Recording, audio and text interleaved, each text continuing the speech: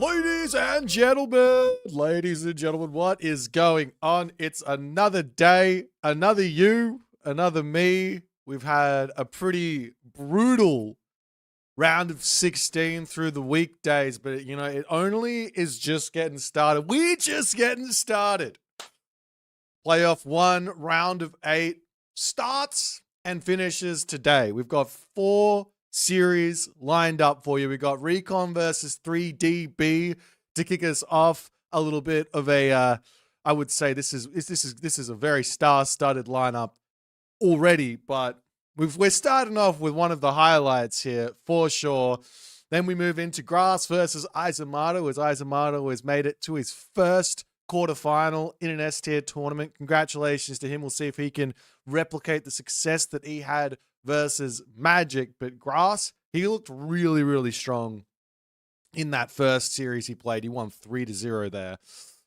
And then we have Mosca versus Eric. Both players are actually looking really strong. This is Eric's first round of 8 in a S-tier event as well. So we'll see how he's going to be able to match up against one of the players who's really been incredibly consistent of late, Mosca. Mosca has been hitting top 3s for the past couple of S-tier tournaments. He's incredibly strong, and he plays his own unique style. Then the day rounds out with one of my favorite Age Mythology players, Mr. HUSKSUPPE, and he's going up against Tunison, one of the most deadly Age Mythology players, one of the most scary to play against in tournaments because you never know exactly how crazy he is going to go. Nonetheless, Recon and 3DB, they are off to the races right now. They are drafting, getting it all going. Let's just jump over to this little bit of technology we've got. Let's see how they've done against each other through tournament over the years, over the months, over the recent memory, in the recent memory. Let's check it out.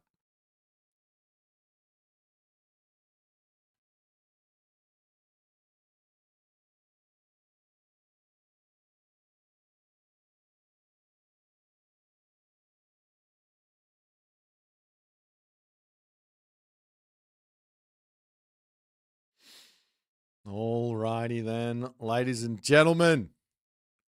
These guys haven't met in competition. They have not met in competition. This is their first time playing each other in tournament.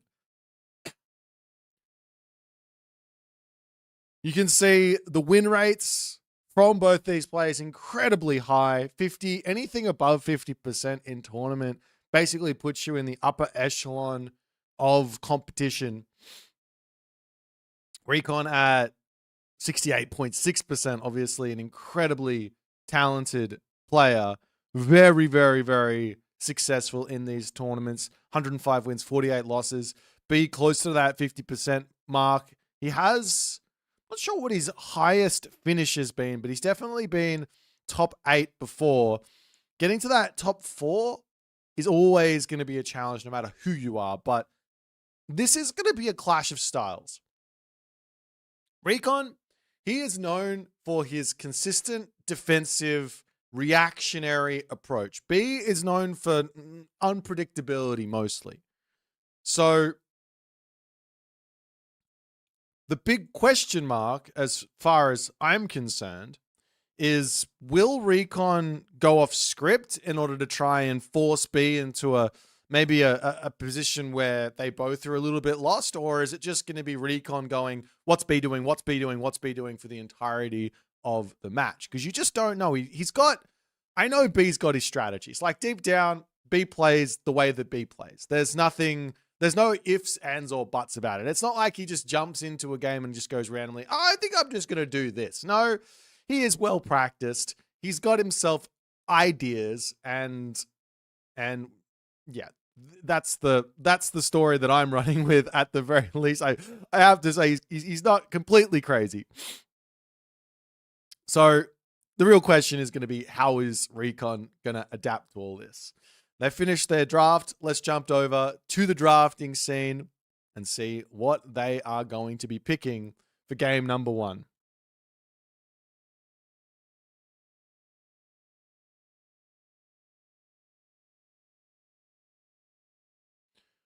Alrighty, ladies and gentlemen. We've got ourselves a draft here. We've got ourselves a draft here, indeed. We've got Recon. We've got B. We've got bans coming through from Recon. He's got a very structured draft strategy, it looks like. Ban out gods he doesn't want to play against in Uranus and Tezcatlipoca. And then pick the gods he would like to play. Or not play against, I guess. B, on the other hand, has gone for a very, very different approach. A very, very different approach. We got we got Isis and set bans. Of course, Recon is known for his Egyptian. It's an incredibly high level of Egyptian for Recon. So he's not going to be able to flex that today. But B will be able to. So Recon takes the Chronos. He doesn't want to play against Chronos is the main thing here. There is a Mirage pick as well. So in that sense, B is going to know what he needs to play against. He knows Chronos is there. He knows Chronos is probably from Mirage. It is a telegraphed pick. So B is going to have some sort of an idea for what to do there. B then picks Ra and Gaia. These two picks are not strange. I think they're targeted bans to some degree against Recon, if that makes any sense. They are targeted picks against Recon to say, Recon, you're not going to play two of your best gods. Now, they might not be the best gods in the game, but they are two of Recon's best gods. Two gods that Recon plays a lot of. I know he plays a lot of Gaia, and I know his Ra is incredibly difficult to deal with.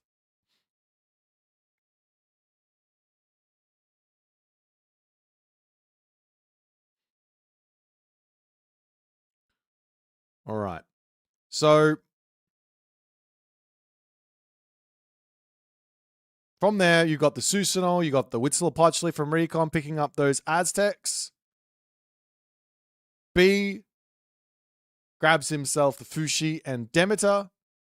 Demeter in as a somewhat priority pick there for 3DB as well. He's been really liking the Demeter thus far. Recon then picks himself up Quetzalcoatl and Amaterasu, and then B goes with Nuwa Hades, and then Shenong. And our first matchup is going to be Quetzalcoatl versus Demeter. This is a wild first game. Absolutely wild. I don't believe it for a second that we're seeing the Demeter in the first game of this series. Not only did we see 3DP picking Demeter, there's also the Hades in there as well. Alrighty. Well, we are simply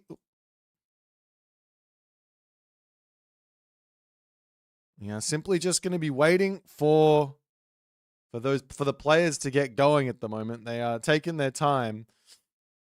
It's going to be an interesting... I don't really know what the plan here is for Demeter versus Quetzalcoatl. I don't know what the plan is. Now, I think Demeter is quite good versus Norse if you have a good plan. I think it's good versus Egyptian if you have the right plan. I think you can play her versus Greek well if you have the right plan. I think Atlantean's not too difficult to crack if you have the right plan. China, it's sort of simple enough if you have the right plan. There's a lot of if you have the right plan with Demeter, as far as I'm concerned.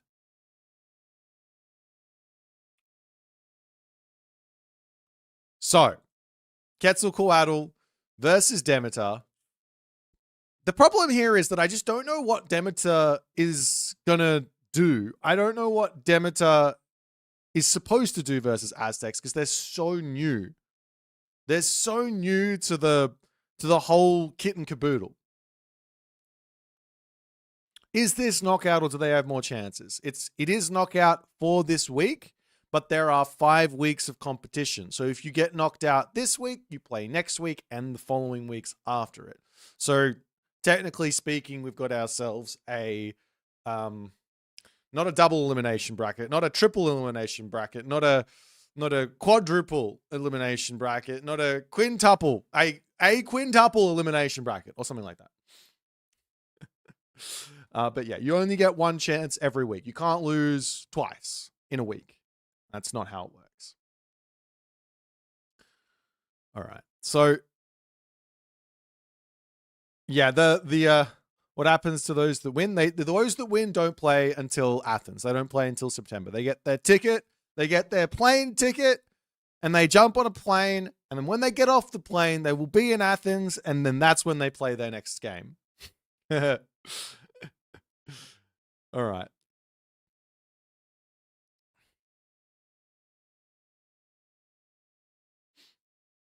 So I still don't know what the plan is for Quetzalcoatl here. If I'm thinking about this one, part of me feels like what B has done here, and this is something that I think, from what I was noticing from Recon's gameplay yesterday, I didn't really talk about it, but Recon just got through his best of 5 matchup against Garneth, who is 3DB's training partner.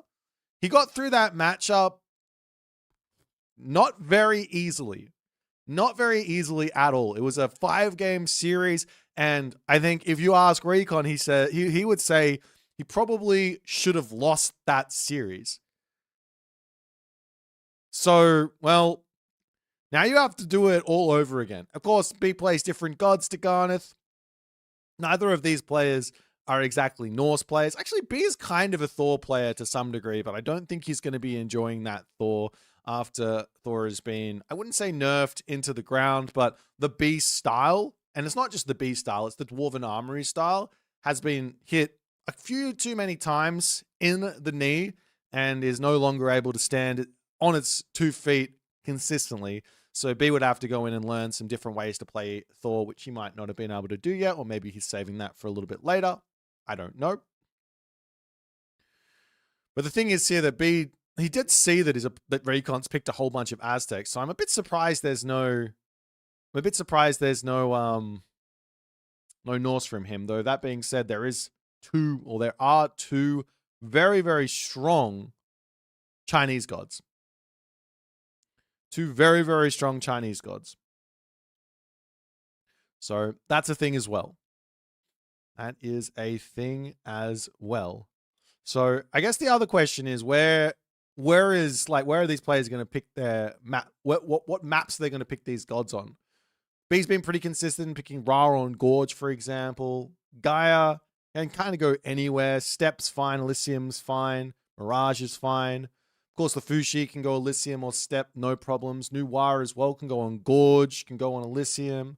Hades is fine on Mirage. You can pick Hades on Gorge too, would be really nice. Recon, on the other hand, Susanol could go on Steppe, can go on Elysium, no problems. All the other gods there as well. Doesn't matter how much I say it, we're going to be seeing it. We don't have to guess for too much longer. We're going to be going into game number 1 here. We've got Recon, we've got B, and we've got a best of 5 to see who gets to go on to play again tomorrow. Let's jump into our first game on the map, Ghost Lake, and see how it's going to get going.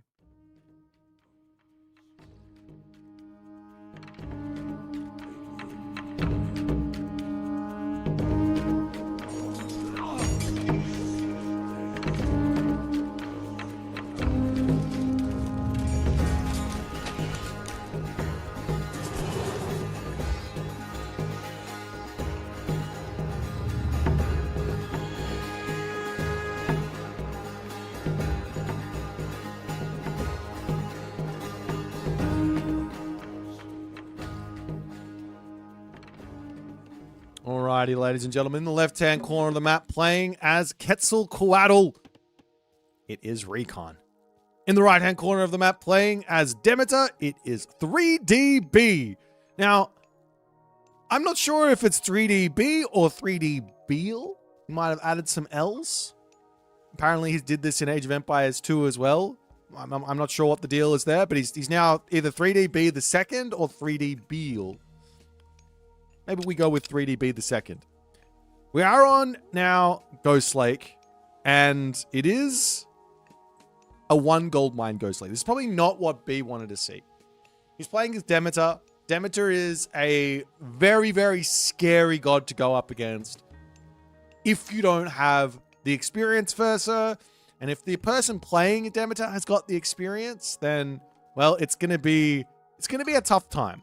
Now, there's not really a whole lot of top players that I've personally seen playing a lot of this god. A lot of people have just written this god off as not very good.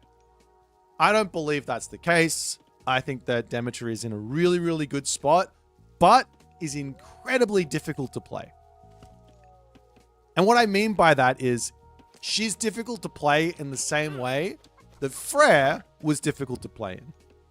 Because if she's a defensive god, that means you've got to figure out how to play against every type of all-in, every type of aggression you have to be ready to deal with. And if you're not ready to deal with it, guess what? You just lose.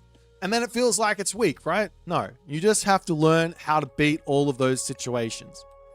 Nonetheless, we will be seeing Pan coming through here for B. B knows exactly how to play this. I imagine he's probably going to be going for a fast second town center. That being said, is there any one town center ideas here that work for Demeter? For example, going for the Lycaon or something like that could be a go here for B. Staying one town center, Lycaon, jumping up onto the top. That being said, there are the warrior priests, which will shut that down. It's probably not the best of ideas, so it's got to be some sort of second town center, in my opinion, from B. Whether that's going to be a village center or not remains to be seen. On the flip side, no surprises here from Recon. He's going to go for everyone's favorite paddy. It's Paddy-Cattle. And,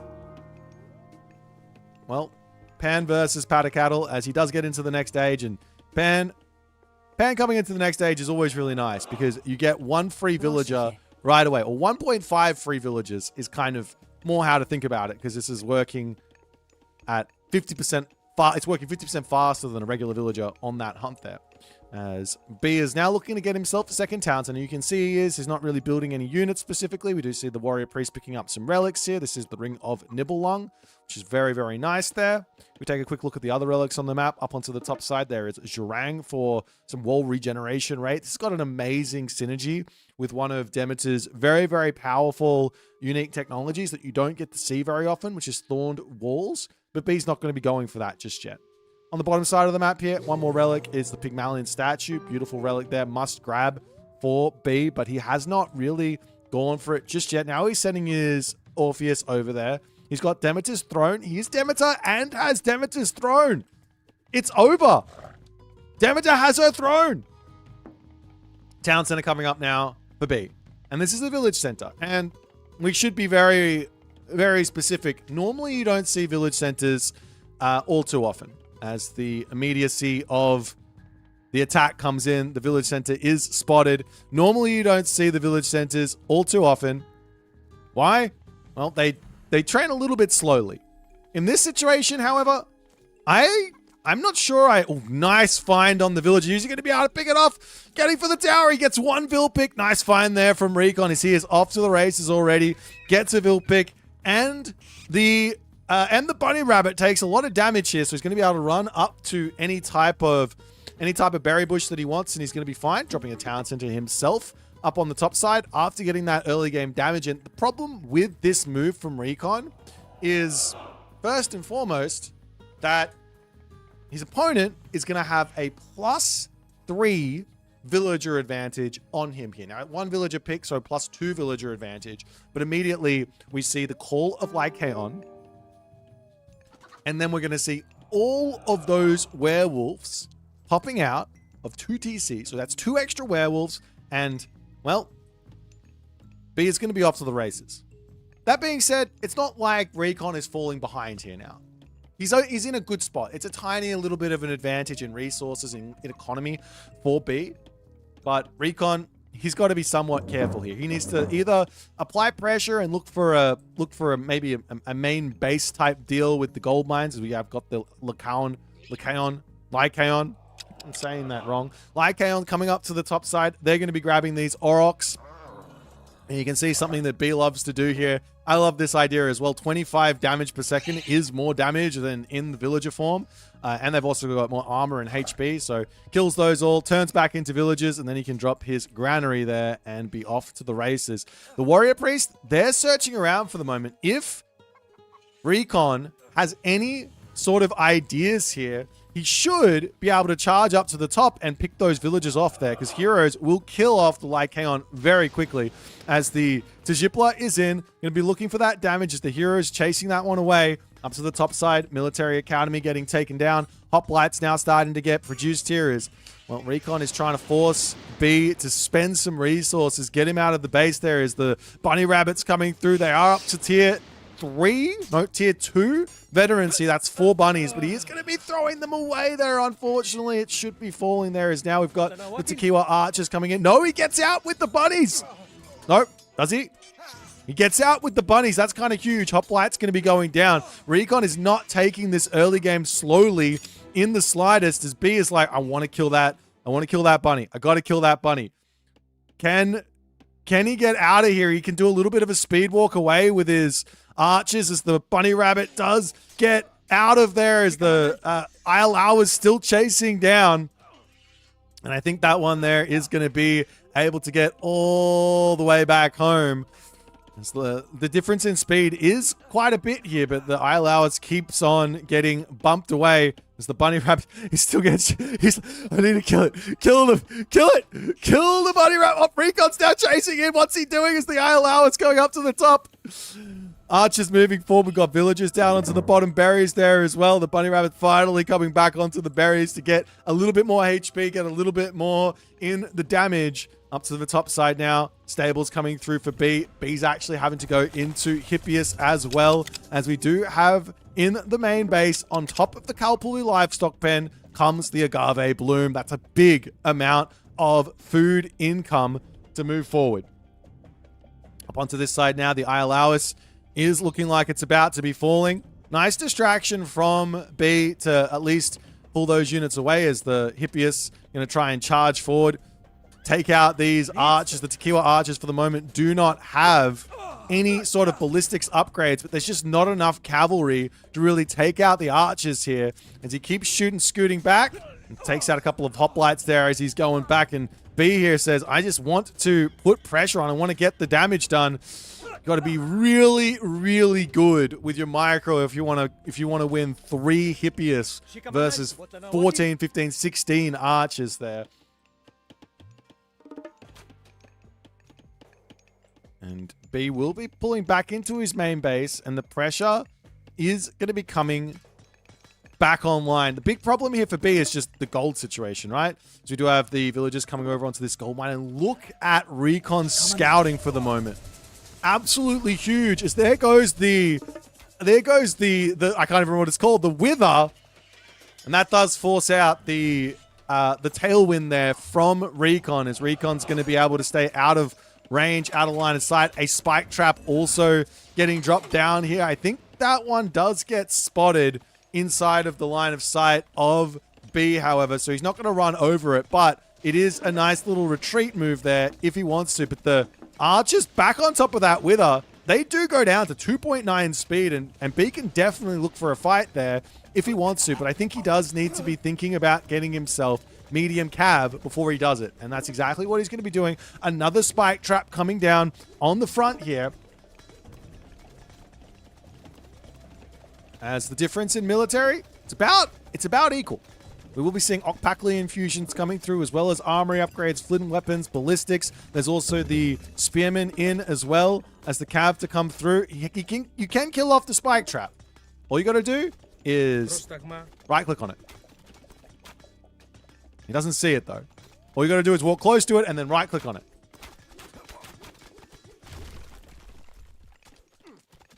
There's some nice damage coming in from those archers, and all this pressure has been really nice from Recon, but I think B should just be thinking, let's get watchtowers, let's wall this off, put some towers behind here, and look at the difference in villages. It's 51 to 60.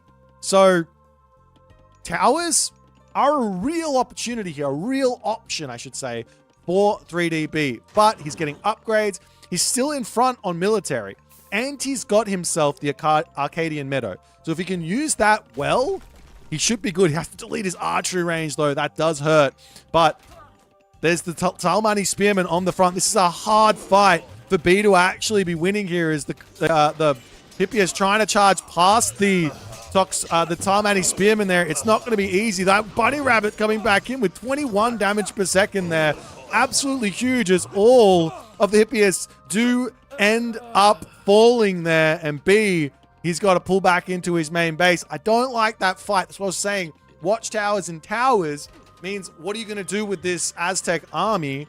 Like, if he sits behind the wall, sits behind there with towers, then the archers can't really get in here and can't really do a whole lot.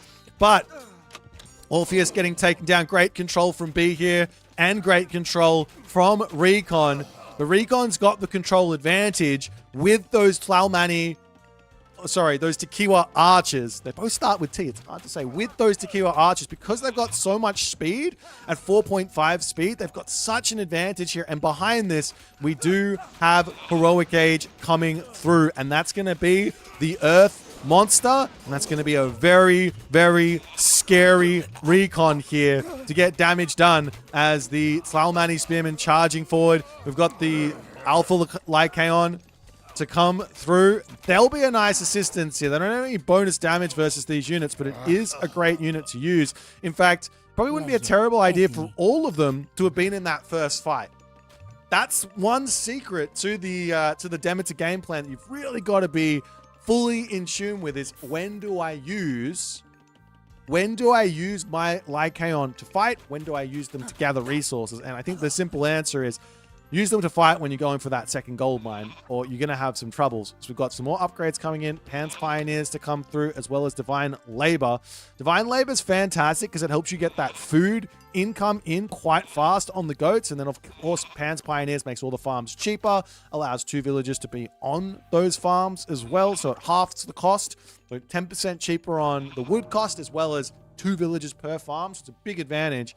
But now Heroic Age for Recon is in, and this means a few things. One, access to the terrifying Eagle Warrior.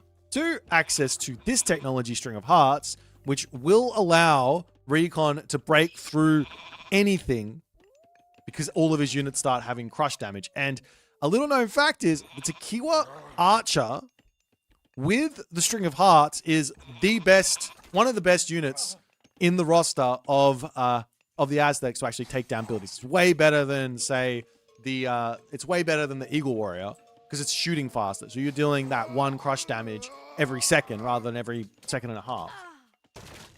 As the Tochli to come through here, going to try and beat down the stable. Of course, there is going to be access to the Agave, not the Agave Bloom, the Arcadian Meadow, if necessary, as the Earth Monster does get dropped down. And B, he is losing units non-stop here. It's tough to actually win this fight after everything gets spat out as well. Of course, there is the God Power to be used from B as well, as he does get thrown out here. All his units are low HP. A Arcadian Meadow wouldn't be a terrible idea here for B, but he's already dropped down after that God Power to 690 HP. And in that moment there, B does decide to tap out. I think there was a game plan here from B. I think if he had the myth units in that first fight, I think he probably would have been okay here. I think he might have actually won that fight. Because the thing that happened here for B is he didn't have a front line to tank against this Tlalmani Spearman. And the Hippias aren't a front line versus the Spearman. They're there to charge in and take out the archers on the back after the Spearman are dealt with. But he sort of went face first into them, and credit where credit's due. Recon played that fight very, very well at a very, very high level. And yeah, he did some nasty business where that's concerned. I'm not sure what B was thinking in terms of taking that fight, and maybe like the wall tower idea was there, especially as Demeter. You've got you've got the thorn walls there as well. He could have held this position. He could have come around the back, snuck in up onto this side, placed his Toxotes behind the wall, and then he wouldn't have even needed to take a fight, which is something that he does want here as Demeter. But well played. Great start for Recon here. He comes into this set way, way better than he did against Garneth yesterday. So he's a different man today. Let's jump back over to the draft and see what they're going to pick for game number 2.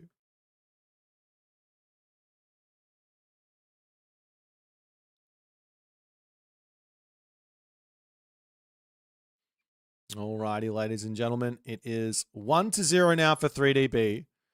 It is Susanoo versus Fushi on step for game number 2. So what's the game plan here for both of these? We've seen this matchup quite a bit, to be completely honest. This is a matchup that seems to keep showing up.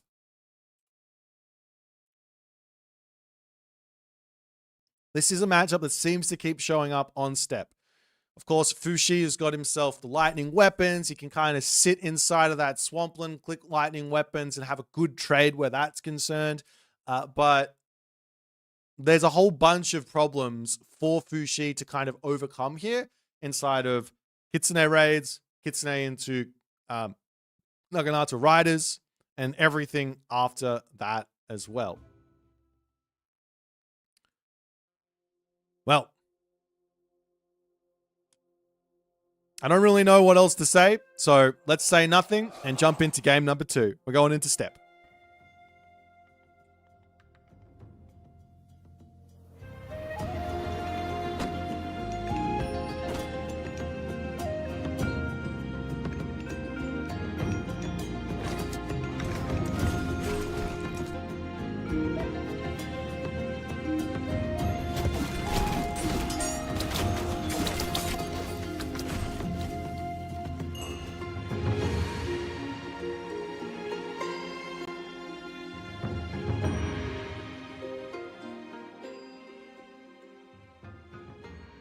Off we go, ladies and gentlemen. In the right-hand corner of the map, we've got Recon playing as Susanoo. In the left-hand corner, we've got 3DB having his goat stolen, but playing as Fushi. Wait, was that was his initial goats? Poor B. The B-man is upset, and he is like, give me my goats back, as the Pioneer is charging forward to try and grab these. We've got goats getting taken all over the map. This is a very, very heavy, herdable map. He does manage to get back up into the middle and steal those back, but this means that 3DB has gone along a line of scouting that Recon has already seen. Well, not actually. It just depends on which way B goes now, but if B goes off to the right side, he will find a lot more. The goat stealing on this side, though, is the Kitsune coming back. He does get back to save 2 of them, but 3 get stolen. The goat thievery, ladies and gentlemen, is too much. Alrighty. Let's check out the relics on the map. We've got Fur of Boit. This one here is the regeneration rate plus 0.25 for the heroes. Of course, the Pioneer can simply take this fight. He does a lot of damage here to the Kitsune. You can't have that nibble. That nibble does not work. I don't know exactly why Recon's trying it. He's got the speed on the Kitsune to gain a lot of advantage here by just ignoring wherever the Pioneer is. Just go for goats. Go for scouting. Get as much of the map scouted as fast as you can. Yeah, maintain Odin's Wand also over here. Onto this side, we've got the Kopesh of Horus, just plus 1x there for the myth units. Up to the top here, we have the Tail of Cerberus. This is myth unit special attack recharge time minus 25% there. This is a really big relic for Recon in this matchup. Really, really big relic there because he's already got I believe it's a 33% recharge time reduction on all special attacks. Not just for the myth units, but all special attacks. And then he gets an extra 25% reduction. Well, let's just say that those special attacks are everything for those myth units, and it's going to be amazing. So he can go for Inari or Kami with that relic, and he can make Juragumo if he wants. He can go into Raiju or Tengu if he wants. Can't go Tengu. He can go for Raiju or for Oni if he wants. And then he can go for Shinigami. Now, the unit that's going to benefit the most from that relic is going to be the Raiju or the Shinigami. So we'll see if, of course, the Jurigumo also benefits, but it's a little bit easy to pick off the Fushi with the kid, with Najar. So you got to be somewhat careful where that's concerned.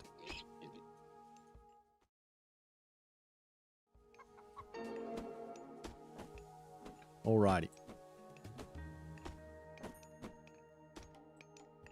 So it's going to be Minakata for Recon, and it's going to be Chi Yao for B. So it's not going for the Inari Okami angle here. I guess I'm not super surprised on that. Did he not spot the relic? He has spotted it. I feel like... Okay, I'm just going to say something that might not be true, but I'm going to say it anyways. I get the feeling that top players have got no idea what relics are good for what gods. Because they normally don't play with relics on. And what do I mean by that? Well, when you're playing what the top players like to call secret scrims, you're not playing to win those. Well, of course you're playing to win, but you're not playing to like just take every little bit of advantage you possibly can and win. If there's something that is only going to be an advantage 1 out of every 100 games, you just kind of say, no worries, we don't think about that. We don't practice that. That's not really any point in practicing that. So they don't pick up relics. Now, that's at their own detriment when it comes to the actual tournament, and they're not thinking about it. Because Recon here with that relic, I can't stress how much... Oh, I can't stress how much more benefit you get from your Raiju, from your Oni, from your Shinigami, from your Jurigumo. It's night and day. Trust me, if you see that relic as Susanoo and you're not picking it up, I've got words to say for you. 3DB on the bottom side. I mean, did 3DB scout it? He hasn't scouted it, so he doesn't know. But of course, there are also myth units for Fushi to grab that are very, very useful here as well. So he can grab that relic, but it's different. Susanoo versus Fushi. It's like a stacking effect. Anytime you get to stack something, it's amazing. For example, Poseidon stacking his cavalry speed with the Mithril Horseshoes relic is night and day, obviously. Little cheeky wall coming up onto this side as B does just want to lock off his base, and he actually goes for a second town center here. As Recon, he's going to be getting alerted to this very late here. And here's the thing from B. I am 95% sure I know what B is going to be going for here. Now, if this was Kavoth, I would say with nearly 100% certainty, the Kavoth would do a fast heroic of some variety with the map as good as it is for him. He's got the boards he can drag onto the town center, and he can eat those, can get to the heroic age very safely, and then he can go into his ballet, and he can go into his white horse cav. But B, well, he is going to be dropping military camps. He is going to be making a classical army, and he is going to have an amazing time here off of 2 TCs trying to hold whatever Recon is going to be throwing at him. It's difference in styles, some might say. Both styles are accurate. Both styles are good. They're just different. I know what B likes, and I know what Kavoth likes. They're different players. Alrighty. So the reason why this is really good for B in this specific situation is because he can get out onto this gold mine a little bit earlier. He can start setting up walls. He can put military buildings around here. He can get tower attachments. We've got Kwafu getting spammed out is the only weakness to what he's doing here. The weakness is the Kwafu costing 100 gold. So at the moment, he's bought 5 of them, which is 500 gold that he's not going to be able to spend on military.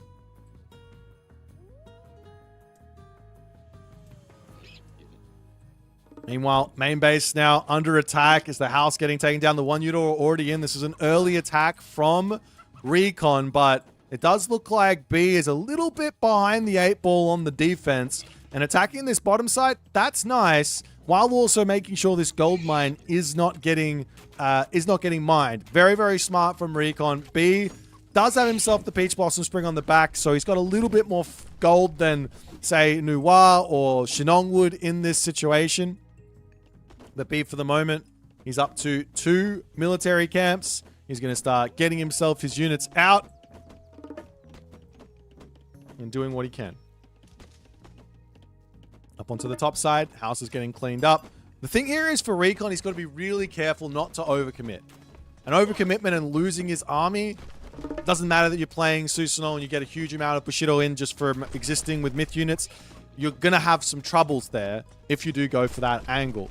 The one thing here that is a really big weakness for B, though, is this temple.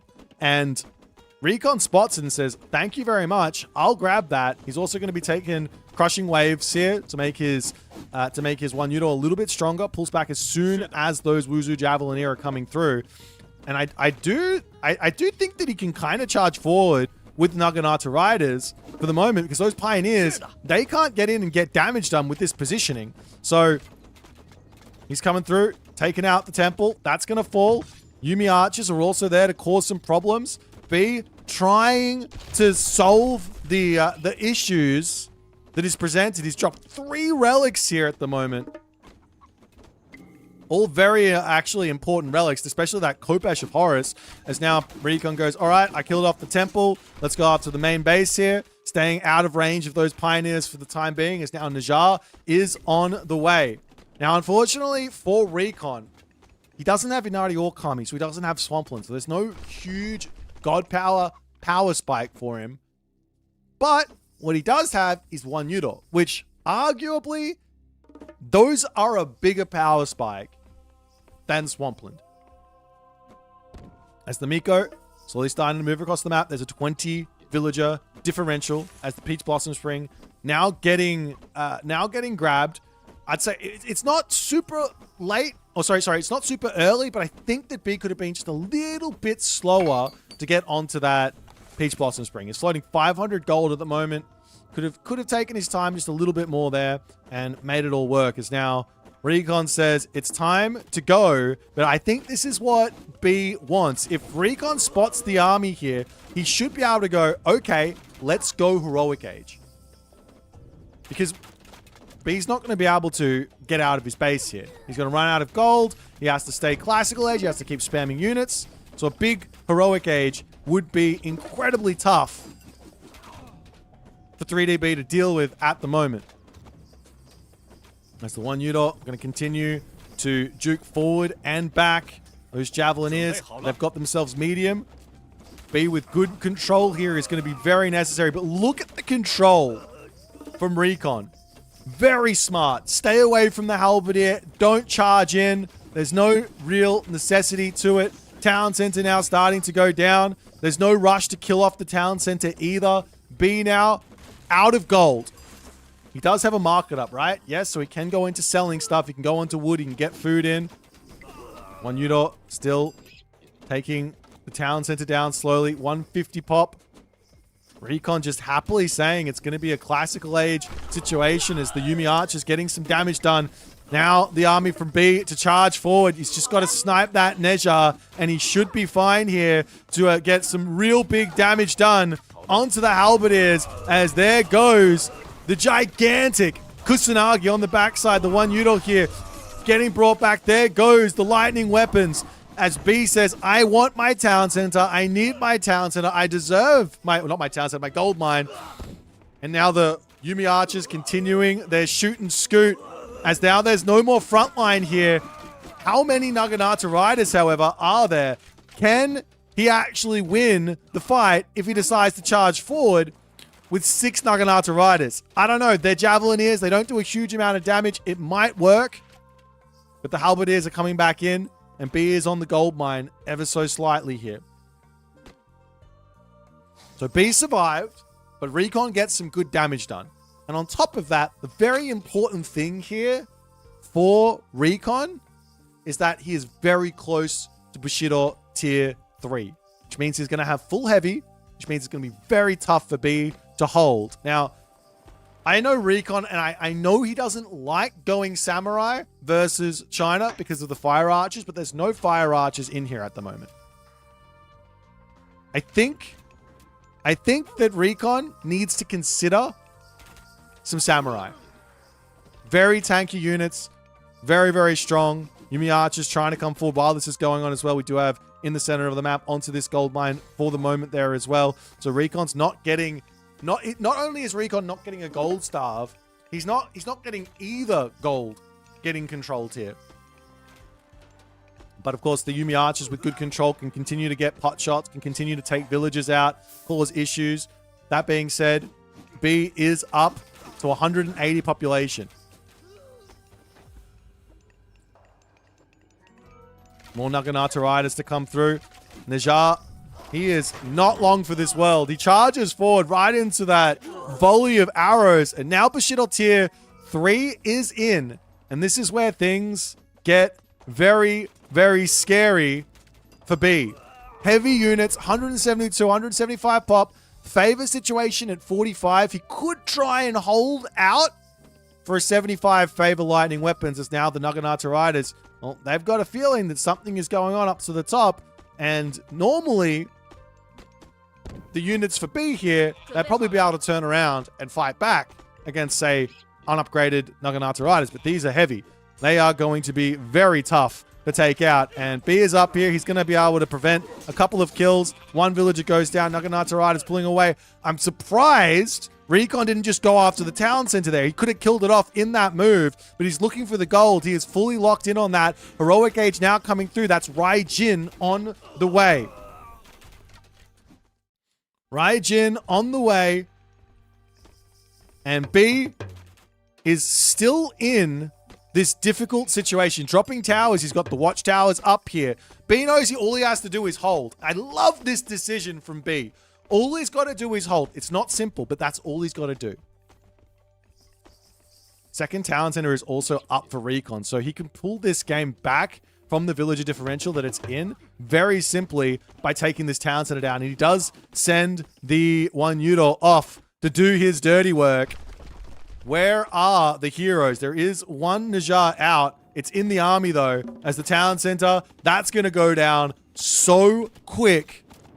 As 3DB, he's trying to get over here and trying to take the one Yudo out on the retreat. Of course, with the heroic age coming through from Recon, he's not going to want to fight until it is in. But he clicks his first god power. Now the Thunderdome gets dropped down onto these units, and B is going to tap out for the second time here. And as Recon, he is looking in control.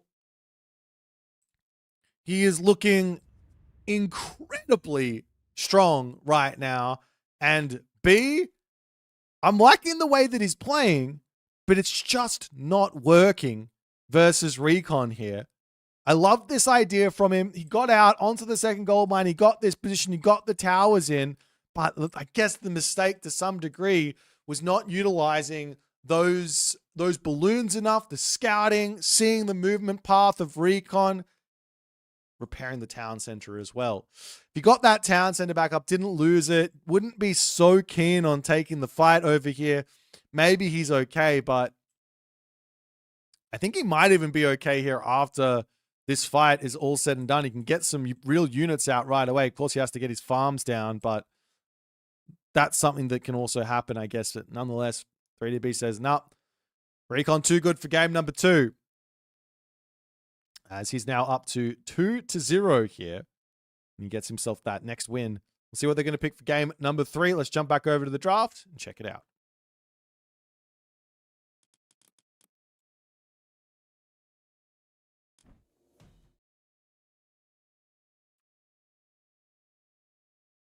Alrighty, so the next map is going to be on Midgard. The next map is going to be on Midgard, and it is going to be a... What was it? A Kronos, not Midgard, Mirage. It's going to be a Kronos versus Gaia matchup.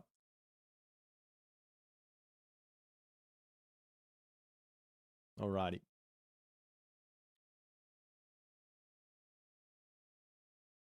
So, oops, the guys are on the wrong side here. So far, Recon has come into this series playing incredibly high-level Age mythology. He has looked untouchable today. Yesterday, he was looking human. Can 3DB crack him here now? I think this matchup that 3DB's got now versus Kronos, this is a good matchup for Gaia in my opinion. Kronos here doesn't make a huge amount of sense versus Gaia. Sure, you can time shift onto the dock and try and attack, but there's going to be a Carnivora there. What are you going to do? Sure, you can deconstruct the dock, slow the Gaia down, put some pressure on, but there's Gaia Lush there, there's Hero Citizens there, there's a Caladria there. What's that going to do? If I'm Recon, I'm playing a Theft of Fire Boom here. I'm not going for that rush, and we're going to try and catch 3DB out of book. That's my plan here for Kronos against Gaia. Now, I'll give you some lore. I did play this matchup versus Recon, not on Mirage, but on a different map. And there are some alternative, let's just say, quote unquote, alternative ways through this matchup as Kronos. And a lot of it is stay in the classical age. Getting to the heroic age in this matchup is just not super important. You don't need Chaos. You don't need Contarius. You don't need Arcus here. You get everything you need inside of Catapulti, inside of Prometheans, inside of Caraballister, and inside of Terma. So you don't need heroic age. So it's fine to sit in that classical age a little bit longer and just enjoy the big economic gains you get from Theft of Fire, from Valor, from all those citizens. The problem is that the Gaia army through Oceanus, if you get there, is much better than Kronos. Much better than Kronos. So on top of that, you have Gaia Lush with for Gaia. So if you're trying to apply pressure and Gaia's on the Gaia Lush, then that's just not going to work out too well for you. So this might be the hardest matchup so far for Recon. So he's going to have to dig in deep and see if he can win this one. He was telling me that his esports elo is in the dumpsters now after that first series. So he's trying to pull something back here by 3-0ing a top 8 player. It will be a big gain. It will be big gains for him if he can. So that's gonna be the one there. Alrighty.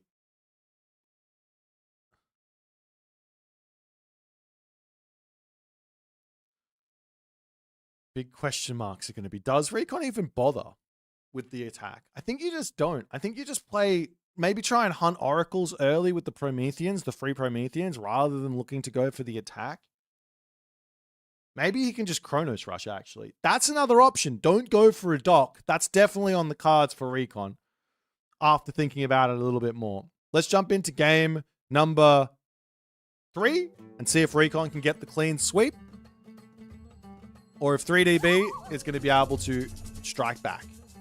Off into Mirage we go.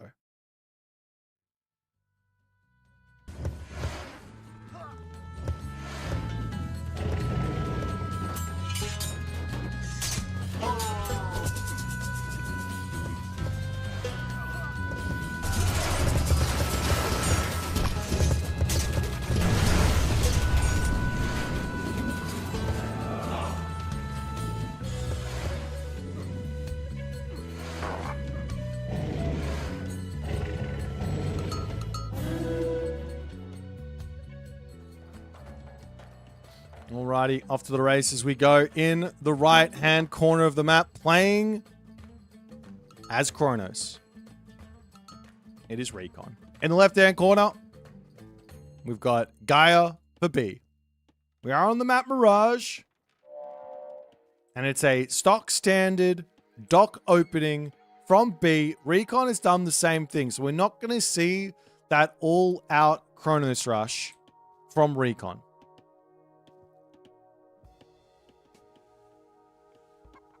We are not going to see that at all. Deconstruction comes down just to cause a little bit of issues here. Of course, B can very quickly come back over onto this position, drop another dock down.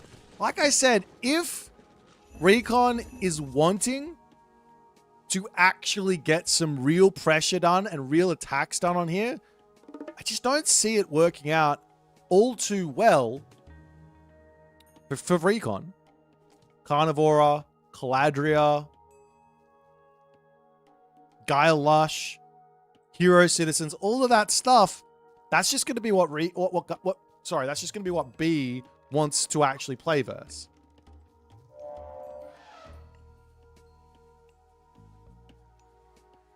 Deconstructing the mana would be more... unfortunately, deconstructing the mana, you still have the population until the mana is 100% killed, and you can just drop it back down before it's gone. So, and it doesn't actually do anything. Unfortunately, it's not a thing. All right. So, it is a full 9-fish boom from Recon. I honestly think that he should be thinking about heroizing the citizens here. Like, that just makes sense. 2 TC... maybe a far second town center, Theft of Fire, Prometheus boom here would be a valid option. Now, it is an aggressive Mirage. Sometimes you get a second town center that spawns a couple of elephants behind it, maybe some giraffes behind it, and you can get a gold mine spawn here. But this one has not spawned like that. Recon, well... he's getting himself the town center. He's getting himself the gold mine spawns over here. And over here, the zebra are forward. He does get... well, both players have got the zebra forward, but it's a little bit closer, it kind of feels like, because the cows are here helping it out. So it's an aggressive-ish Mirage. As the Prometheus is coming in, and we are going to see Recon going for this strat. This is a head scratcher for me. He's going for it. He's going to time shift the temple in. It's going down to the bottom side. This is out of line of sight for 3DB. He's putting his dock over onto this side. Oceanus is coming through, and I'm just watching this going, surely this doesn't amount to anything. In fact, B's going to be... he's going to drop another dock. I don't know if he feels like he knows that it's coming, but obviously you need to drop the extra dock to play around deconstruction. But this is just...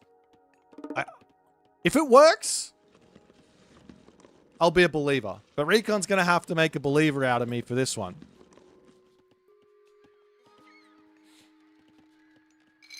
Both players have also got their purse scene automatically queued up. There goes the Valors on citizens immediately, it looks like, in the main base. No buildings down just yet from Recon. He's going to get another... oh, an economic guild now goes down as the Prometheans into the main base. Of course, Oceanus is one villager behind here from B, as the hero citizens will get pulled over, and they're just going to say, excuse you, please leave me alone.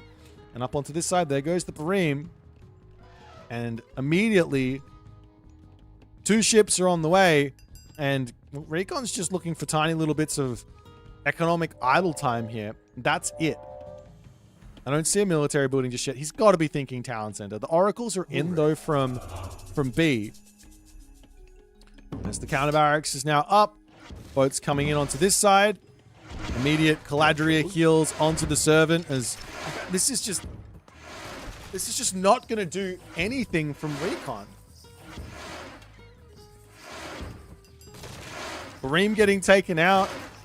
We're going to see a Caladria getting dropped down on the outside here as well, potentially, to just take the dock down. Now, what can Recon get behind this? He's forced out a little bit of a reaction. He's done a tiny bit of damage. Cal's getting taken in the middle of the map as the Oracle's moving up to the top corner. If Recon was paying attention, he would have seen that with his own Oracle over here. The Temple can also get pulled back home here. Doc's got just the one fire ship in here at the moment, trying to be a little bit tricky with it as the citizens. Well, they're going to go for the town center. And B, he makes a couple of Terma, but this is an immediate scout from B. Literally immediate. And he might drop the Carnivora down here as well. A little bit on the late side, but he might go for it. There is the Murmillos searching for the moment. And he will spot this one. He's going to take out the Oracle. That's got to feel good. Terma on the way. Terma Heroes on the way as well. as the Prometheans and all the other good stuff are going to be in onto this spot. There are more manners that Recon can put over onto this position to help him get the town center up even faster. But B here, seeing that second town center, he either has to say, great, let me drop my own second town center. Or he has to go full all in to try and get a gold staff here. And the citizen will just get valid up, heroized, off to the races.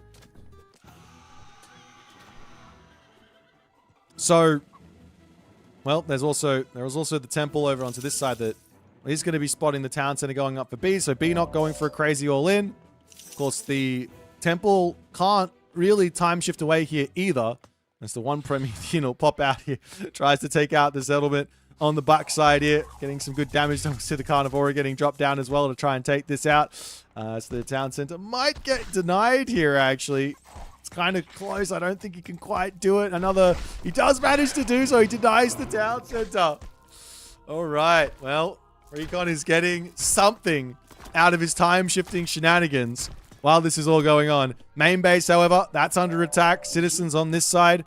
Of course, he does have Valor, so he can simply pull those back into the Sentry Tower. Heroize should be fine here. So long as he does manage to get that heroization, he does manage to do so. Other citizen getting blocked in, but they get to safety there. No problems. It's Promethean coming out onto this side. That one's getting sent packing. Watchtowers coming through from Recon as well. And in my opinion, here's the big plan that Recon needs to go down. Theft of Fire, Heart of the Titans, and Hero Citizens immediately.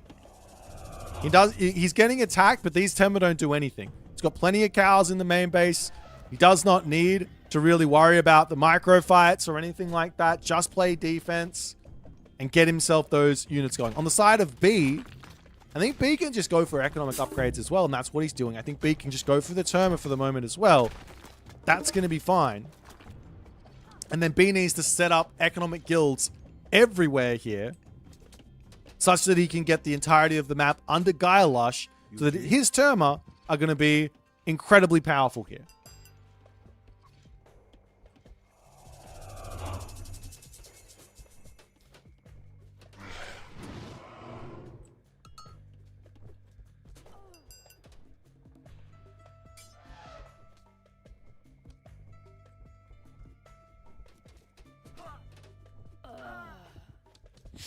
Well, Caladria gets sniped. Recon a little bit out of position. He's now going for that Theft of Fire. We have a quick village account after all is said and done. Recon manages to get what looks to be a 2 citizen, maybe a 2.5 citizen lead here. That's not nothing. But he's behind on score. He's behind on tech. Recon only has himself the Archaic Age techs. He can't get those next ones in. He does have Theft of Fire, but that's only applying to a handful of villages. You can see he's got only... Well, that's B. He's got only 7 hero citizens. So he's got a ways to go here to sort of have an advantage moving forward. As now they are going to be on the way for 3DB. And like I said, I just don't think you need to go to the heroic age here as Kronos. If this is going to be a Thea sort of angle, and he's going to start making things like Pontarius, like Dryads, well, guess what? All I need is an economy, a strong economy, because I can make Catapultis. I can make myself hero Catapultis. I can make Terma to take out any sort of Arcus that gets built. If it ends up being some Murmillos coming in, I can make good, strong Caraballister as well, and just play defense until my economy takes me into the advantage, and then I can push out, and then I can do some stuff. Of course, the weakness to that is the movement speed from the Kronos. Well, the movement speed from the Gaia is just a lot more because of Thea, because of the Poseidon's secret technology. Up onto this side, though, Terma going to be trying to push through, taking out the citizens. Does manage to keep those alive for the time being.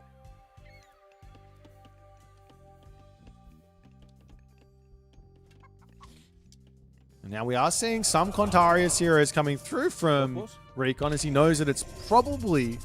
I mean, even if it's just for Terma, the Catapultis are good versus Terma. Though without Oceanus and without Gaia Lush, or without the Uranos tech, you don't have the 5 speed plus Catapultis to get on top of the Terma. That being said, in an actual fight, if they do end up getting close enough, it's kind of hard to deal with them.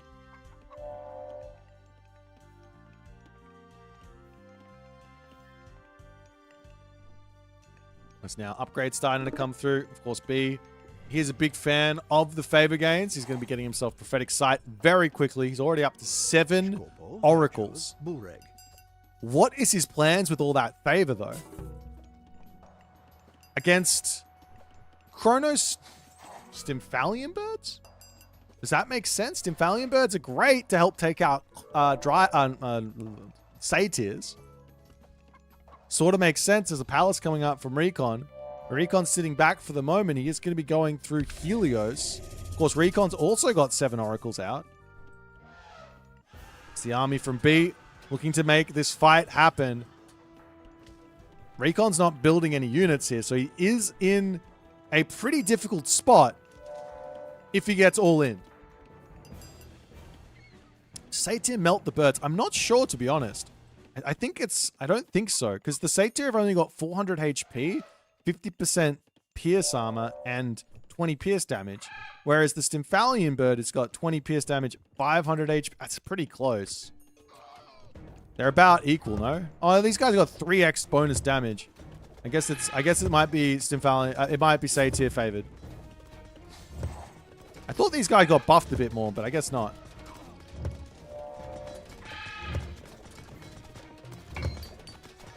Anyways, Palace getting targeted down. Helios is on the way. Still going for the raids with the Terma. He loves his Terma. He's one of the few top players who's really invested in those bad boys.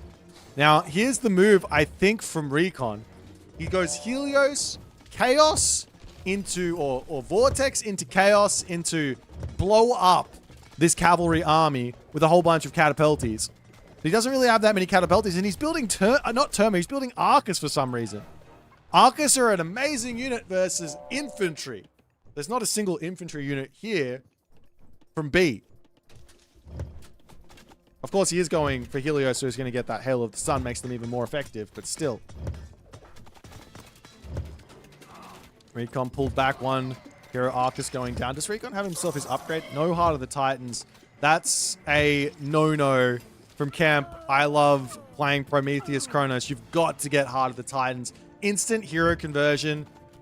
I can't overstate how good that is. Atlas is going to be on the way. Recon will have a Vortex to dodge that, as those Dryads getting taken down very, very quickly. Hero Arcus getting a couple of pot shots off onto the Stymphalian bird as it manages to get back. Meanwhile, also B's up to 3 town centers. Moving forward, Oracle Hero going down on the back.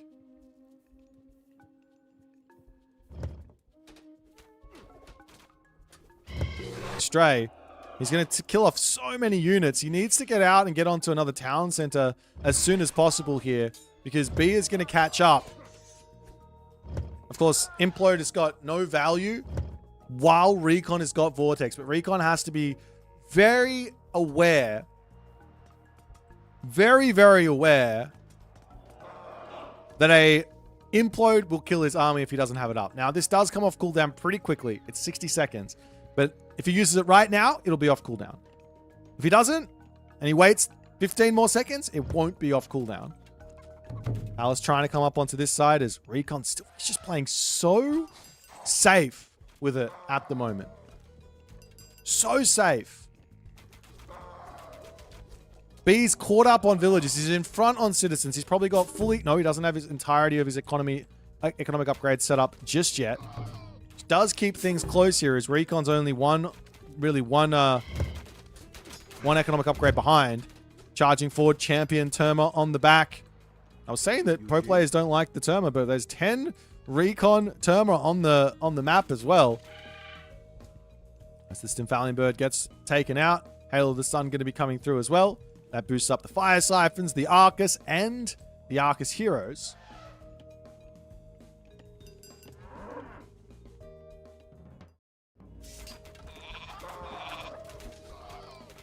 Just those Dryads getting taken out. 3DB just sitting on the back looking for what he can do here. There goes the Mythic Age for 3DB and Recon. Well, he's going to charge forward. In comes the Warden of Tartarus. Chaos getting dropped down. You can't drop Implode because guess what? Implode, and he is out of there. Zero value on the Implode from 3DB. In fact, 3DB lost a little bit of HP from that on his own units. But now the army charges forward. It's 236 of 235 pop versus 219 of 235 pop. Slight advantage here for B. There's no god powers in for Recon either to help him out as B says, let me get in and drop a palace on your face. Can Recon get out of this bind that he's in right now? Contarius here, they should get sent flying with that special. You do also have the little goo acid blob getting dropped down. Some big damage comes onto that there. Arcturma trying to get the control in, but not doing all too well. As it's looking like Recon is managing a fight and a victory here in that position. Onto the top side. Palace getting repaired up. Lots and lots of citizens here. We've got a random destroyer in, but the Fanatic's going to come through. Deconstruction simply getting dropped down from Recon there as well. No problems. And now the citizens have to bail out. Who's got the gold mine advantage moving forward in this game is the next big question. Walls over here have been broken down. B going to move forward and claim this gold mine. He needs every bit of gold he possibly can get. Recon as well. Well, he's got one more gold mine he needs to come and claim. And B in this moment says, thank you very much. I'll take this position. I'll try and grab as much of this as I possibly can. That's just stealing away from what Recon potentially can have. That being said, Vortex plays are now on the cards.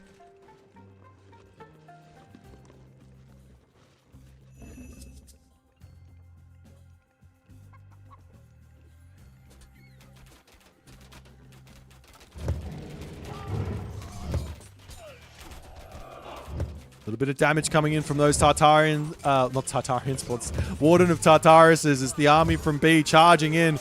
Hero Contarius kind of just getting greeted by Fanatics and getting greeted by Murmillos and Catapultis. Surely Recon can hold on this front here as the army for both players is slowly melting. But while this aggression is coming from B, he's also claiming gold mines over this. He's got his palace up onto this side as well. Tries to break through here. I wouldn't be surprised to see B able to start going into destroyers to attack elsewhere as Recon does need to pull back for the time being.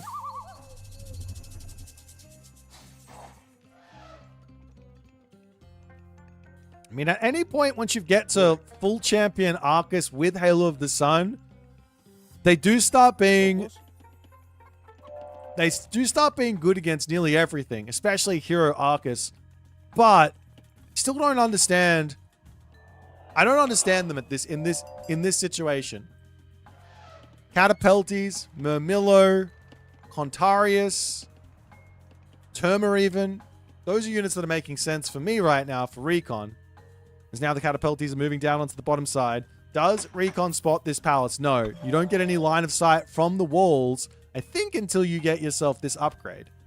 Once you get stone walls, you get some line of sight there, and the citizens will get greeted as those Catapultis coming in. Vortex to come through, but that will be a go signal for B to take in this town center that he doesn't have any siege in.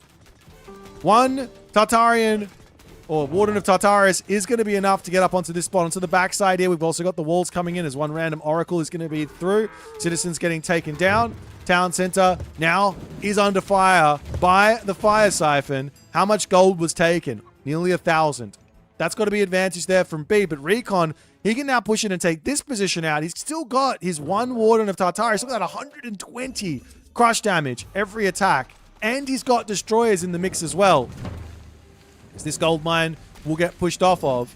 There's no gold left on the top side anymore, though. There's not a single gold mine over here. B's still got himself 4,700 gold on the left side. And this gold mine to grab as well is going to be nice too. Once Fire Siphon gets taken out, there will be a vortex to come through here for Recon after he kills this town center off. And he can come up to the top, take this position out, kill off a bunch of citizens. That's got to be his play. He's searching over here, picking off oracles. A straight fight here, and claiming this position back has to be the way to go. He doesn't need this town center. Arcus versus Arcus. Warden of Tartarus comes in, gets a big amount of damage with that special. The destroyers are tanking up beautifully there as well. Up onto this side, citizens are falling for both players. Hero units coming in from Recon to try and hold up here. Town center just about up from B. Towers coming through from Recon. Recon has started his own trade route. What is he getting? 55 gold. A trip there.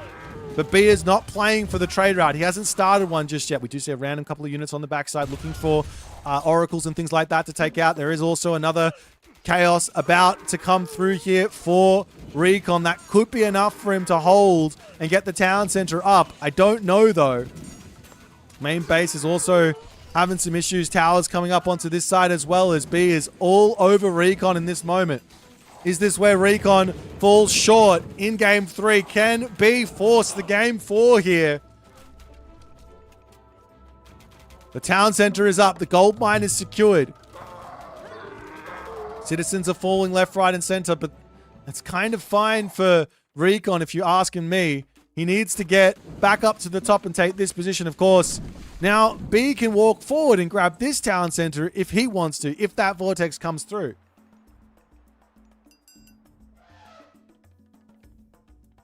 How much gold remaining? There's enough here for Recon. At 57 gold per trip, it's not the best. For B,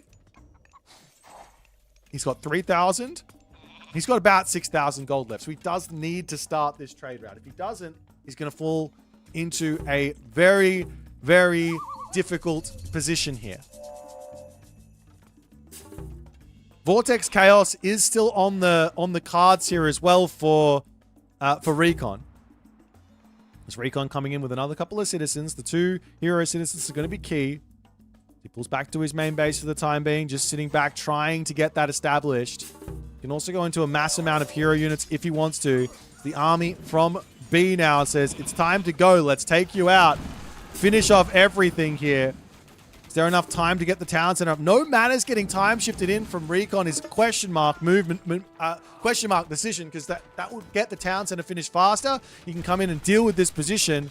No problems.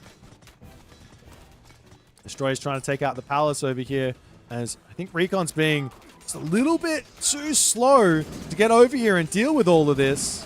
Like I said, Vortex, Chaos, that is an ability here for Recon, and now he does pull in. Now he's going for it. There goes the Chaos as the unit's going to be popping in. That's 3 seconds of idle time with a crazy amount of damage. And B, I don't think he can afford to lose all of these units. The Fire Siphon's getting taken out on the back there. Terma trying to take out all the units as well. More hero units to come through, and Recon is going to clean house here. As B says, all right, no worries. Let's pull up to the top. Take your town center out. It's already back up. Some destroyers will make their way over here, and Recon will make an immediate move over onto this side. B's fine to get himself back up to full population here, though. He's still got gold, but he still hasn't started a trade route.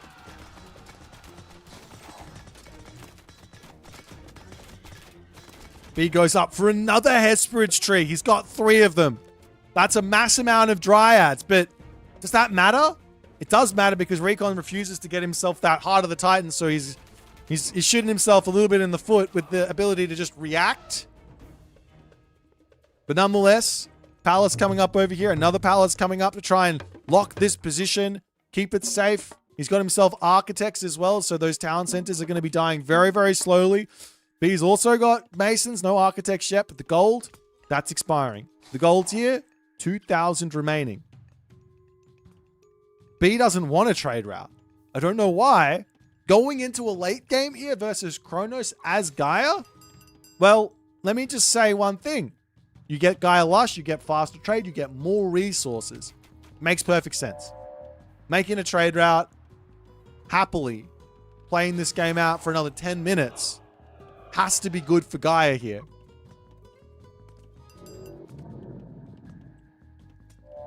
On the other side, one thing that Recon can do, he's only got 5 hero citizens.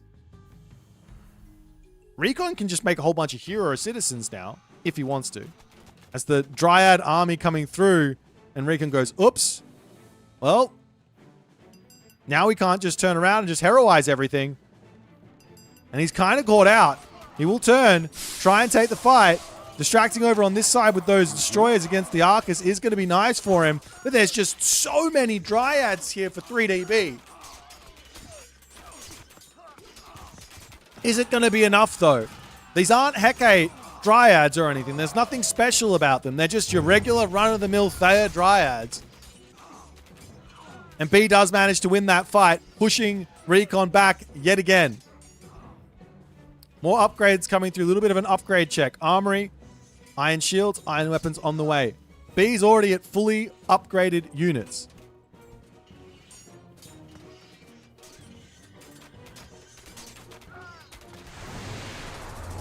There goes the Vortex onto the back. Going to try and take out the Townsend. A little bit of distraction action, but main base is the one that's under pressure here. The Townsend is going to fall if the trade route gets hit while this is all going on.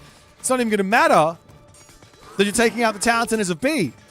B's got 6 villages on gold, and he doesn't have a trade route. Of course, Recon didn't know that. He just went for the Vortex and says, let me kill the town center. Citizens going down.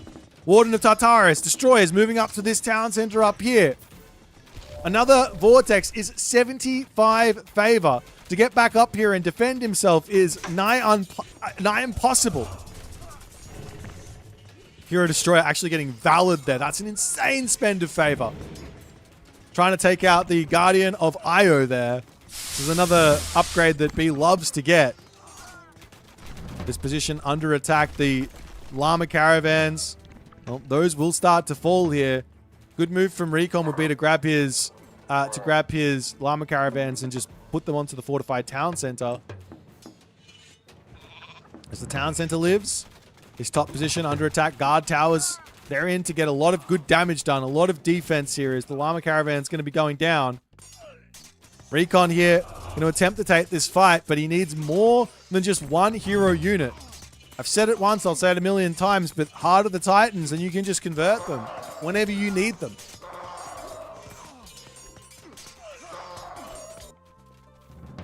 So the top, Llama Caravans just sitting idly over here for the time being. So Contarius going to be trying to get in, trying to deal with these units. A little bit of a revenge fire from Recon. B now, he is out of gold. His market, he's starting his trade route.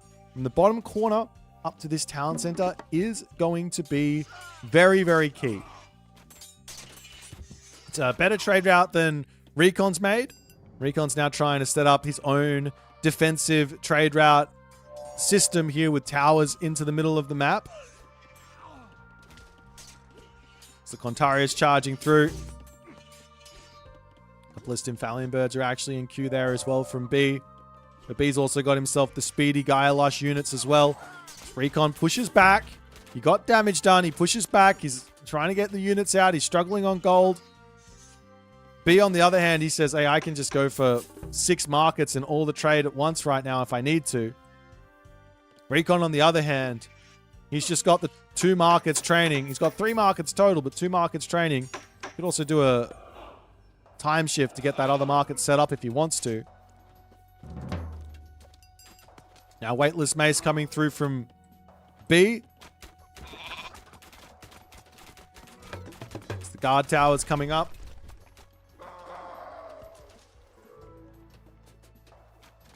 Finally, we see Heart of the Titans. Recon, Heart of the Titans coming in. Now he can turn those units into heroes twice as fast, which is effectively immediately. I think it's like 1 second or something to convert. Of course, I've got to imagine Recon has himself his heroic renewal tech, so heroes for Recon are way stronger. He is just happily sitting back now at full population, but this does allow... Oh, now he goes into the hero citizens. That's a pretty interesting decision. He's like, I need crazy eco here. And we see the response from B also doing the same. They've got the same idea. Wait, was that B or was that... Hang on. Was that... Did I misread that? That's 14 hero citizens versus 28 hero citizens for B.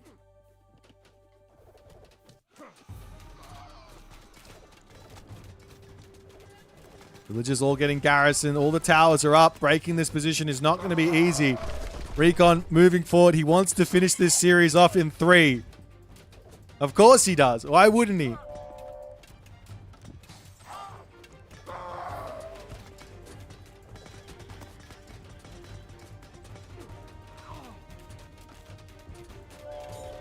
fighting in this position with all the towers in the palace. This can't be good for B. You can't take a bad fight at this moment. This fight right here, this is going to be the game. If Recon can win this one, that is. But it's looking like the army from B is still standing pretty strong. There's a lot of units in queue. And Recon is actually having to pull back. He's got the units at the back. There's also fire siphons coming in. Those Stymphalian birds getting value done. The Dryads, they are worth their weight in wood, not gold, because they don't have any gold cost. That will keep the front line of B feeling strong no matter what here. Fire siphons taking down towers, doing it all. It's the town center falling. I don't think it's an option for Recon. He's trying to repair up the town center, trying to keep it all going. The towers, there's so much extra damage here for Recon in defense. And B now is looking... It is looking like B is slowly starting to dwindle.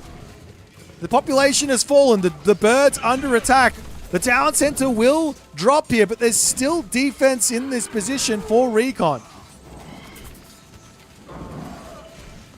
226 of 210 pops still for Recon. He's got plenty of resources in the bank. He pushes B back. The town center is going to shoot up. There's only one mana on the front, but it's still going to be up in 10 seconds here as the fire siphon's trying to stop it from finishing. They will be able to stop it for the time being as Recon tries to push back. B is back up to 235 pop. Towers are falling. And B sees the advantage here to break through. Palace up here. That one's going to be going down. More towers from Recon as that's all he can really do. He's got all the economy in the world. Citizens to charge forward now to try and take out those fire siphons. Does he have himself his upgrade? Yes, he does. Those citizens have got themselves a lot of armor, a lot of HP, but is it going to be enough for him to break through this? Of course, losing the villagers is fine here. He doesn't need food. He doesn't need wood. He just needs gold.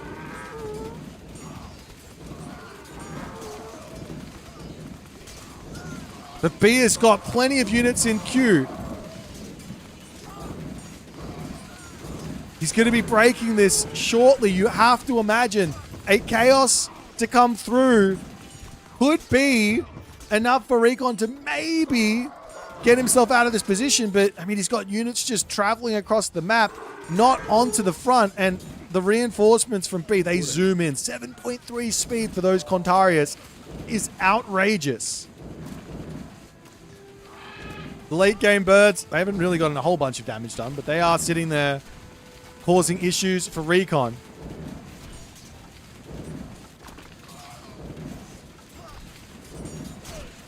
Hero Fanatics onto the side to try and take out, that's a lot of damage, trying to take out the Dryads. And B says, full Hero Arcus is the way as the Vortex drops onto it, just as the hero units are coming through. That's like no units though. Even losing 25 population of villagers, Recon is still behind on everything here, and you just can't get this town center back up.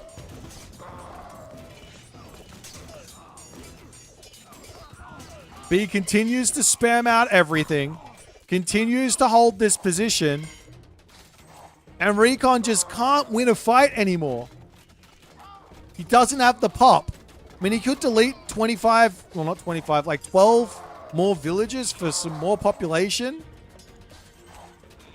He doesn't need the villagers on gold. Just delete all the villagers on gold. He doesn't need the villagers on wood. Delete all the villagers on wood. Put the villagers or the town centers to train again back onto wood.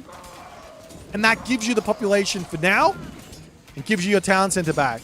Recon's going for another town center build here. There is the fire siphon on the back. 3.5 speed. He doesn't have draft horses. It can go even faster than that. It's on Gaia Lush. And it looks like Recon somehow, some way is getting his town center back up.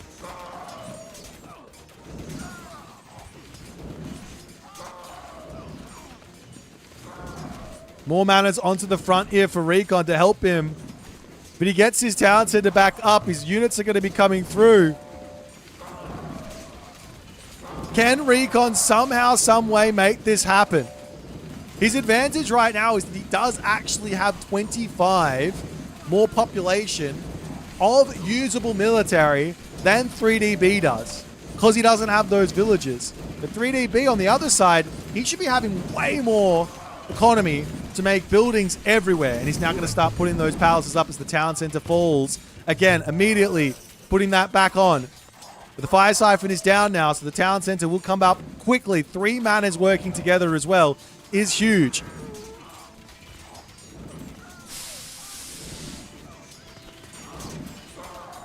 Surely a Titan here has to be the option from B, though. Given that he's got an economic lead, go for the Titan. Make it happen. Recon can't afford his.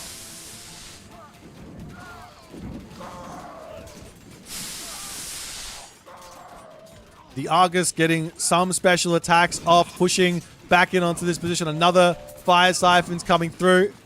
As, of course, you've got to target that down. You've got to clean it up as fast as possible. Towers coming in onto the back. Hero units getting converted here. As the fire siphon falls, town center will live for another day. More towers to come through for Recon. Has to be his way through this very difficult position. Deconstruction onto the palace here. There's another thing here. Helping Recon, hindering Recon. Only 5 oracles versus B's 10. Now B not only has 10 oracles, does he have them heroized? Yes, I think he does. They're all heroized. So he's got faster favor gather rate. He's got more of them. So his favor will shoot into the stratosphere, but what is he going to be spending it on is the big question. He is making the Guardian of Io pretty much non-stop. Ontarius to get onto the heavy fire siphon, onto the back yet again. But B is going to just keep sending it down this position until he can win this game. No attempt to hit this town center.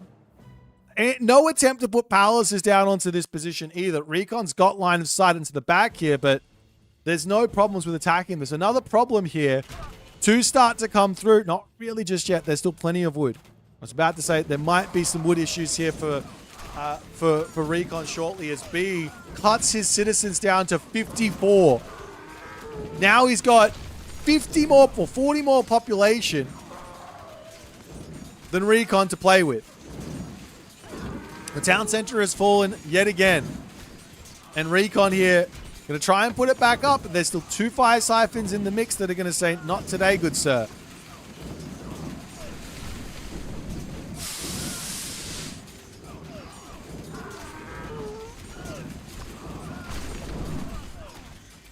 B actually says, I'll rebuild those villages as well because I need them. Can Recon hold here on this last sort of semi-Ragnarok push or not is the question. There's not much economy or much income, I should say, for B. He's floating 3,000 food, but look at the queue. It's got plenty in the queue, so no problems. And Recon looks out of breath here.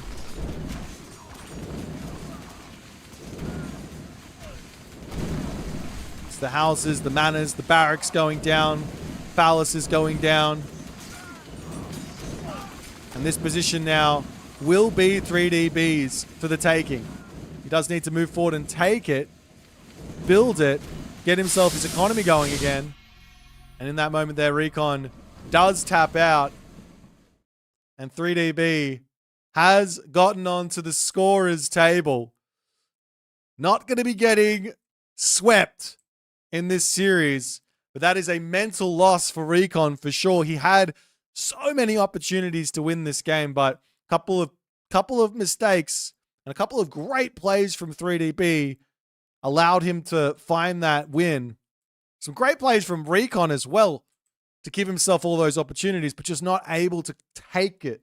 Not able to in the end.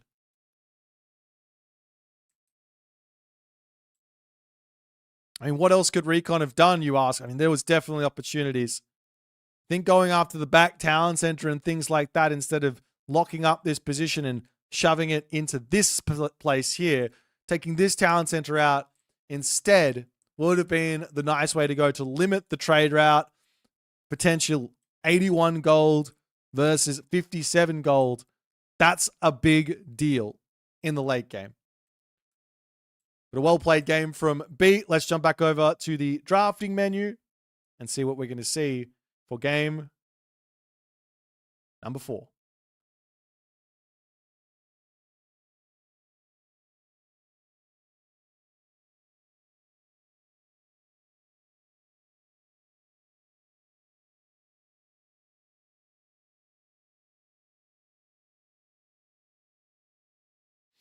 Alrighty. Off we go. So, our next matchup is going to be on Elysium. And it is going to be a... I'm going to guess. Huitzilopochtli versus Nuwa. Am I right? Am I right? Let me see.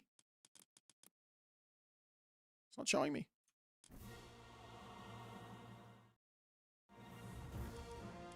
Well, I guess I don't get to know. That's fine. We'll find out a little bit later. We are going into Elysium. So let's organize that, and then we'll figure out why the website's not loading. All right. What a series, though, thus far.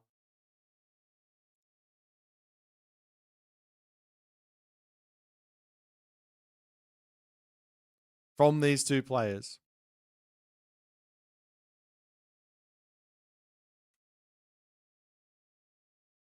Oh my god, I was actually right. Well,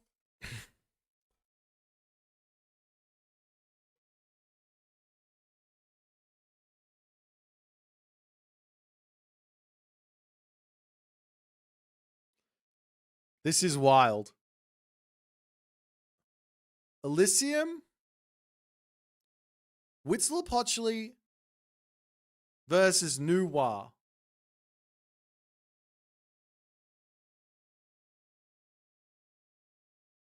Of course, Huitzilopochtli has got all of that early game pressure that he always had, but it's been nerfed.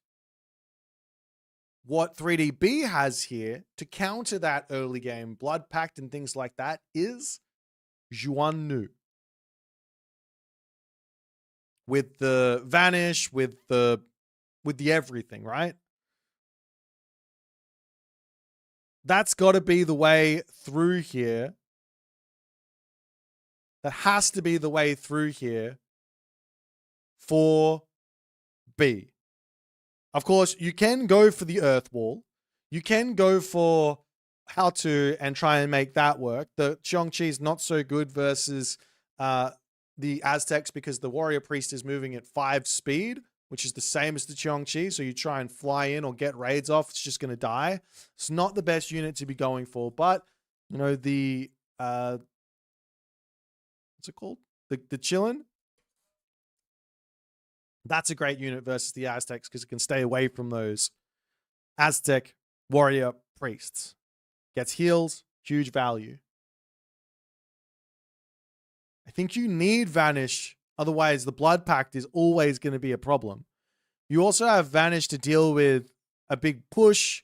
You have Vanish to deal with a whole bunch of god powers. You have Vanish to put pressure on yourself. You've also got Reincarnation, which is fantastic. It's kind of similar to the Abundance technology. We'll see how this game's going to go. I haven't seen Recon playing a lot of Aztecs, so I am excited to see what he's cooked up. He has some great strategies, some great game plans. Let's jump in onto Elysium and see how the Huitzilopochtli Nuwa game is going to go.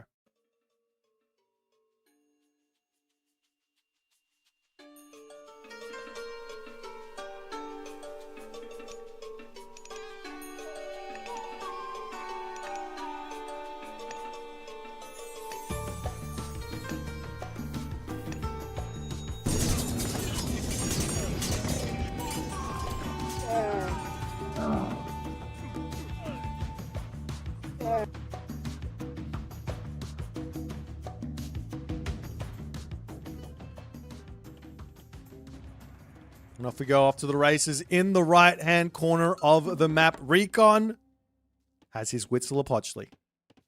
In the left-hand corner, B has his Nuwa. All right. What's the game plan?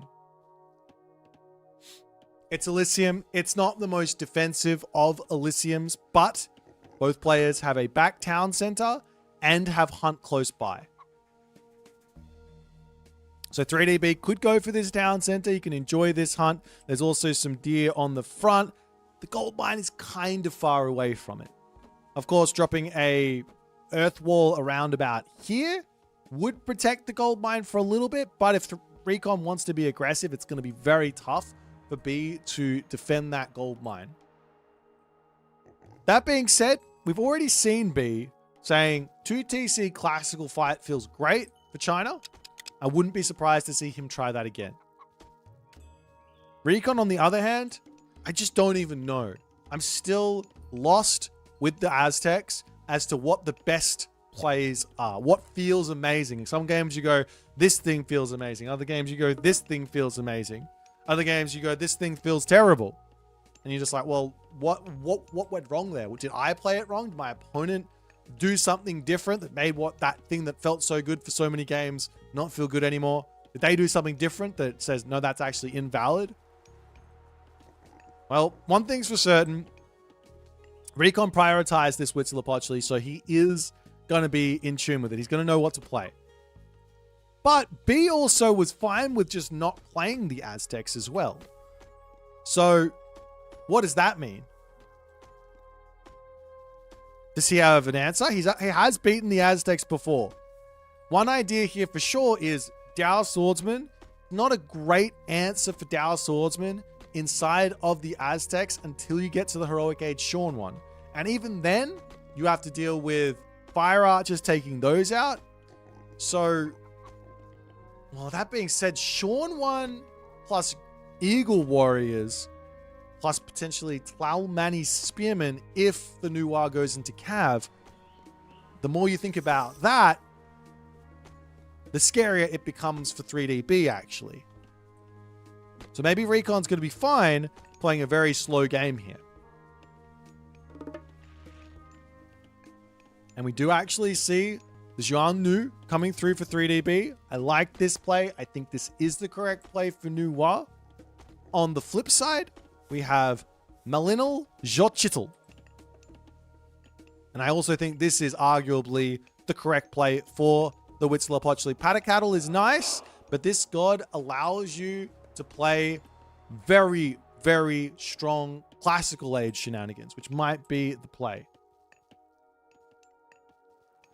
Behind this, we're actually seeing something a little bit different from B. It does look like he's not going for a town center. Look at this.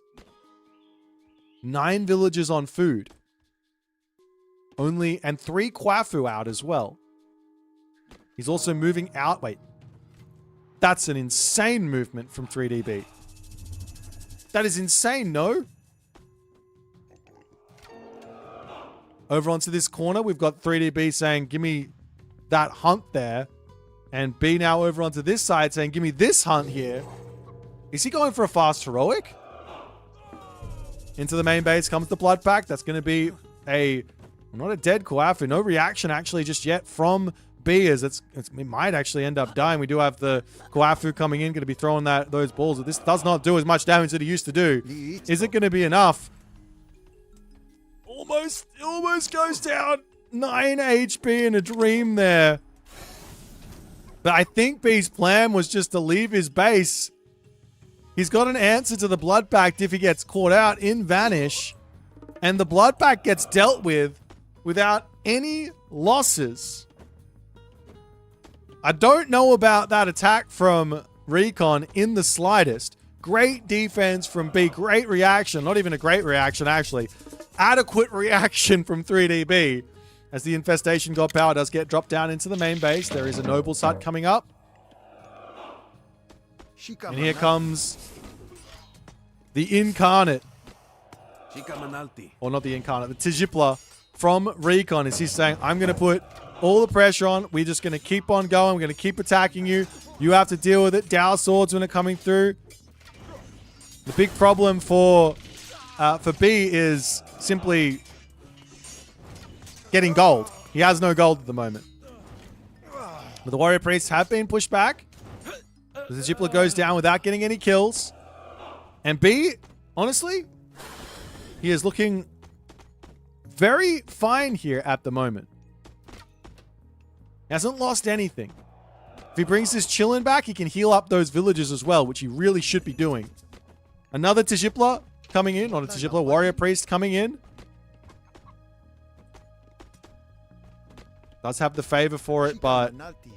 And there he goes, converting it right in B's face. B turns and says, I will start to throw those damages in. Warrior Priest swinging around onto the side as the low HP Koafu pulling back. More Warrior Priests are getting spammed in onto this as Recon refuses to sit back and let this game go the way that B wants it to go. The Dow Swordsmen are all out though. One villager pick. That's it. Into this position, however, there goes the Chillin, and B is getting some revenge damage done. This is not something that Recon can really afford. He's down 7 villagers at the moment. The Warrior Priest is through. A little bit of damage onto that Chillin, in onto this position yet again. 1 Warrior Priest, 2 Warrior Priests down as the Koafu get that defense done. This attack has not done anything to B. He lost 1 peasant. A great defense up onto this side, though. Unfortunately, the Chillin is going to meet its maker.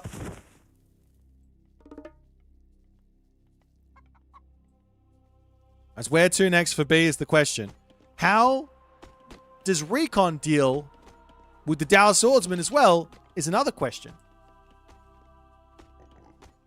He can go for... Where are they? Does he have one out? He can go for this guy. The snake is always an option. He has a lot of favor income right now from all of the villager sacrifices that he's done.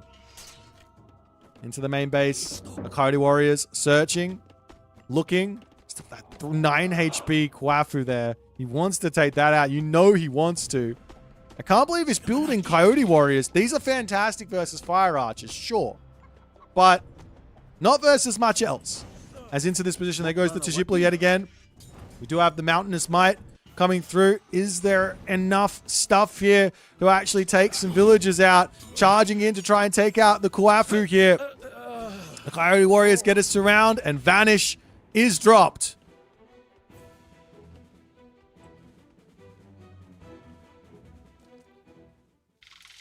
Over onto this side now, Recon. He knows the villagers are here. He sees the buildings and he's like, what are you doing? I'm going to attack that, surely. The other big thing is that these scorpions, these large scorpions are going to be huge. Back into the main base comes the Tijipla as the villagers need to get back, and he doesn't manage to get the Koafu there. Coyote Warriors going after this Koafu, trying to stop him, trying to get the surround, not able to do so. There is the peasant up onto this side as well. Over here, Scorpions, the units, they can come in and take out the Dow Swordsman there.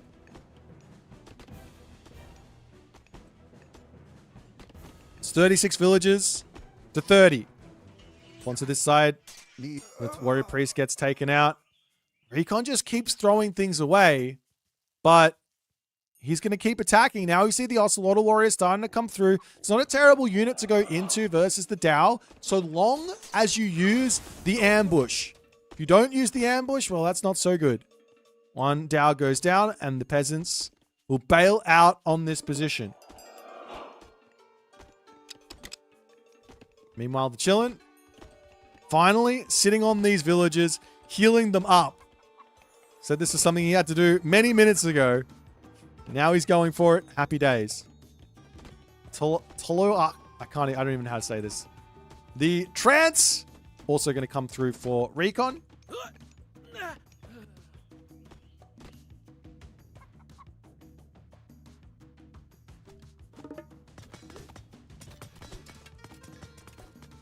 And of course, taking out the military camp is going to be nice as well. The gold mine is finished here for 3DB. And B will move up onto this position. You also have to remember that the Kwafu have got Mountainous Might now. Just take a little look at this. 41.6 damage per rock. And there still isn't survival equipment. So if Recon opts to try a crazy attack here onto this gold mine, there's a pretty big chance that B is going to be able to surprise him with a large amount of damage.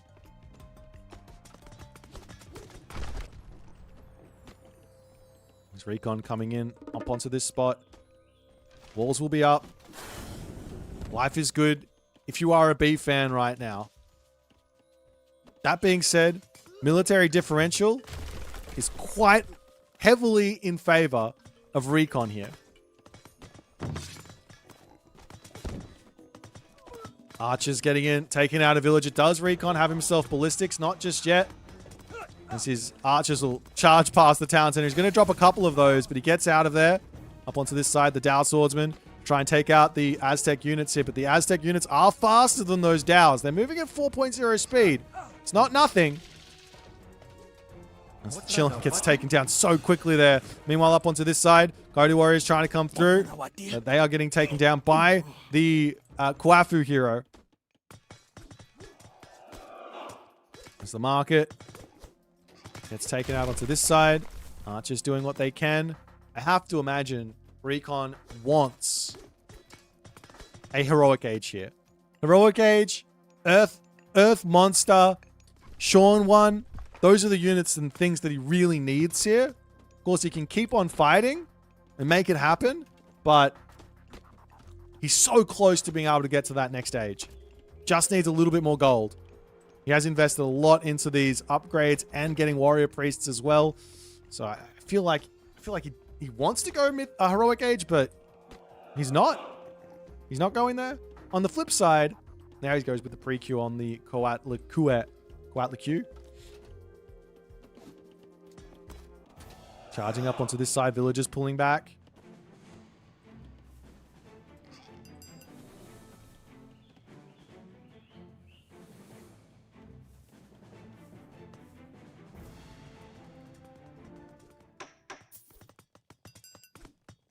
You see a market up for Recon, maybe selling some food, some wood to get to the next stage is an option. And now, well, B is stabilized. And B is also going to be going to the next age. And the big thing that B has... Oh, no, Chillin coming in. The big thing that B has here... He's got Fey Beasts. And Fey Beasts... I don't care what god you're playing as. It's scary. You get dropped straight onto the back line. All your units die. And then you cry.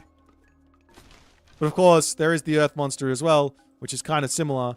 as these Ocelotl warriors coming into the main base here, looking for some villagers to kill off. Does spot some villagers on the berries here, as up onto this side, the units for Recon do get spotted. Where is he going with these guys, though? Just running, both players not paying attention. Now B does see them. And we do have Rush Shaw coming through. I'm not surprised to see that.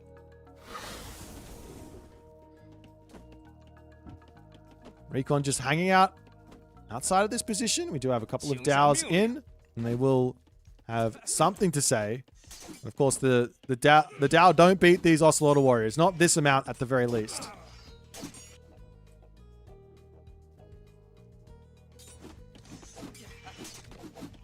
Javelineers also don't beat these Ocelot warriors either. It's the villagers. Well, the villagers can do some good damage. Main base under attack. Town center coming through here for Recon as well. And of course, heroic gauge is in, which does mean the Ayototli can get into the main base of 3DB and just kill a town center off. Blood Pacted Ayototli is still a menace.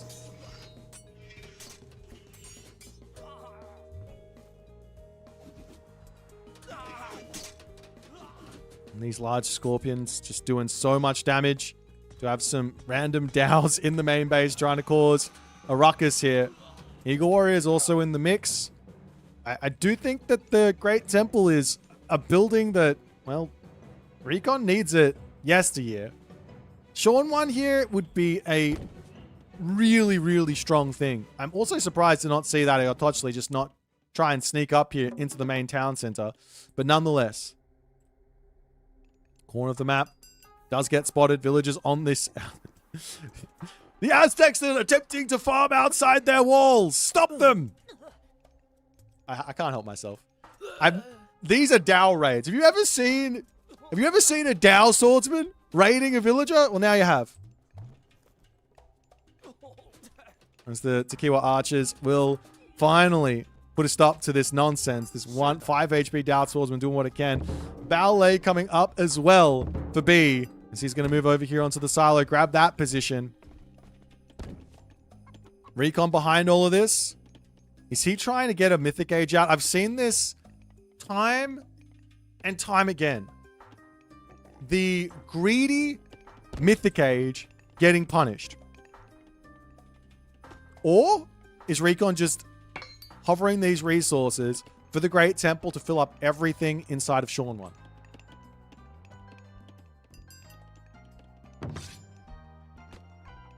Nothing is safe here for B at the moment. The Ayototli can just wander across the map and just take out a town center whenever he wants to. Tlaloc, as if you get the technology before going Tlaloc. If you want to do it, just do it. Don't mess around with it. Don't fidget with it. If you're going to do something, do it. So going Tlaloc, you get this technology called Tlaloc Keys, Talakues, which makes all of your upgrades dirt cheap. Recon pays full price. B now searching, looking like he is very well aware that Recon might be up to some tomfoolery. Does B know there's a town center up? He doesn't. So not only has Recon got away with a second town center here, but he's also trying to get away with a very, very greedy mythic age. Surely we're starting to see some Sean 1s. Spike traps getting dropped everywhere. It's the Baihu coming through. That's going to get hit with the spikes. Spikes hitting these. Spikes hitting these units over onto this side. They do get healed up by the Chillin here. There's another spike traps getting taken down. The cavalry are just trying to spot it all. They'll take down another spike trap. Not able to quite get it all up, but it is a delay tactic here from Recon. The town center is spotted. Recon can give that town center up. It's not a big deal. The problem here is these warrior priests, they've got to be on top of the Tequila archers because they're going to die instantly. Not instantly, but basically die instantly to Fey Beasts. 78 HP, it's not enough. B, on the other hand, he's looking to get his own mythic age in.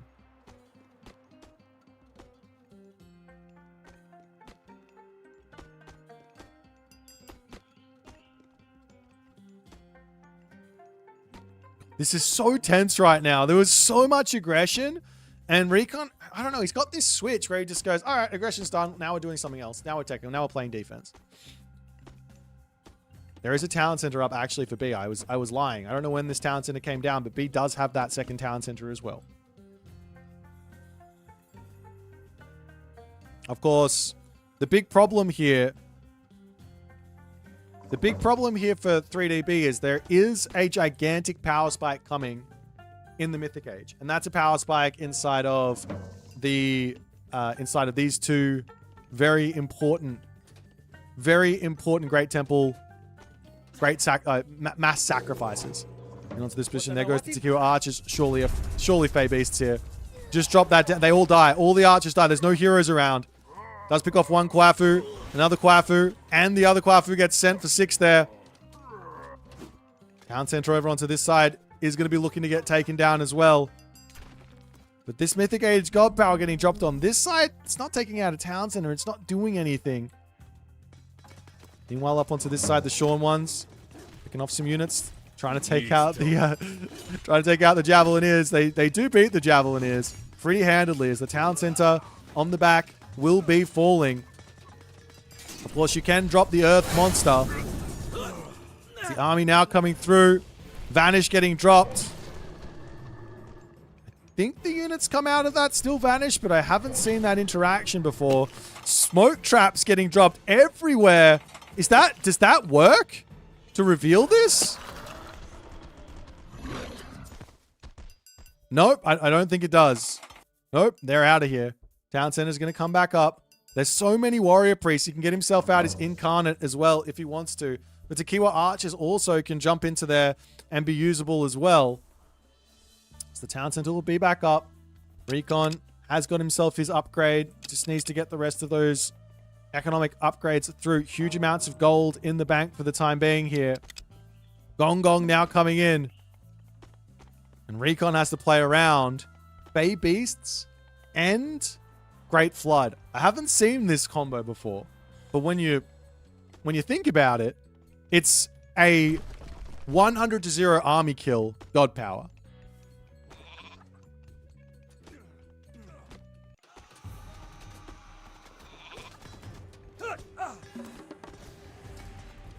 A little bit of damage onto this side. Another Great Temple is in.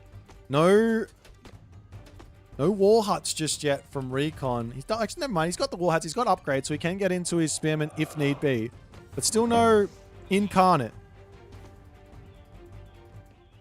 As Recon, he looks to be just securing every bit of gold on this map. Warrior Priest making their way over onto the right side for another Great Temple. You can also, he has got himself his technology, the jars technology. Is it 4 jars or what's it called? Yeah, 4 jars. So his Great Temples are cheaper, and each of them gives him 1 population as well. Now, String of Hearts to come through. The combo of String of Hearts plus Burning Pitch is huge. On the other side for B, he's got all of his Dow upgrades that he needs. But he doesn't have that synergy of Huang Di because he's playing Nuwa. So they aren't going to be insane, but they are going to be strong. Up to the top side, Tiger Cavalries, those are going to get taken down. They're actually, when you only have 1 or 2 of these, they're not the best versus the archers because they've got this one. Toloarche? Sorry. Anyways, it's coming through here, still looking to get off a max value Great Flood. But Recon, very smart for the moment. Simply just saying, look, if I just bank up a bunch of resources, if I lose my army here to a Great Flood and a Fey Beast, it's fine. No problems. On top of this, Recon is making turkeys from his livestock pen. I don't know where they're going, but into the main base. So he can do a great sacrifice, or a ceremonial fire sacrifice here if he wants to. Behind this now, Kinemetsun coming through. And there goes the Great Flood, but that's only on half of the Recon units. Recon's not going to care about this in the slightest. Meanwhile, Kinemetsun now going to be in. And Recon can circle around here and look to start taking out everything. But B, smart, slow, gets his town center up. The problem for B is 3,000 gold, 800 gold, and he doesn't have another gold mine. He has to break the Pillar of Tlaloc. There is still Fey Beasts. You can't really take this out without ranged siege, or maybe the axe cart can work, but still.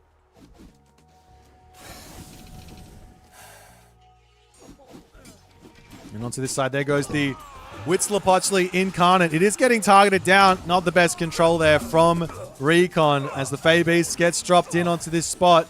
I think they get taken down pretty quickly there as the Jaguar Riders are in. The Shorn ones will be helping take out all of those Dao Swordsmen.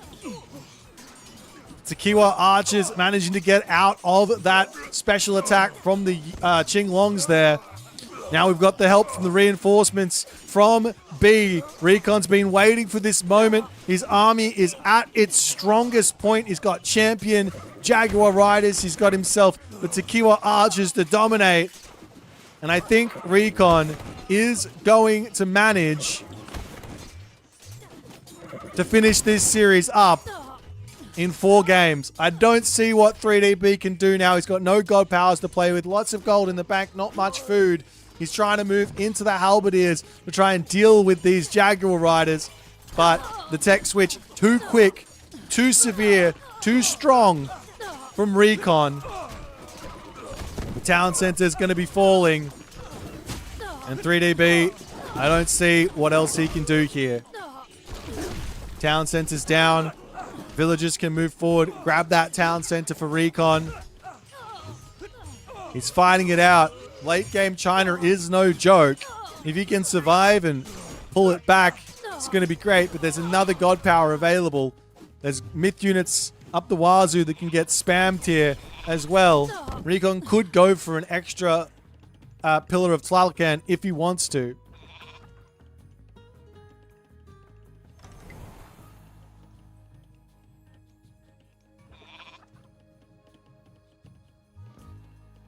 Recon does all that damage and he just says, all right, let me pull back and stop attacking. I don't understand. He's got siege. He's got everything. He can just keep on pushing through this position. There's no problems with that. Trade also started as well.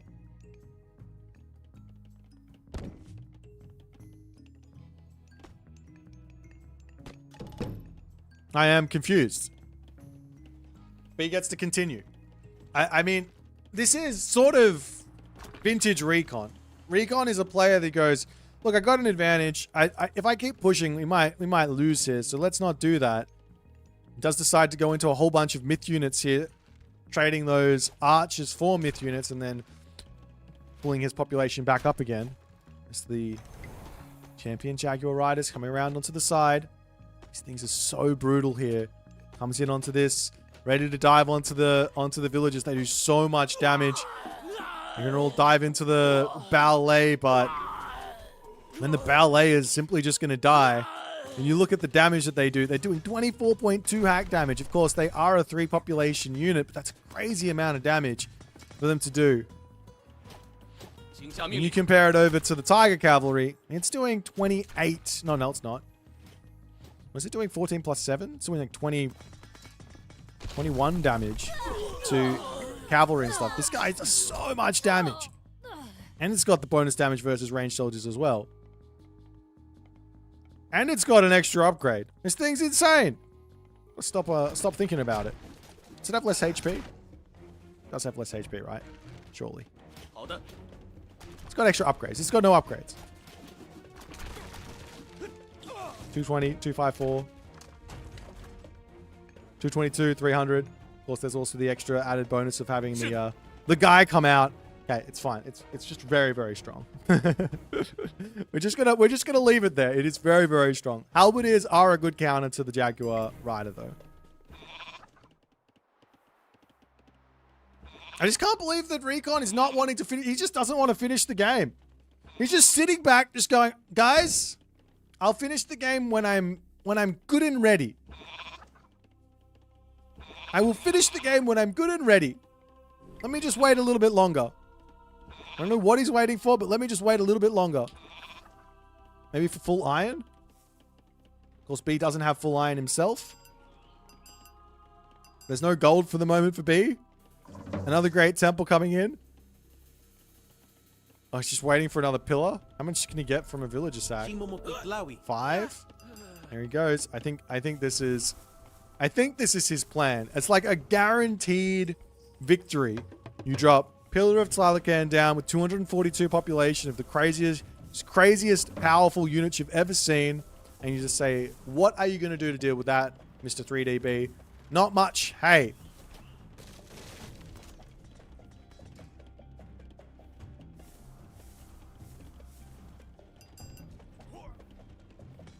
Sage just trying to steal a myth unit away. I'm not sure exactly what he's going for. What is happening? He could also just go for the blood pact on one of the Thochli as well. More great temples as Recon is just happily saying, all right, I'll just get an extra population in. How many of these does he have? He's got 10 great temples in at the moment. You can go up to 15, I believe. So plus 15. Now Secrets of the Titans, because why not? These things get changed to Chili Bomb Trap? I had no idea. The Chili Bomb Trap. The small things you do, you learn when you're just randomly clicking on stuff. What does the Spike Trap change to? The Obsidian Spike Trap. There you go.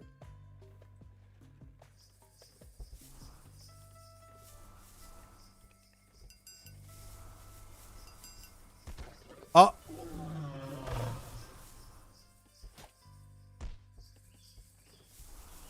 Please just come and Recon, you just attack. Yeah, that's good. There you go. Just a big attack. Look at the resource advantage for Recon here.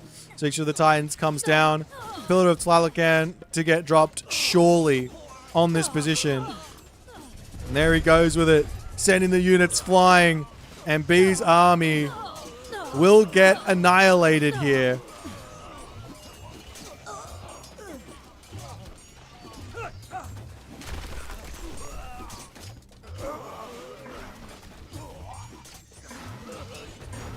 And it looks like, I mean, I called it 10 minutes ago, but it looks like finally Recon has decided he wants to win this game. He charges through. All the army is going to be getting picked off, and B has got nothing left here. As he will tap out, and Recon going through to Sunday. Top 4 for Recon. Top 4 doesn't mean anything, though. You got to get to top 1. Better luck next week for 3DB. He had a fantastic run this week. It's a good start to the Athens campaign for him. But Recon manages to make it happen. Ladies and gentlemen, we are going to get set up with our next series here. Don't you guys go nowhere. We will be right back momentarily. What is he doing? Did he just lose his mind? No way! Garneth has literally just lost his mind. This is going to be Swampland. This is going to be Thunderburst. Recon is looking at this going, what is happening here? In comes the Heroic Age. Swampland gets dropped. Thunderburst comes down. Even if the town center dies, it doesn't matter. I don't understand this in the slightest. Units getting thrown for 6 here. In come the Naginata Riders. Is there enough stuff here for Recon? Garnet is full send at the moment. There's also going to be reinforcements coming through. The Swampland ends. Villagers now getting into the mix. Idle villagers over here. There's the towers also in onto this spot. There's also a Kusanagi that can get dropped down that Recon now finally drops in. Of course, all the villagers are dying. Garnet's down to 15 villagers. He's trying to make his units out to start dealing with these Jaguar Riders. They're going to dive in. Can Matrius hold this is the big question. Carried Archer Micro going to start coming in as the Scorpion Man around on the side. Those priests need to be getting this damage done. But they're not. Migdol Stronghold getting empowered as Matrius just not able to deal with these units. 1, of those obsidian shards to come through as well. That's another unit that you need to have the siege tower out to actually deal with, funnily enough. Up onto this top side, the medium Jaguar Rider's getting targeted down again. Another obsidian shard coming in. What has he got? He's got an obsidian butterfly coming out of here. I think the other one was in a Otochli as well.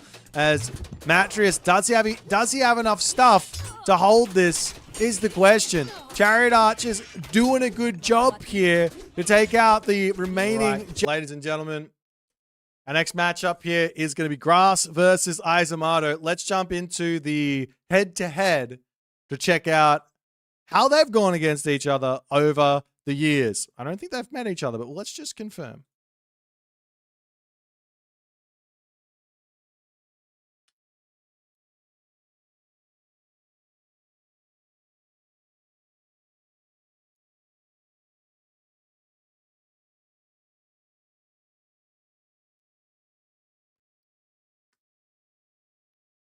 All right, so these players haven't actually met yet.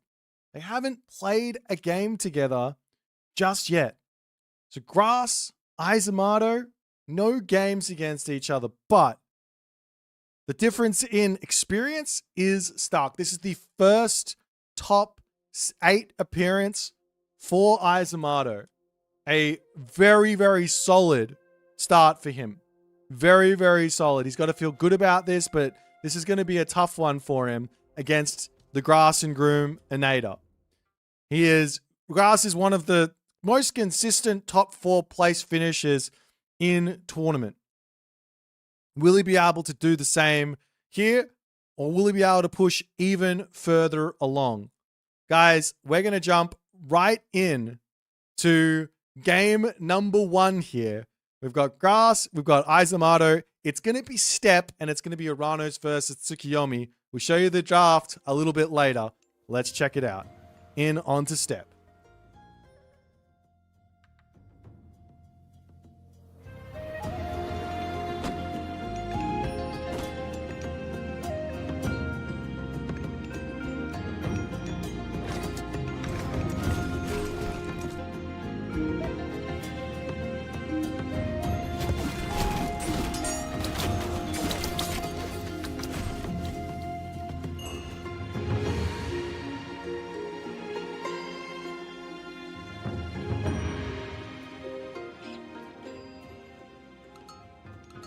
All right, ladies and gentlemen, right side of the map, it is Grass from the Keen clan.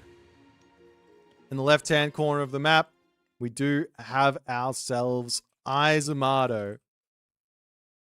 This is the Road to Athens, playoff number 1, round of 8.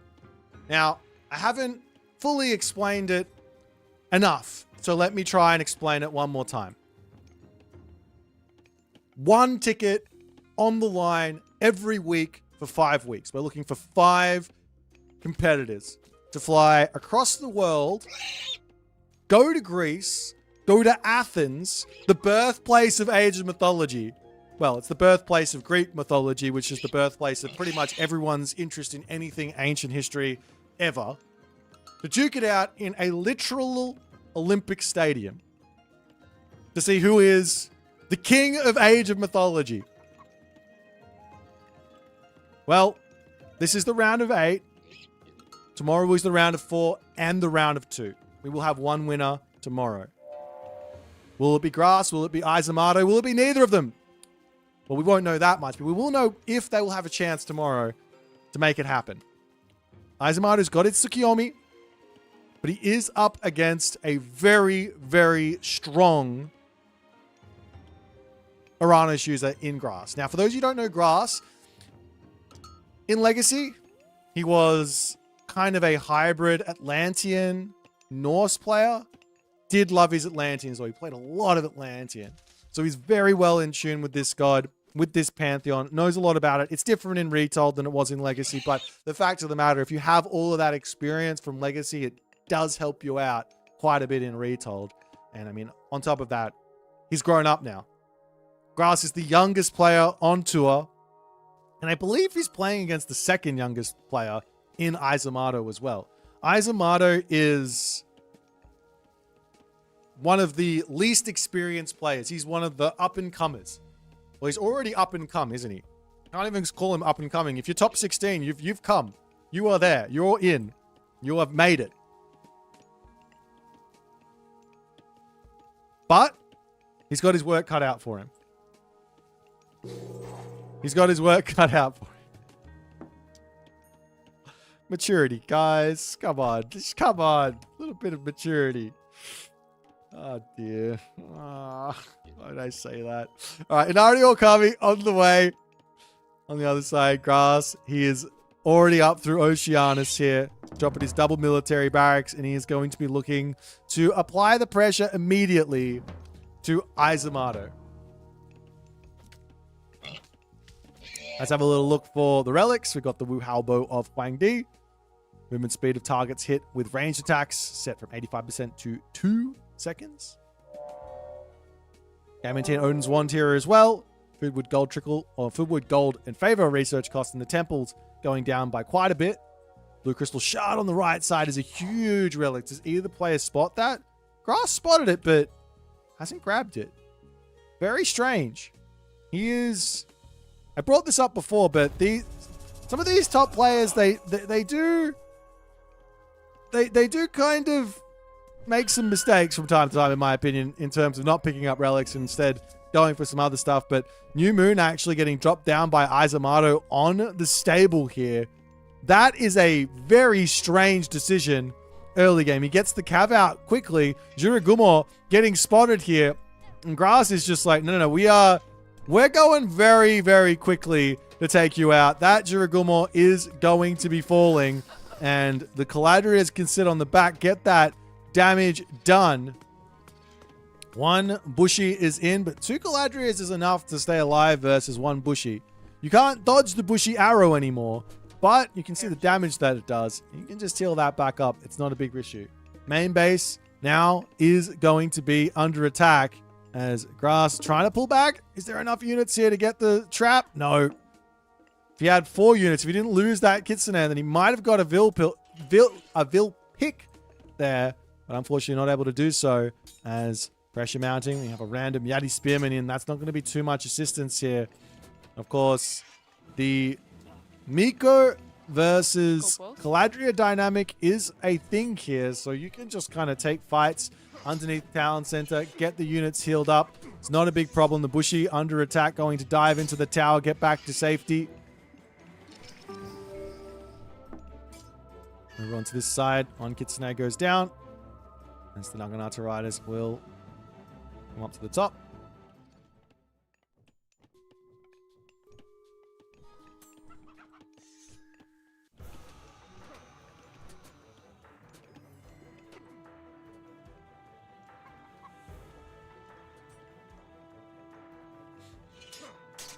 Eisomarto's Yati Spearman over here taking some big damage as the Naginata Riders are going to be pulling back.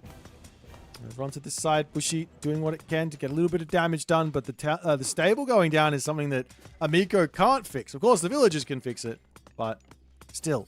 Now 1 Miko's out for some help. Villagers over here getting pushed back as Grass is just all over Eisomarto in this game.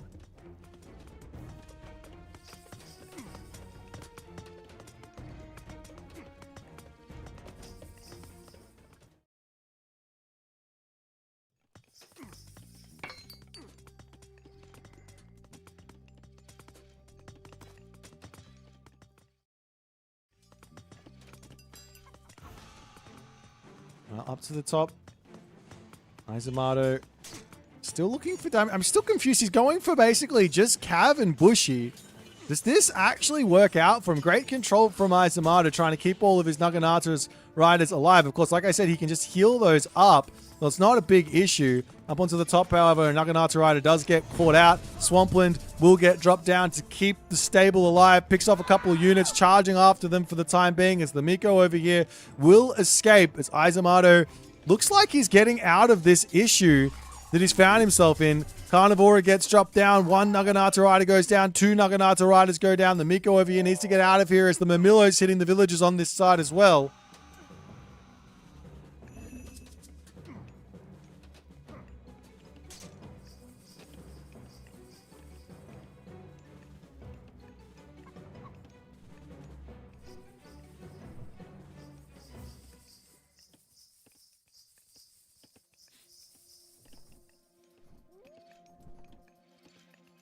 Nonetheless, wow, he's got... Eisomarto's got 1,300 food in the bank. I'm not sure what he's planning to do with that, but if he can just pull those villagers off and come back over onto gold tier, he should be in somewhat of a good position.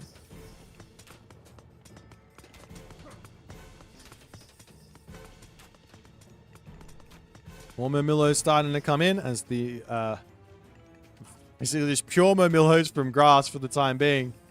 Somewhat scary. I don't think a dojo into samurai would be a bad call at this point. But then again, it looks like Eisomarto just wants his heroic age.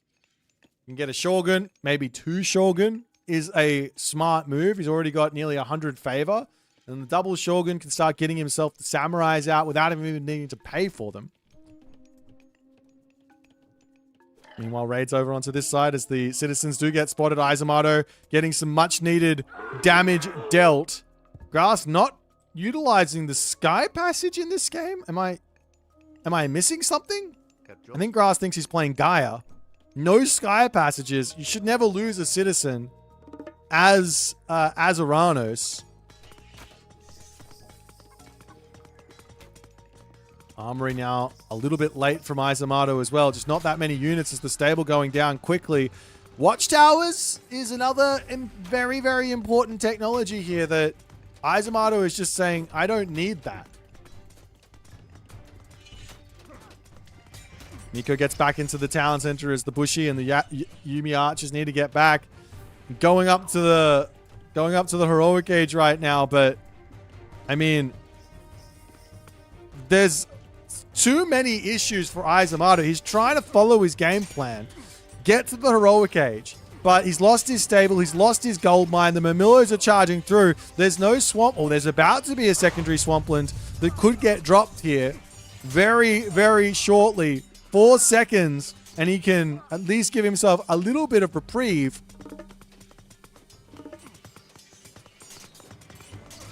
He goes in for a Juragumo instead.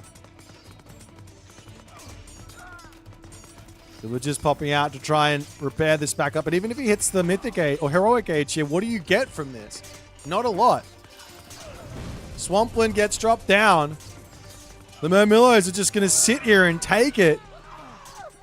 This is dangerous, though, because, well, the town center and towers are up. Villagers trying to repair, but no gold left. And I think Grass just says, I see damage. I see Murmillo. I see a player who doesn't want to build units. Let me just kill him. As if you guys are wondering, how do you kill off a base in 11 minutes? Well, that's how you kill off a base in 11 minutes. As Grass makes short work of Eisomarto in game number 1 with some impeccable decision-making. Eisomarto here, I think he would have hit this heroic age much more cleanly if he just grabbed watchtowers early. Potentially also dropping a tower down or putting the new moon onto the tower would have been another pretty decent idea. Nonetheless, a well-played game from Grass. Let's jump back to the draft and we can talk about that while we get organized for our next game.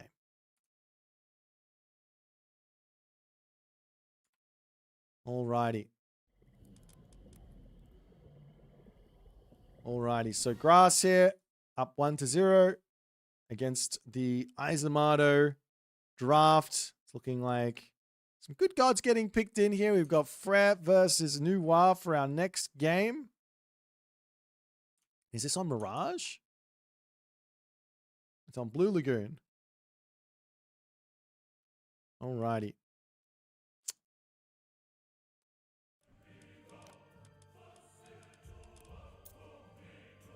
So a Blue Lagoon for our next game.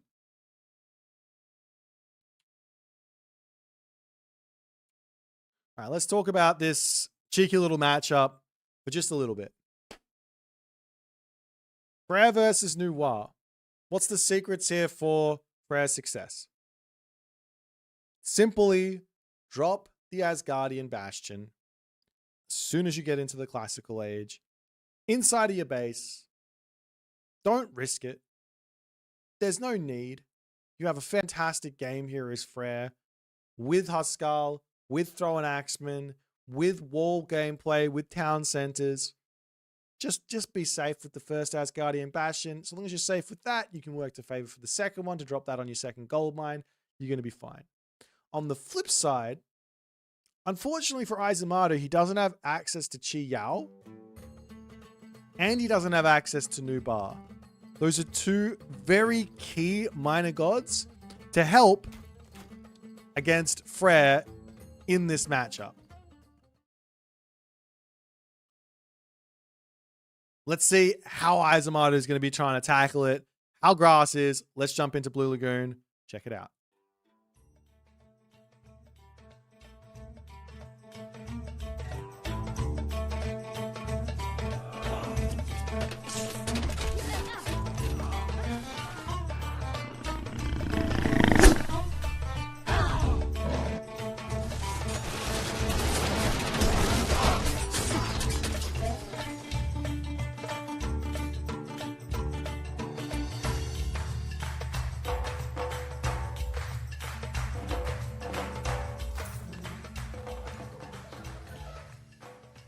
Off to the races we go. In the right-hand corner of the map, it is Grass playing as Freyr. In the left-hand corner of the map, we've got Eisomarto playing as Noir.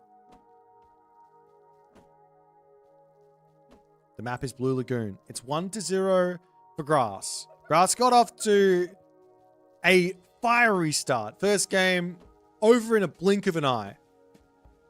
Eisomarto maybe a little bit lost on how to play that Tsukiyomi versus Murmillo spam. Samurai or not build Samurai. Samurai beat Murmillo, but he didn't want to build them. Now, well, he's got another matchup. He's on one of his more comfortable picks, I'd say. Eisomarto is kind of known for his Chinese to some degree. He loves Shenong, loves Noir. Don't know how much he loves the Fuxi, but he'll play that as well. But this is one of his very, very strong gods here. Grass, on the other hand, he's on his Norse. And he's got an impeccable Norse. But from what I've seen thus far from Grass, he likes Forsetti. That's not an option here for Freya. That's not an option here for Freyr. Freya and Ulla, no Forsetti. What's he going to go? You go Ulla here for the Huskal. That makes sense. You go Freya here for Super Jarls potentially, because you can go Freya, you can go Bragi, and then you can go Vidar.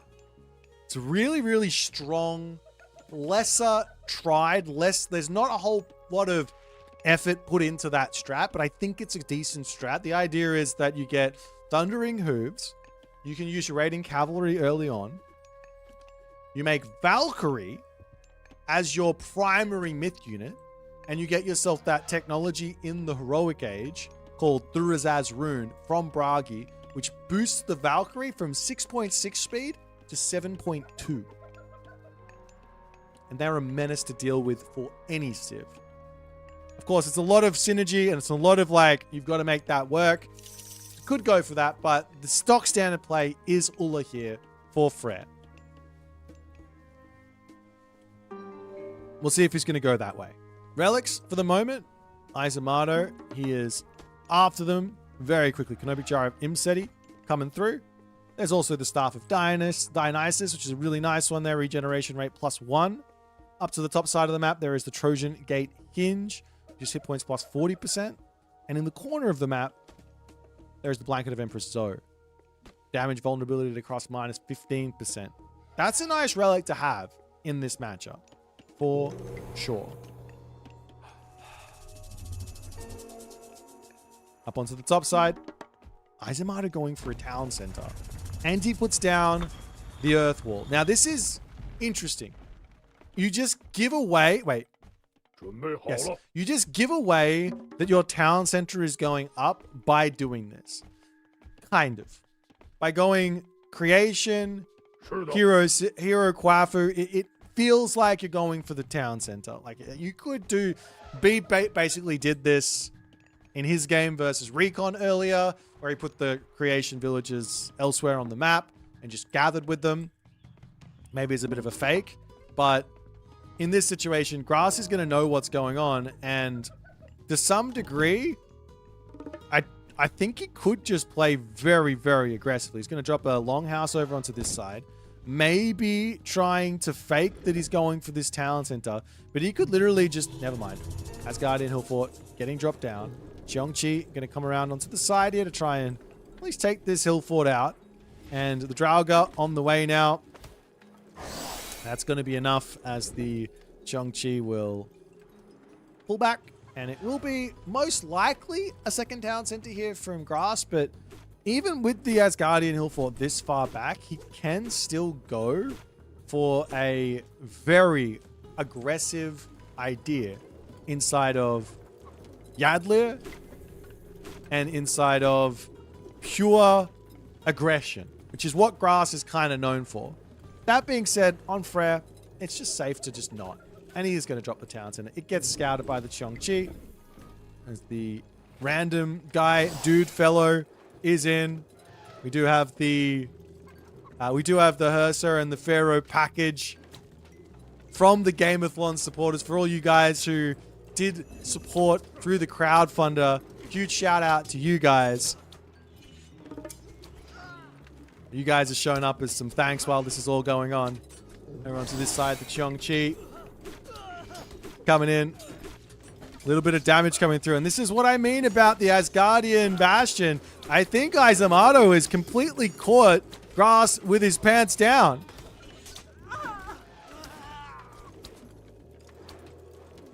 I've played this exact situation before. I remember the game. I'm going to tell you. I don't even think he's going to get the Asgardian Hill Fort up. I played a situation where I was playing versus Kavoth on Watering Hole as Frere, and I put the Asgardian Bash. I think I put the Asgardian Bastion basically exactly where Grass has put it here, and he just runs at you with fire archers. This might be game over here. We might be seeing a very quick 1-to-1 at this point. Fire archers going after this. Grass is doing a very nice job trying to micro this. The Asgardian Hill Fort is up, however, which does mean Huskal are in. Eisomarto just that little bit slow. That little bit slow to prevent this all from happening, but he might still be able to deny the settlement.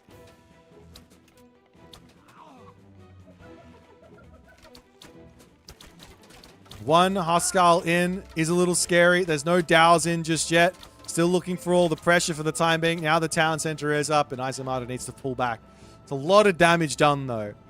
Grass, credit to Grass, gets it all happening. Gets his Asgardian Hill Fort up. Town center is up. Lots of damage taken. Eisomarto has a lot of time here that he can set up and start pulling around the map and all that other good stuff.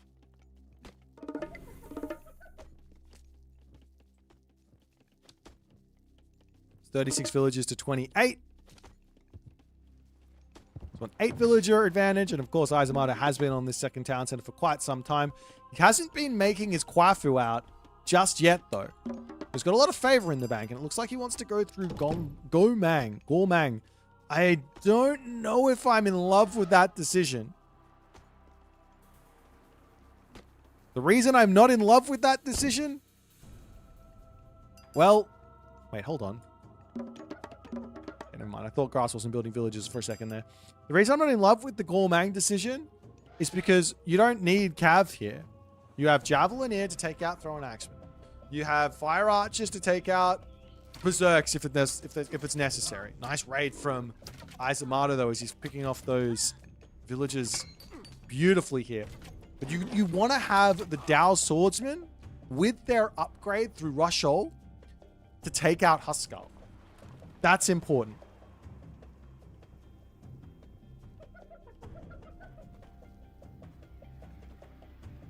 Skipan.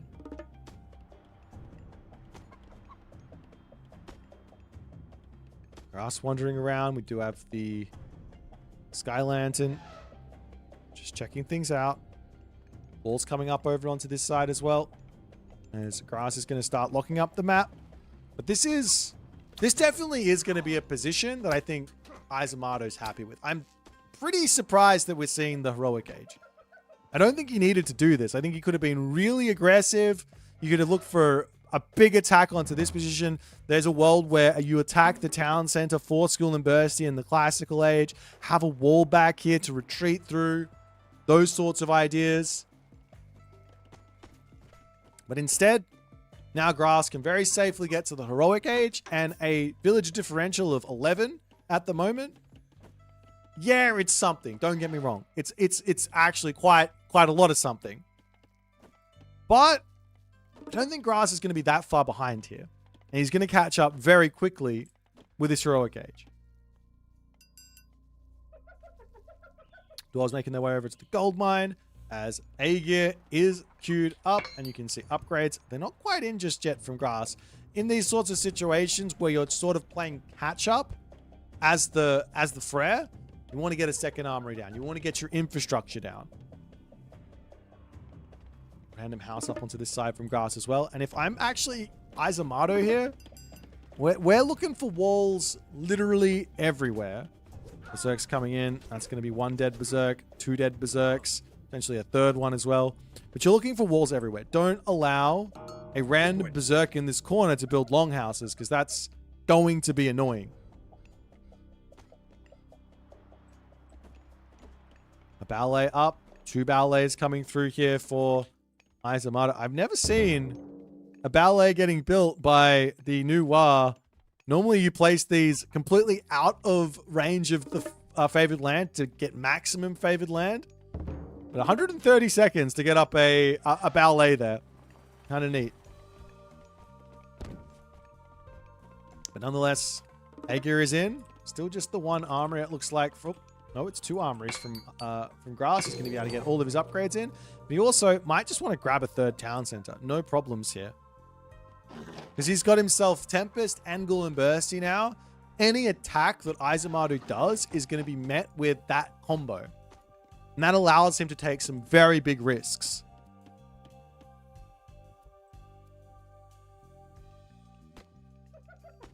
Behind this as well, Granite Moor coming in for the Bergrizi from the Rock Giants. I know Grass likes his Bergrizi, so we'll see if that's going to make sense.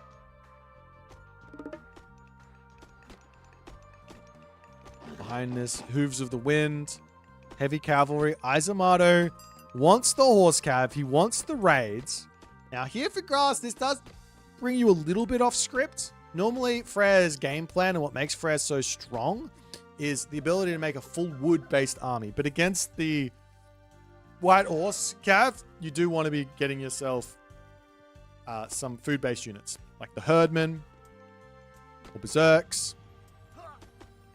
1 villager going down there as Eisomarto's mini raids are going to be brutal up onto the top side. Villagers going down here as well as the Huskal do manage to break in here while the walls aren't finished. Great raid from Grass. Up onto this side as well, the White Horse Cav getting out of there. They will be safe. Medium range, heavy range soldiers as well coming through for Eisomarto. He's back onto his gold mine, getting his wooden wall set up. There is still this longhouse up here for Grass. If he wants to make any sort of attack here, he can. Random houses here as well. I'd love to see a wall getting dropped, but he might get caught out here as the White Horse Cav, they're in. And I mean, what's Grass going to do? Hide in the corner? I don't think he's going to be able to get away with this. He has been spotted. And the Huskal now have to run. I don't believe they win that fight. These are counter archer units. They are infantry. They're doing hack and a lot of it, but so too are the White Horse Cav. Still no 3rd town center up for Grass is a bit of a head scratcher for me. Not sure why he wouldn't go for it. Like, he's still spamming units and getting hill forts up and all that other good stuff. Eisomarto's macro, unfortunately, here is going out the window. He's got nearly 2,000 gold in the bank. Of course, you could take these villagers off of gold, put them onto food, try and sort that out. You could take the villagers over here off of that into the main base, drop some farms, put them onto wood for a whole bunch of farms here. Wouldn't be a terrible idea. Now we've got the Jarls versus White Horse Cav situation as Grass says, I want Jarls over the Herdmen. Probably should get some Herdmen in as well, but he wants Jarls over the Herdmen. Hill fort up in the middle of the map. And now Grass is going to be looking for his attack as buildings going down on that bottom side. Portable Rams on the way. There is going to be the forest protection, which can be dropped on the back of this position if he wants to. While Bergreezy is going to be enjoying HP back. Take out the ballet. There is one Sage here as the Tempest gets dropped down. Grass is saying, right now is the time for me to take this position out. As the forward ballet will be going down. This is a wild attack from Grass. He does have his God Power. He does have his Spike.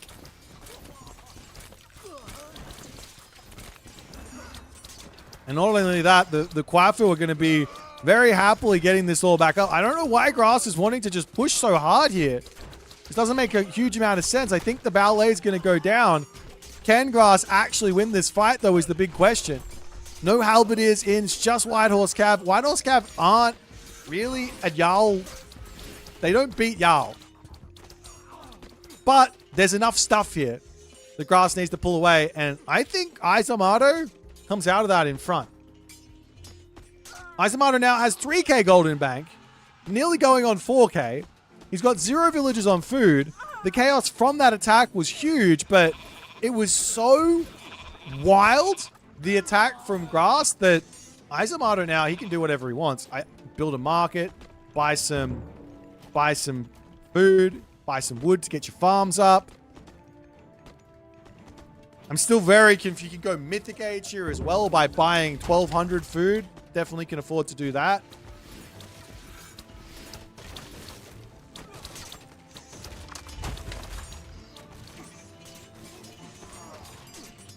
Jarl's going to town onto this one as another Bergreezy is going to come in. Gets a nice taunt onto a couple of those White Horse Cav. Into the back position there. The Portable Ram is tanking up versus those Fire Archers. But now Eisomarto says, it's my time to shine. He's trying to attack, but what is going on with Eisomarto? Now Eisomarto has some resources. Is it Mythic Age? Yes, it is. Gong Gong is going to be on the way. But now Eisomarto is throwing away his military. And maybe Grass can make a big pushback as a battle of the who can throw harder here, it seems.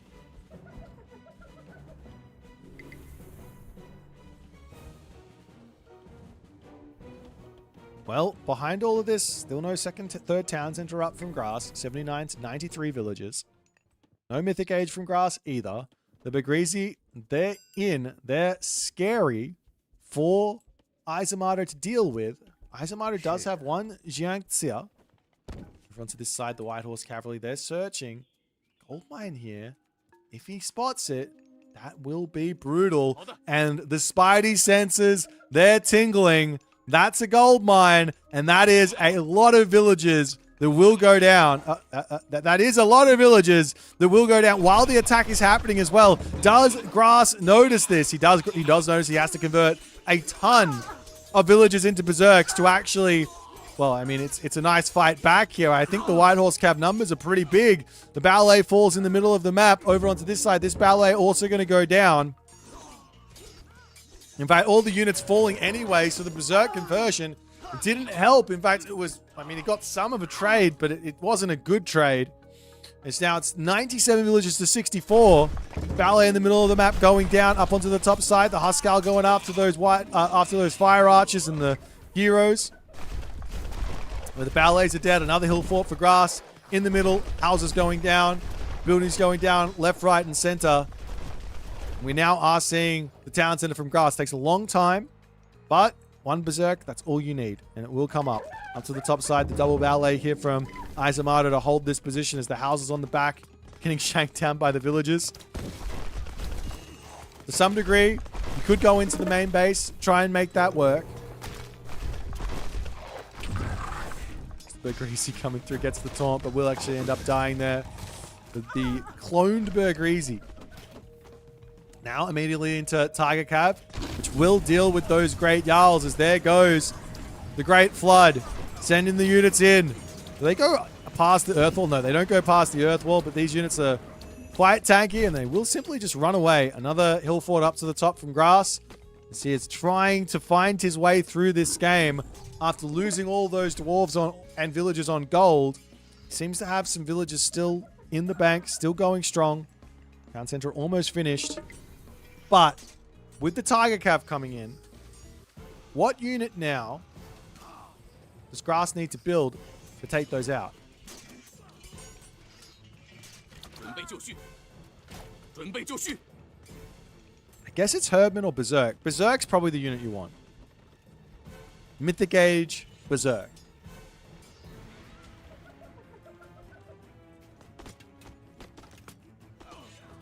But Grass is still so far from that Mythic Age. He's still spamming units. He is still spamming units into this position. There goes another taunt. A couple of White Horse Cav going down. Eisomarto is sort of sandwiched or cornered into this top position here. The ballet helping him stay alive there, but all Eisomarto needs to do is be able to win a fight, and he's going to be in a good spot. He's up 10k score at the moment, but it's not looking like he's going to be able to even win the fight. Now he's got champion Tiger Cav. Maybe that'll be the difference maker.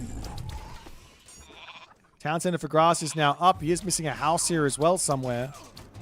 Over onto this side, he can try and grab this town center as well if he wants to. The Owl's just saying, I don't care about fire archers here. Let me just kill those.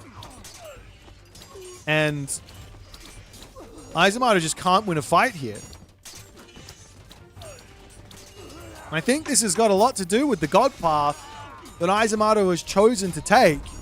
If you went for Rashol, if you went for Zhurong, this would be a different story.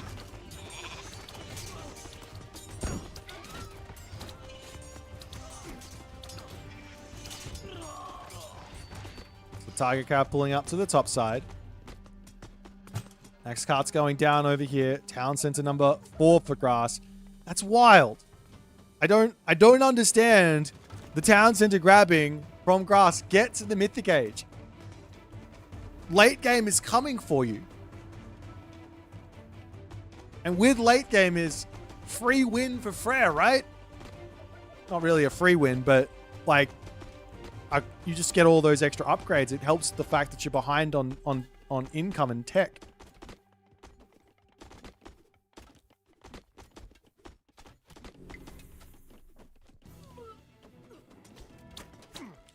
Nonetheless, the other issue here for Eisomarto is he's now run out of gold. Up onto this gold mine.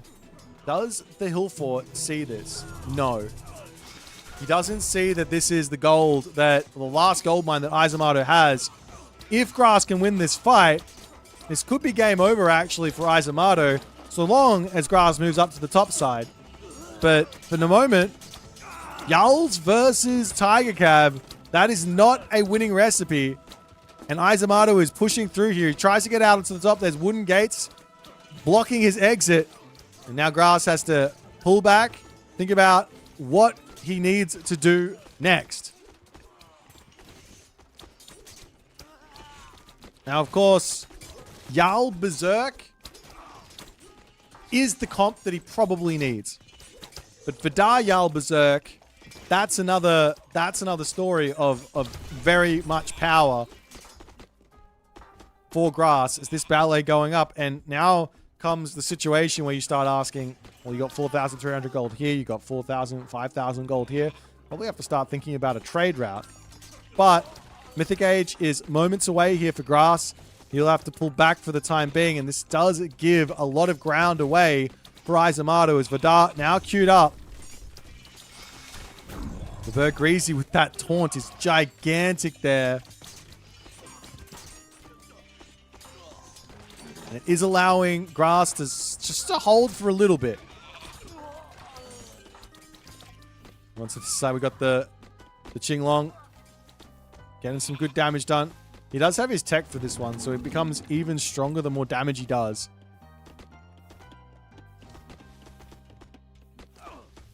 See the stats going up at some point. I'm not exactly sure what the veterancy numbers are on those.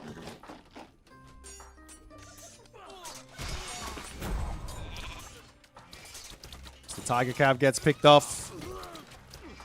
Jump in, Tiger Cav going down onto this side as well. So Jarls will be pulling back. And where to next is the big question. Can Grass get himself some units out here? He's got 6 longhouses to try and get himself out all of the herdmen he needs to deal with these Tiger Cav. Fire archers onto the back line. For some reason, throw and axemen are being made. They aren't useful here. There's not a single unit that he needs that for, as the Bergrizi does get dropped down. And that's going to be a big help, I think, for Grass to sort of stabilize here. But Grass has still got a long way to go to get back into this game.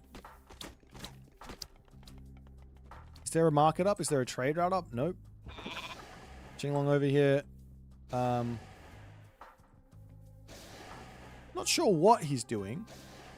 We'll stare at him for a little bit.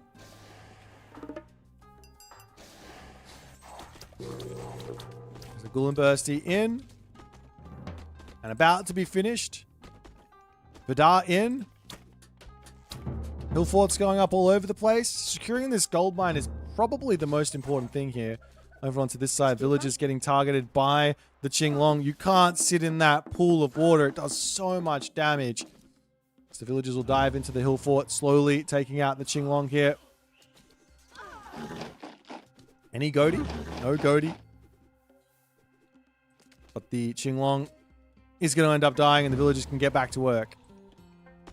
Meanwhile, up onto the top corner, gold for Eisomarto is now finished. One good Inferno. And Grass can win this game. The Inferno is going right in onto this. Is it one good one? Kinda. I mean, he picks off the fire archers. I don't think it's a good one. The rest of those units are very much alive. Coming up to the top side, sees the gold mine non-existent. Eisomarto starting his own trade route in the most safe place he possibly can, but it's a long, long time for that to get started. Grass needs to react. He needs to respect that. He's got to get over onto the left side and deal with all this stuff as Grass goes, it's berserk time, baby. Can these berserks do it? Do they have any upgrades yet? Nope. The upgrades aren't in. So those Tiger Cav are just saying, we don't even care that you're an infantry unit.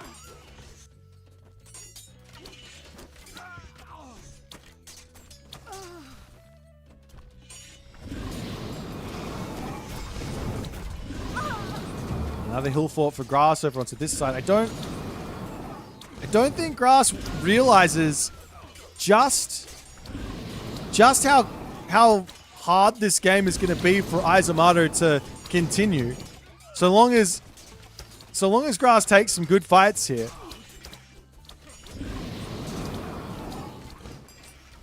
Qinglong at the top, getting targeted down by the Goaty, as the Fafnir will end up falling. Not targeting down those pioneers hurts a lot.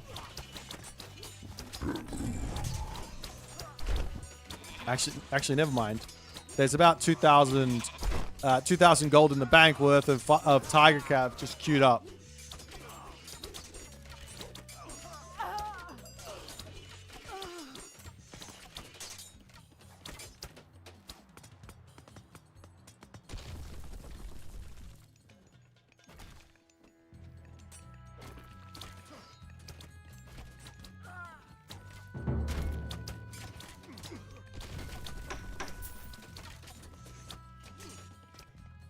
Some markets coming up from Grass up onto the top side. He needs to start his own trade. Actually, Grass is out of gold. No, he's not. He's still got this gold mine here. This game is good. This game is going to go long, guys, I think.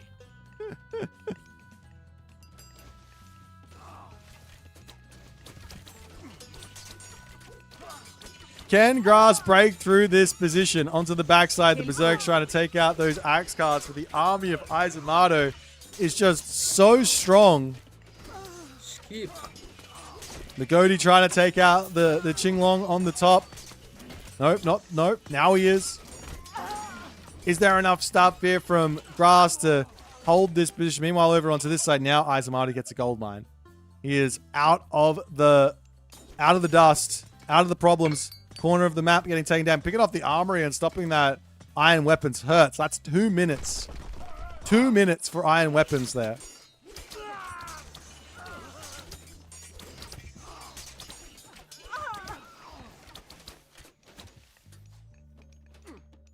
Grass pulls back yet again, but I mean, Eisomarto needs to get some sort of a tangible advantage here, right? Because once the trade route is in full operation, once all the upgrades come through, then I think Grass is fine here.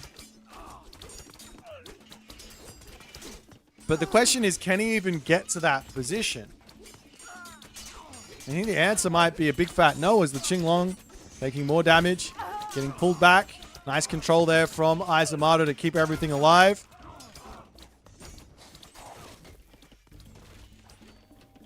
I think, ladies and gentlemen, I called it at like 5 minutes, but I think Grass here might just be done in this game. Eisomarto can walk forward and claim the rest of this gold mine as well with the forward foul lay. Bring his Wafru forward. How many does he have? He's got 12 of them, so why not? Qinglong in the corner to start harassing trade routes as well. Villagers falling left, right, and center. There's no real population remaining for Grass, and he will tap out. A big win there from Eisomarto. He's showing he can tango with the best of them. Not only did he take out Magic in the weekday section, he's now taken a game off of Grass, who is in form, is very, very strong. But this game, honestly, I think this game came down to a couple of key moments.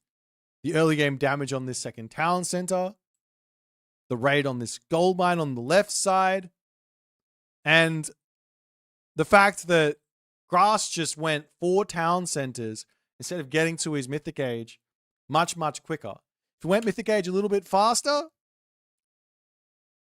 he probably would have been fully upgraded and in a really good spot. Also, if Grass played a little bit more for map control on the middle side, inside of what he did here, set up here instead of forcing fights, set up over here instead of forcing fights, potentially then the gold situation starts really hurting Eisomarto. But nonetheless, a very, very nice game from these players. Big eco advantage from Eisomarto, but a big civilian unit advantage as well. Answers why that happened. All right, let's jump back over to the draft and see what they're going to pick for the next game.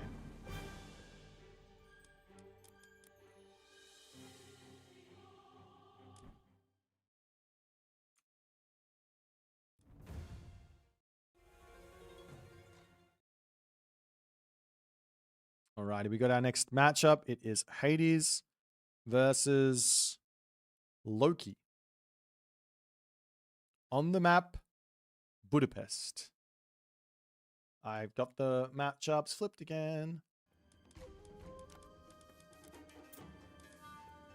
And off we go into game number 3. Let's check out Budapest.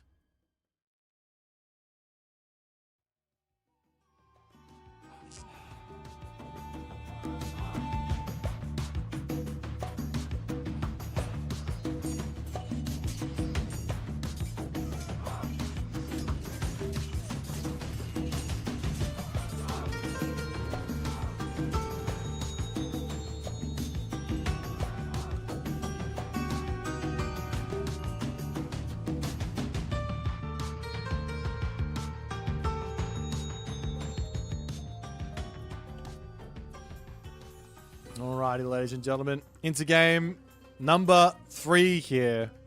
Grass on Hades. Eisomarto on Loki.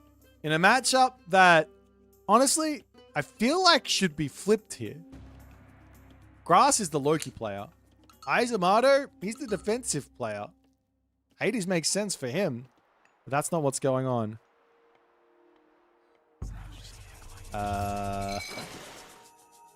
Eisomarto, what are you doing? Those walls. He tries to wall in the villager. You can probably wall the guy in. I don't know.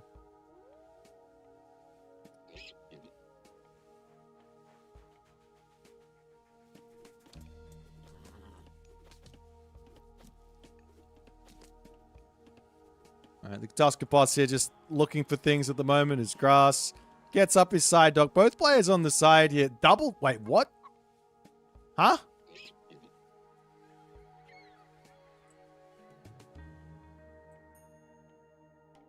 Eisomarto drops 2 docks down on this side. Now, what does that actually mean? Well, it should mean that Eisomarto is going to net more fishing spots on this side than Grass. Unfortunately, he doesn't have the income to afford this. So he's going to net the same amount of fishing spots over here, it looks like. Maybe he's going to be able to take this one as well. I don't know. This dock here is coming in quick. This dock over here is coming in slowly. Who will get out first? Whoever gets out first gets the fishing spot. Grass doesn't have line of sight, so I think that is a Eisomarto fishing position. Eisomarto does get the win on this side, but while this is going on, Grass simply just takes the entirety of the top pond. Now another dock behind him. Start getting his back position. And he's going to have to sneak over onto this side to get a little bit more of a position there. I guess to some degree, this kind of screws up Grass's early game. To some degree. But that being said, Grass has got 200 wood in the bank. Just put down docks on the back and he's fine.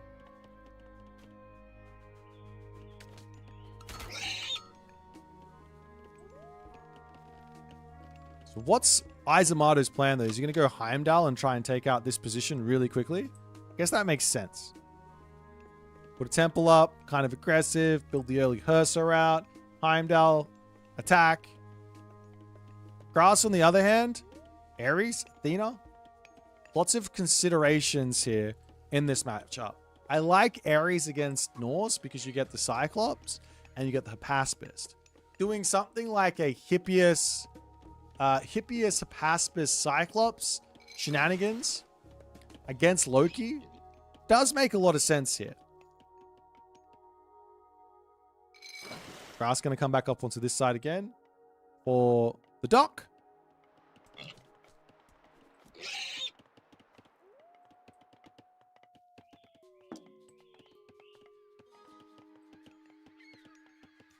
There are some relics to at least ponder. You've got the General Malagia statue over here. And so we've got the myth unit damage bonus against myth units there for plus 10%. Over onto this side, we've got a text of Imhotep. Building speed's a little bit faster. And over onto this side, there is the Harmonious Necklace. And a final relic at the top of the corner of the map is Tarawara Totter's Last Arrow for the divine damage of ranged attacks. Borsetti coming through for Eisomarto as well.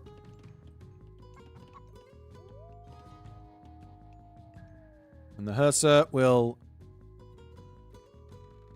slowly wander over onto this left position to try and take down these docks. And it isn't going to be the Heimdall. I'm surprised on that one. I think Heimdall makes the most sense here. Athena as well coming through from Grass. I mean, I get it. It's always nice to have Athena. But against Norse in 2026, with all the recent Norse changes, I just feel like you don't even want Athena against Norse. You want Ares, you want Hermes, you want Pan. Athena, I don't like Athena anymore. Anyways, Ajax here for Grass. Gets smacked a couple times. Another TSM player coming in. A legend.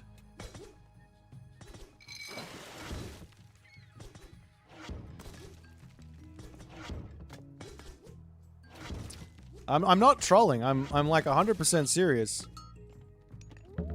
At the very least, you have to make Cav versus versus Norse at the moment. Because the Throw and Axemen lost a lot of their potency versus Cav in the recent patch, which allows your Hippias a lot more play. So for example, one strategy that Norse players used to love doing versus Greeks was Hursa plus Throwing Axemen. That now very much dies to Hippias. And of course, if you mix in the Pacifist or Hoplites, it's also really good. Toxotes are fine versus Throwing Axemen, but it's kind of like Archer versus Archer anyways. So it doesn't really end up being much of a muchness.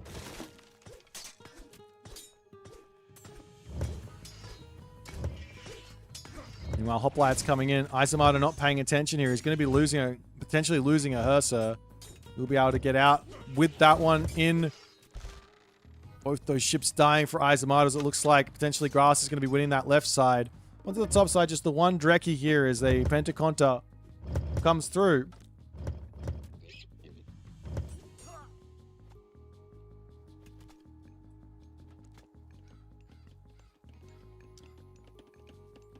Yeah, I guess, yeah, you're right on that comment as well. Like a Toxotes Cyclops also makes sense with early ballistics in. That makes a lot of sense too. Because then the Toxotes can erase the Hursa.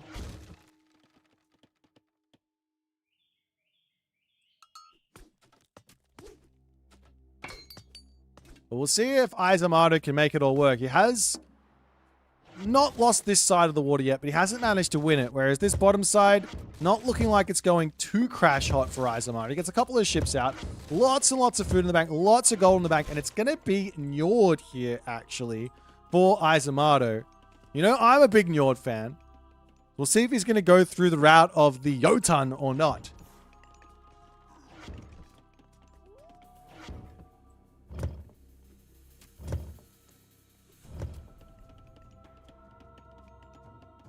Meanwhile, longboats slowly coming through from Eisomarto. He's trying to just hold on to these positions as long as he can. Trying to cause problems over here, but the dock has fallen.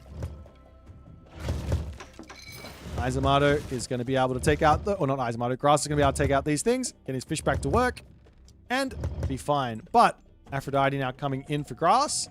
It's now Grass. I mean, the stock standard game plan here from Hades, and why Hades is so popular on this map, is put Fortress in center of map and start sieging. Because it's a close map spawn. You don't have a long way to walk. You just kind of charge forward, put a fortress down. The problem with that normally versus Loki is that Heimdall's in, Undermine's in. The other problem is Njord with the potential for Mountain Giant and Walking Woods shenanigans. It's the Hursa charging through, trying to take out the Minotaur. Heroic Age is in. Do we see immediate Jotuns? He did build a random troll. I don't like that. No immediate Jotuns. Eisomarto doesn't know. Grass pulling back into his main base. We've got a couple more archery rangers coming through. Onto this side. Eisomarto looking for that hill fort. Just to secure this gold mine. I guess he's basically going to look to do to Grass what Hades wants to do to him. He does get spotted here, so the hill fort is not going to be finishing just yet. Now we've got the Pacifist, we've got the Toxotes on the way. Walking Woods getting dropped here would not be a terrible move. So the trolls get a lot of damage done to the Minotaur. Mountain Giant takes it out as well. And Eisomarto pulls back ever so slightly here before turning around to take the fight. Hoplites and Toxotes will say, no, sir, no forward building for you today. As the curse gets dropped down, I don't think taking the fight after the curse is generally a good idea. Oh. Guy's doing the moonwalk as the Walking Woods and Mountain Giant will fall. It's a misplay from Eisomarto to be pushing that hard that soon. Now another great haul on the back, as I'm sure Grass is going to be thinking his own hill fort momentarily is going to be huge. But a 9 Hurry spawn comes through. Throw and Axeman going to be doing that damage there, as well as the Nemean Lion causing some problems. Restoration gets dropped down. Not the best of restorations here. To be honest, I don't think that even did anything. Generally, you want to save restoration for 175 pop.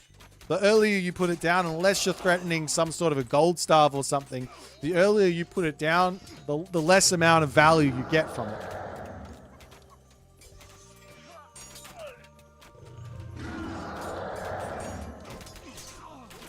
Eisomarto pushed back into his main base. He's got no gold for the time being.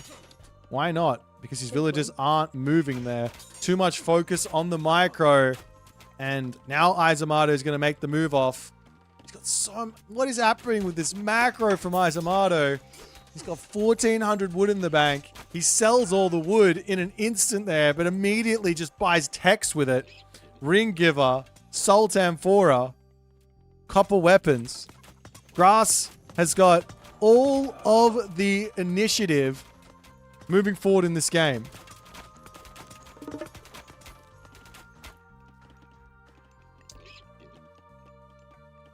One thing that Eisomarto could also do is just take the villagers off of wood. He doesn't really need to be building a huge amount of thrown axemen. Yes, there are the heavy hoplites, but all he needs is Jarls at the moment.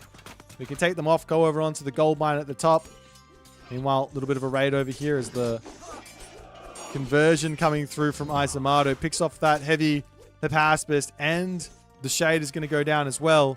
As the next move from Grass is very simple. He goes, hey, you're out of your base. Let me send you back into your base.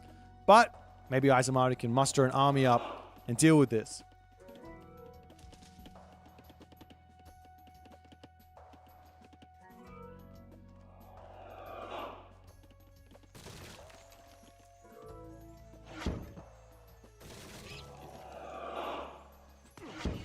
Metropolis is out. Fortress is up. There is still a Sentinels available, so if Grass feels comfortable, he might be able to move forward and just drop another fort. Never mind. I was going to say, if Grass feels comfortable, he can just move forward, drop another another fortress on the front, and then Sentinels on top of it for some very, very strong stuff there.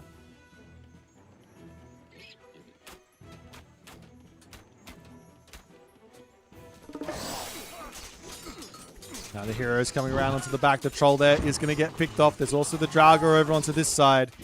Only a handful of thrown axemen as Eisomarto trying to micro this, trying to take down the Hypaspist. But there's just not anything left. And even with the help of the Healing Spring, it's just not going to be enough as Grass rolls in here. Taking out the market. The town center will be next.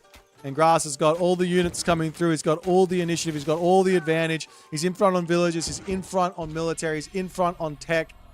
And that there is Eisomarto throwing in the towel for game number 3.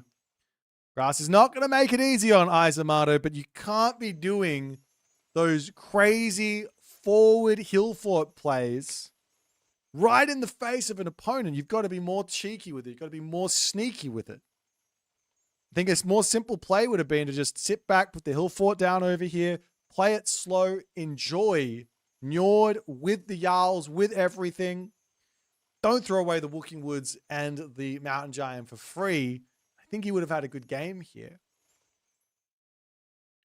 But nonetheless, Grass strikes back. It's 2-1. One more win, and he does go into the round of 4. We're going to jump back over to the draft and see what we're going to see for the next game.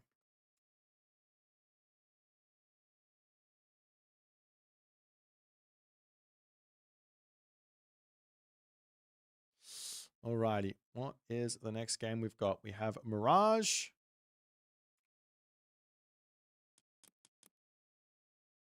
Thor versus Huitzilopochtli on Mirage. Alright, we got another cheeky little water map.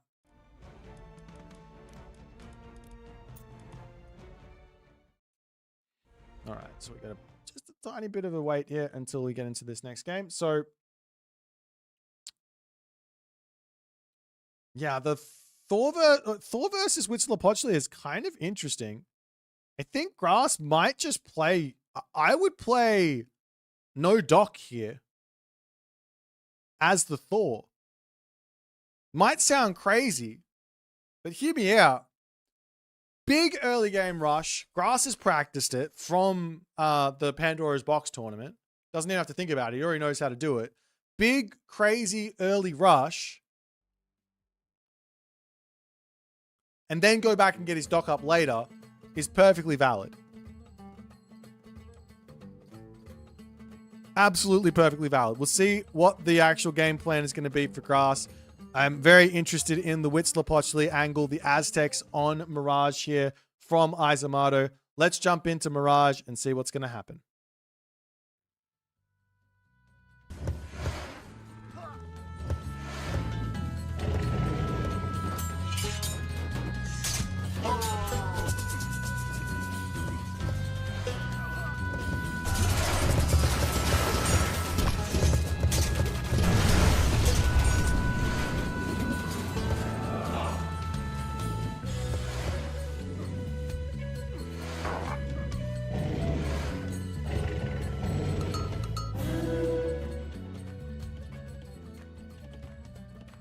And off we go in the right-hand corner. Grass playing as Thor. And we do actually see the dock start from Grass. I'm a bit surprised on that.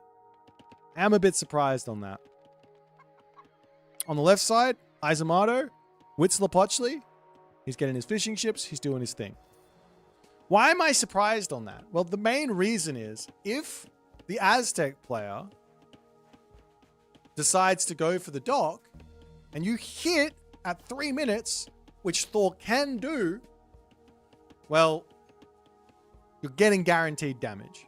You've only got to kill off 3 villages. I say only, but you've only got to kill off 3 villages or get a pretty decent amount of idle time, which will happen.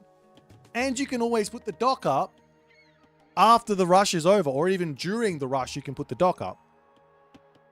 You can get your fishing ships in. You get huge damage done. You might even be able to force a defensive blood pact. That being said here, one idea for the Aztecs could be to drop an early blood pact onto the villagers here.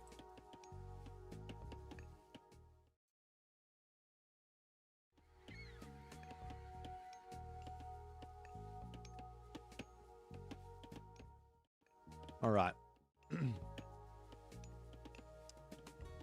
We will see how it all goes, but I am very interested in the whole thing. Up onto the top side, we have the Chocolatl. Literal chocolate here, just chilling, waiting to get eaten up. Hit points plus 4%. It doesn't get better. That is one of the best relics in the game right now, if not the best relic in the game. Over onto this side, Jade Hair, another amazing relic here. Grass, Freya, Bragi, Jade Hair. Hello? 7.5 speed Valkyrie? Are you kidding me? These are the things you miss out on when you don't play with relics. On the bottom side, we got the Huitzilopochtli. Not sure how to say it. Damage bonus against Myth units plus 10% there. And finally, on the top side, Feather of Jingwei. Plus 0.5 there for the wood trickle rate. Can you blood pact a fishing ship? Interesting question. Yes, you can. It increases gather rate by 10. That's actually not a terrible idea because you could just rebuild the fishing ship and it's fine. You don't slow it. You don't really lose anything. You lose 50 wood, but you gain, I don't know how much food. How much do you gain? 10. You gain a lot of food. That's hell worth it. That's a great idea. Give that man some credit for a great idea.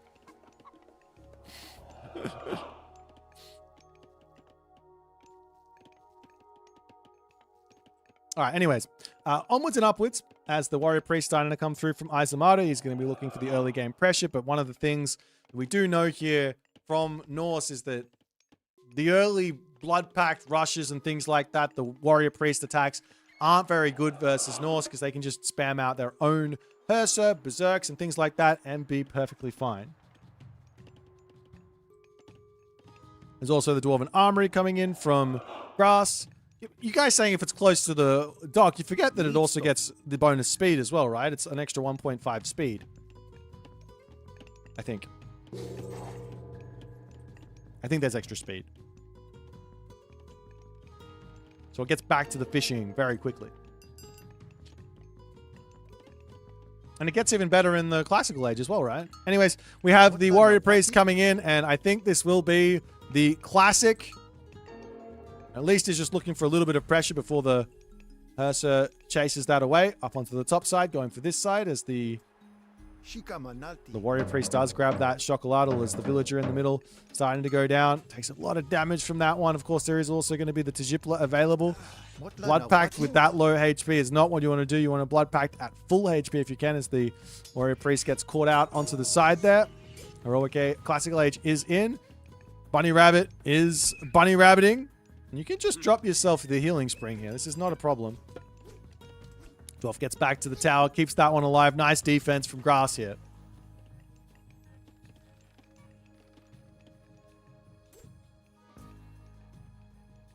Behind all this, no need to stay in the classical age, says Eisomarto. Armory coming up. He does have the double Noble's Hut, but Armory coming up. And I wouldn't be surprised for him to just go straight to the heroic age. I mean, for the moment, villagers will just jump onto cows, but he's also got himself the agave bloom. Warrior priest is gonna get back home to safety. Grass just chasing him to the edge of the earth here. Oh. Little bait. No. Grass chasing him to the edge of the earth, and I think that will be a dead berserk. Is it a dead warrior priest as well? No.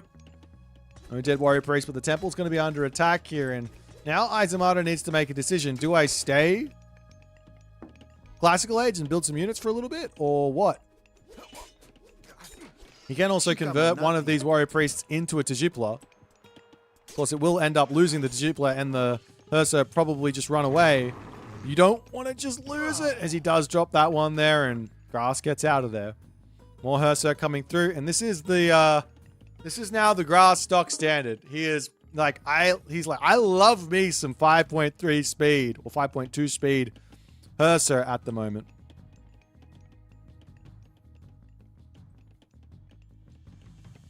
Why not? Pure Ursa and just see what's going to be happening.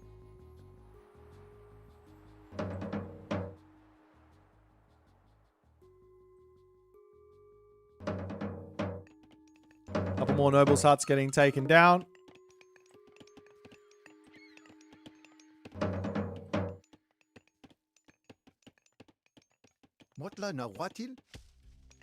That's the wrong button. I did fix the follow cam. There you go.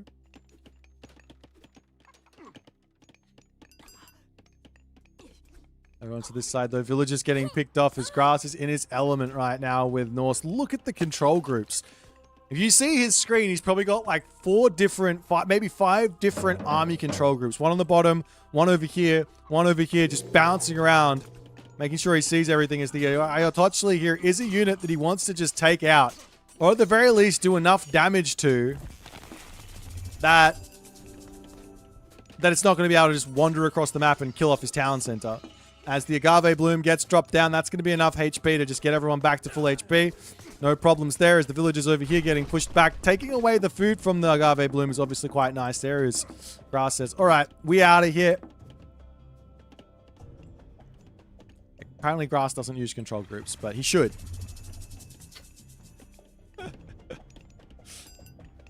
Control groups are everything.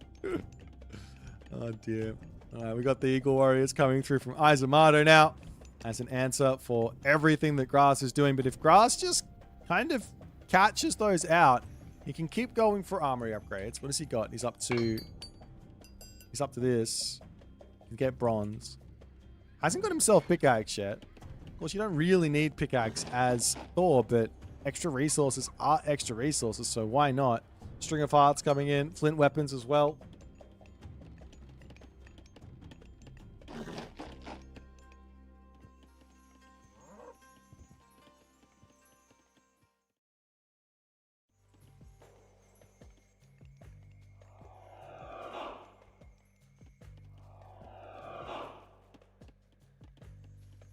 But just the calm before the storm, as the Ayototchli moving in, Try and take out the Great Hall. Waiting on everything here is the raiding cavalry numbers. They're in. A couple of raiding cavalry is scary for this amount of Eagle Warrior. Especially with the Hussar as well. As Grass sees the opportunity to just collapse in onto this. The Battle Boar sends the units flying as the Earth Monster gets dropped. But the Ayatochli here, that's going to go down. So no Blood-Pact Ayatochli just yet. Army charging after those Eagle Warriors on the back. And this is looking very, very good for Grass at the moment. Normally you get sent out of this thing and there's tons of units waiting. That's not going to be the case. And now Flaming Weapons is on the cards. And Grass, he is not part of... Actually, maybe I'm speaking too soon. I was about to say he's not part of the Recon school of just play it slow. He's going to full send here, but he does pull back. More battle boards starting to come through. That one will end up falling, but the raiding cavalry looking to try and charge after the backside. Hussars on the way forward. A hill fort coming up for Grass on the front. Will be nice. Secure that gold mine. And Grass just takes the small victory. Raiding cavalry trying to charge at the Eagle Warriors. You need a specific amount. Smoke trap. Doesn't really do a whole lot. You need a specific amount of raiding cavalry to actually charge in on these Eagle Warriors. And raiding cavalry are good versus these. But this is 39 population of Eagle Warrior. Yo. This is 20 population of raiding cavalry. And this is a premium unit as well. To some degree. It's a heroic age unit at the very least. So it does have some very, very good stats. But if you can get up to, I don't know, 30 population of raiding cavalry, you will kill them all and you will have everything remaining at the end of the trade.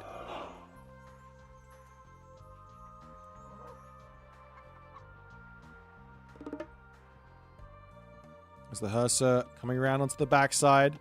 They will get revealed here. This is kind of dangerous for Eisomarto. As the Ocelot Warriors sneaking in onto this position. So just checking. There's villagers up here getting the walls up. There's an entrance for the time being there. As the raiding cavalry going after this fight. The battle boards will be a nice assistance against those Ocelot Warriors there. As the Hussar are in. Take out one villager. Villagers moving away from this side. Don't know why Grass isn't just looking for the collapse here. Like, he absolutely just wins this fight. Guarantee he wins this fight here if he just collapses. As more units are coming through, the longer Grass waits, the stronger this Aztec army becomes. As the Hussar splitting off, coming up onto the top, there goes the flaming weapons. As these Hussar are late to the party, but they're going to be coming in nonetheless. Can drop down some buildings as well if he wants to stop them from getting away from here. So the cavalry are a long way away. The wall a long way away as well, but Eisomarto, he's getting that one taken out by Grass as Grass prevents the retreat there as well. Now the speed walking from the Eagle Warrior reinforcements to get everyone back home, but the villagers onto this side now going down as Grass needs to think about splitting off onto there to take those all out. But nonetheless, now the main base is going to be under attack. Another Ayatochli comes in. Going to send everyone for 6. The 10-pin bowling is in session. Ayatochli gets blood packed, but I mean, that's not that big of a deal, especially with this amount of Hussar, as that's going to get cleaned up. And Grass looks to absolutely bulldoze the Eisomarto army here. Town center is going to be going down. Eagle Warriors popping out, immediately dying. And there's not much left here for Eisomarto. As Grass takes game number 4 and wins in 4 games, 3-1. Big congratulations to Grass. We'll see him tomorrow for the semi-finals, the round of 4. He is inches away from a ticket to Athens. He is showing his skill completely here. His skill is on full display. But the journey is long. We'll see if we can make it happen tomorrow.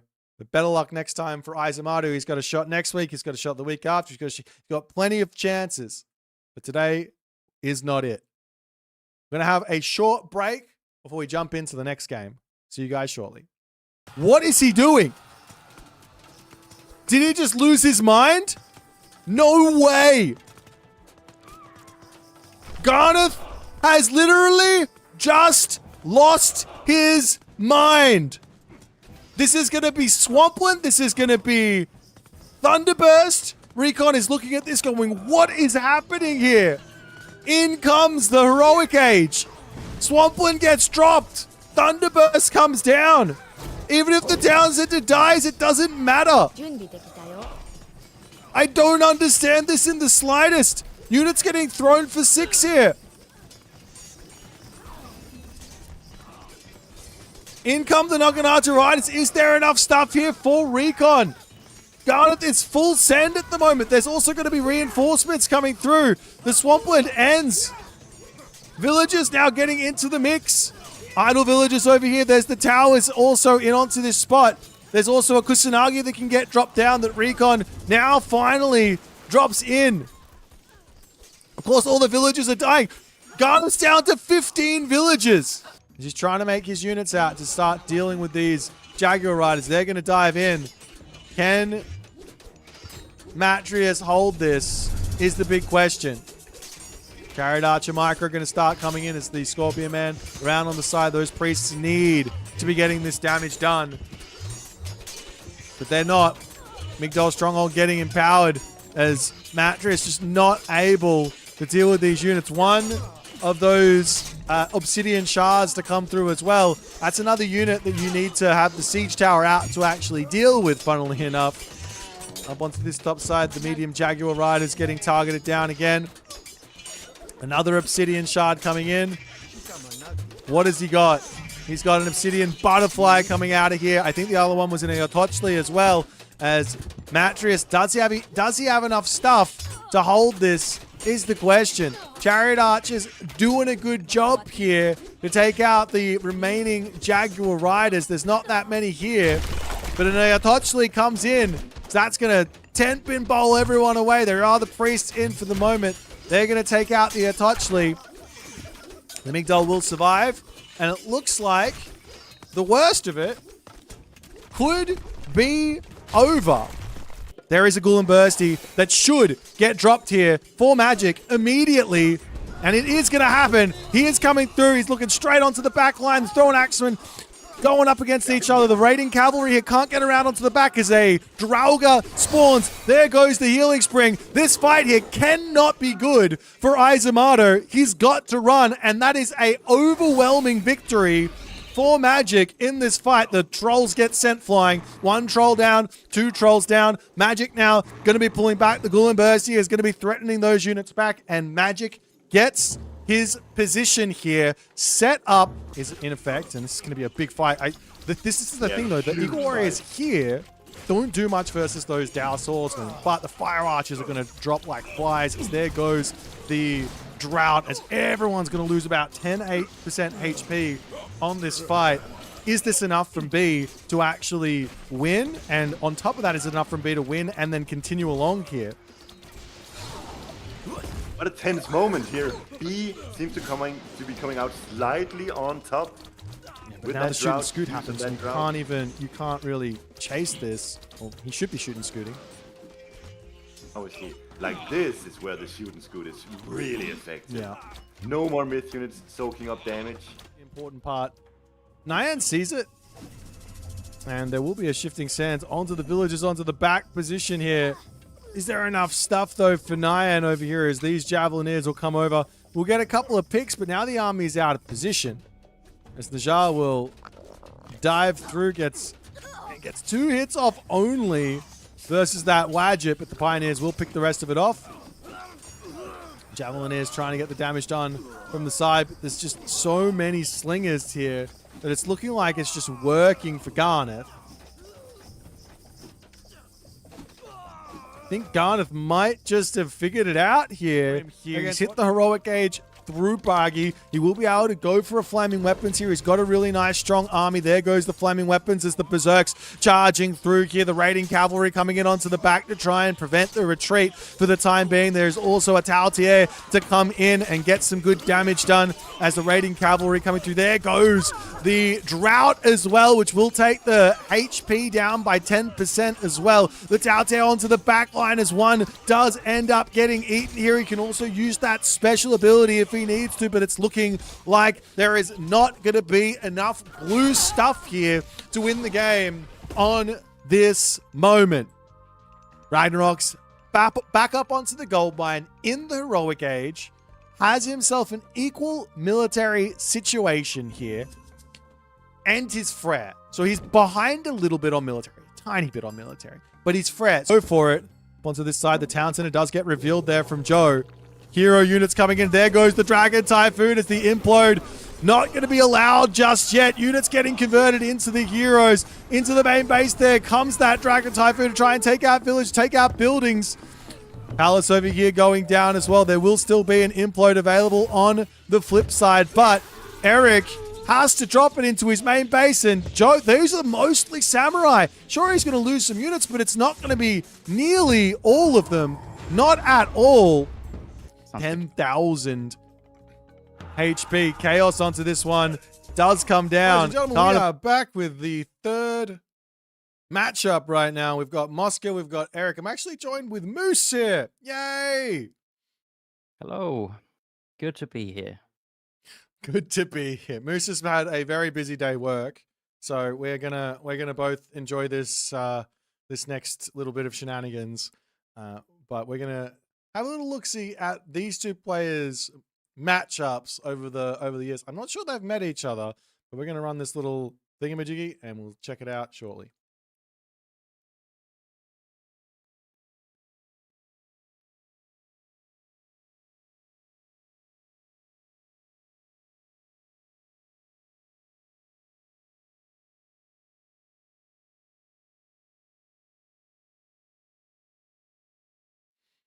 Alrighty, so these guys have actually met each other once before. Oh, kind of recent as well. Yeah, March this year. they didn't. The two Brazilians also. Yeah, I think that they play very different though. they do. They do. Mosca is a macro player. Eric is a. I was gonna say an aggro, but that's not the word. The word for Eric. He is a. Oh, what's the word? I know there's a word for this. It's a player. Abusive player? No. It's a player that plays like if you're playing. I'll do the chess analogy, and I mean this with respect. There are players, very strong players out there that play theory. They play theory really, really good in chess. Hmm. I want to say Eric is a theory player. If you get him out of book, things start to look a little bit wonky with his decisions and with like the way that he makes the game play. But if he's in what he knows, he looks like $1 million. Yeah, I think that's fair. He's been known for those like kind of fast mythic, crazy strats. I know that for one of the tournaments he trained with the Mister, and that's obviously what he does very well. Is he has his playbook of this in this matchup I do X and I do X very well. And yeah, I'd say I think that's spot on. That is what he's like. And Mosca's one of my favorite players to watch. He plays completely differently to me and how I how I like to play the game, which is full aggro. But Mosca, he kind of makes it look easy, to be honest. And Yeah. he's definitely one of these players that's got he's just always getting better. Yeah, and when it comes down to it, Age of Mythology, if you can play reactive and you can maintain the chaos and you can ride the chaos wave, you're going to live a really, really good time. And you're going to have a lot of success in this game. But let's just say this, Yeah, I think- Moose. It is time to check out the draft because these guys, they're already on the way in their game. We've got about 4-ish minutes. But let's check out the draft and see what's going to happen.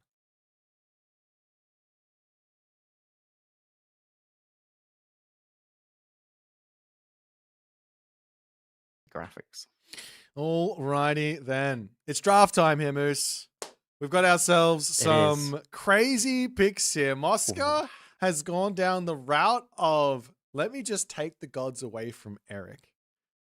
I also like that first pick of Mosca. I think literally every game I've seen of him in recent tournament memory is a first ban Poseidon against this guy. Yep. So him getting his best god, and then straight after that, just double take away from Eric is one way to draft. And that's, I think, a lot of players like to go for what they consider the meta is. Like, this is what Eric's done. He's gone for the Susano, the Amaterasu, the Tezcatlipoca. Maybe not that one. Maybe that's kind of the other Aztecs kind of take priority normally, I would say. I mean, we are seeing a bit more Tezcatlipoca. But yeah, I like comfort pick into take away what your opponent wants is definitely a good way to play, in my opinion. It's just really interesting because recently a lot of players have been not really enjoying or saying they've been losing with Greek. Now, Greek got somewhat of a bit of a rework recently. I would say it got a pretty massive buff from the way that I see the game, the way that I see that change. You now can really amp up your favor generation. So if you're like keyed into that and you have a really good plan for how you're going to spend that favor, how you're going to play, then the Greeks are going to feel amazing. And Mosca first picked 3 Greeks. Now you can say what you want about trying to keep it away from Eric, but I think we all know that Eric, he'll tell you what he thinks about the Greeks. He does not value them very highly. And well, you were saying about Tezcatlipoca. He apparently, what I've been hearing is that Eric has been coaching all of the other top players on how to play Tezcatlipoca because he has been dominating everyone with that god. I know there are a lot of Tezcatlipoca mains out there. It's one of those ones that's really crept up recently of just whenever the new Civ comes out, I swear there is just always one that people gravitate towards. And it wasn't Tezcatlipoca to start with, but definitely after some of these changes, Tezcatlipoca started to look better and better. And he can do some crazy stuff now that the others really can't do. Yeah, I totally agree. There's this really nasty fast heroic for Jaguar warriors that everybody is loving to do. But the problem with that is if it's telegraphed, it doesn't matter if your strategy is an S tier strategy. If you just say, I'm doing this thing, your opponent just needs to take you just a little bit off the railway tracks. And now all of a sudden you've lost that timing, you've lost that advantage, and you've lost the chance to win that game. But Moose, our first matchup here, Zeus versus Demeter on Budapest. Yeah, this is a matchup that I would not have expected here. What do you think? Each time that I've seen Budapest it's a lot of focus on those side waters. And I don't know if Demeter really wants to play that. It should be like a Mirage pick where you want that like safe food, second TC or village center kind of strategy. I just feel like Zeus is probably just in the driver's seat for at least the large portion of the early game. So I think Eric's gonna have to pull something out, and he's obviously cooked something up for Budapest. He has to have. Well, we don't have to wait any longer. We're in the game. Let us jump straight into Budapest. Roll the clip.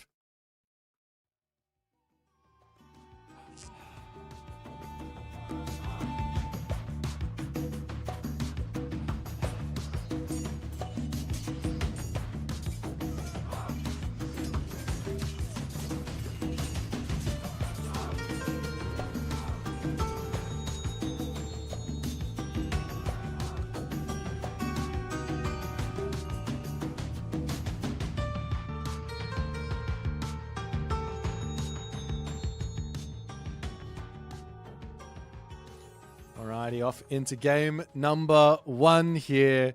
In the right-hand corner of the map, Mosca playing as Zeus. And in the left-hand corner of the map, Eric BR playing as Demeter. I am joined with Age of Mythology's very own quick tips guru, I've got Moose AOM with me, and I am excited to watch some Age Mythology with you. What do we got happening What here? time are you at? We're currently at 40 seconds. You're going to zoom through and catch up. It's going to be beautiful. Okay, I'm at 44. Does that sound good? That's perfect. That'll do for me. Very nice. Close enough. Good to be here. And look at this. Some early shenanigans right off the bat. Yeah, I don't know if I like this usage of Wither in the slightest. It didn't actually do anything. It killed off a couple of trees for later in the game, sure. Maybe Mosca has to drop another storehouse down somewhere else. But yeah, this is not the usage of Wither that I like. I want to use Wither to run away from my opponent or chase my opponent in at the moment, because Wither's main benefit is twofold. There's two main benefits, right, Moose? First one is I kill off farms. That's really nice. The other one is I can slow my opponent's units down and I can get some damage done. This didn't really achieve much of anything. No, and the slow got buffed recently, right? So it's just even it's even better with that usage. It's got, I think it was like 10%, which isn't nothing. Especially if you are going to be up against some kind of, I don't know, this like restoration or bronze kind of push. It could just slow the units down enough to kind of get out, or maybe get an advantage before that happens. Yeah, it's a bit of a weird one. If you use it on a wood line early, it makes sense on certain maps. If you play like Key or something, where like you know the wood line is really, really small, and then all the other wood lines are open. But I mean, yeah, just whenever Mosca gets to a point where he needs to move on to the back of this wood, he can just move the storehouse. I think he's absolutely fine to do that one. But He's I don't know, rebuilt just it. flexing maybe. He's already rebuilt it. Like he's ready to go. It's like, okay, no worries. Of course, you have to invest. He already has. He has to invest an extra 50 wood, but like, I mean, we don't care about that. Not in the slightest. Okay. No, and both players going for the side fish first. What's your call on that? Do you want to get out on the map, go for both sides, or just secure the one side? What's your thought path on this map? Well, there's the risk of going to the middle and then getting hit really early. So this is a short map. So some type of, if you go, so what both of these players have done is they've gone top side and bottom side docks, and they've tried to get as many fish as they possibly can. And of course, if you do that and your opponent just goes for the back dock and you end up getting 16 extra fishing spots than your opponent, you're in an advantage. It's fantastic. There are some weaknesses to this, which I haven't really seen anyone exploit yet, which is a quick advance into early pressure, taking out the docks and then taking the fish for yourself later. But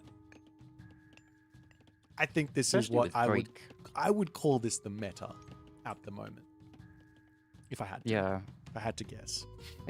With the amount of, just walking time, amount of resources you put into docks and everything, it's quite a late uptime on this map. You could definitely get some big damage done with your Greek heroes. I remember you mentioned this, maybe it was the last tournament, you were mentioning why not go for a fast uptime with Zeus, put some pressure on. And I actually did it against Divine, because I rolled Divine and I was like, well, I'm losing this, so let's just try this strat out.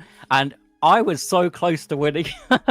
Yeah, man. Because he was not ready for it, because nobody does that. No. But actually, if you move in with your Jason, your Heracles, your free Minotaur, second Minotaur going in, like it's serious damage. Yeah, there's guarantee. It's guaranteed. Your opponent has to respect it, and you've got, especially with Zeus, you have the regeneration on the hero. It's like if your opponent's not ready, doesn't have a temple up, is busy spamming fishing ships. All of a sudden, you can cut their fishing ship spam as well, because then they go, oh crap, this is not good.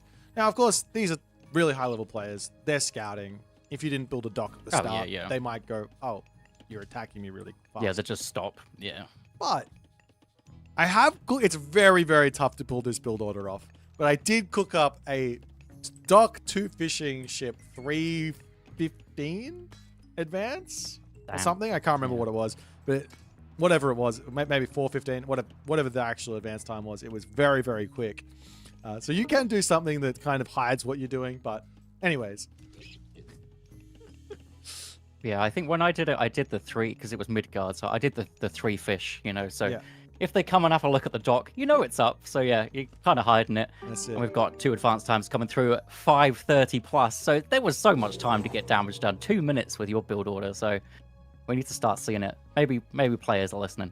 Maybe. I doubt it. I've thrown out a lot of strategy ideas, and I don't think it's stuck yet. Not one. Actually, I did constantly say build the dock in the middle of the map in Pandora's box, and now it seems like everyone's caught on. So at least I got that one right. Everyone was a back dock, yeah. I got that one right. 50% or like, yeah, of the all time, right on their side, yeah. 50% of the time, I'm right every time. Exactly.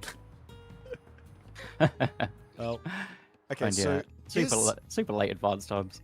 Yeah. Armory even coming up. So the main concern here for Mosca is something that you're also concerned with when you're playing against Hades on this map, which is basically just having... Oh, Minotaur's coming through. We can talk about this later.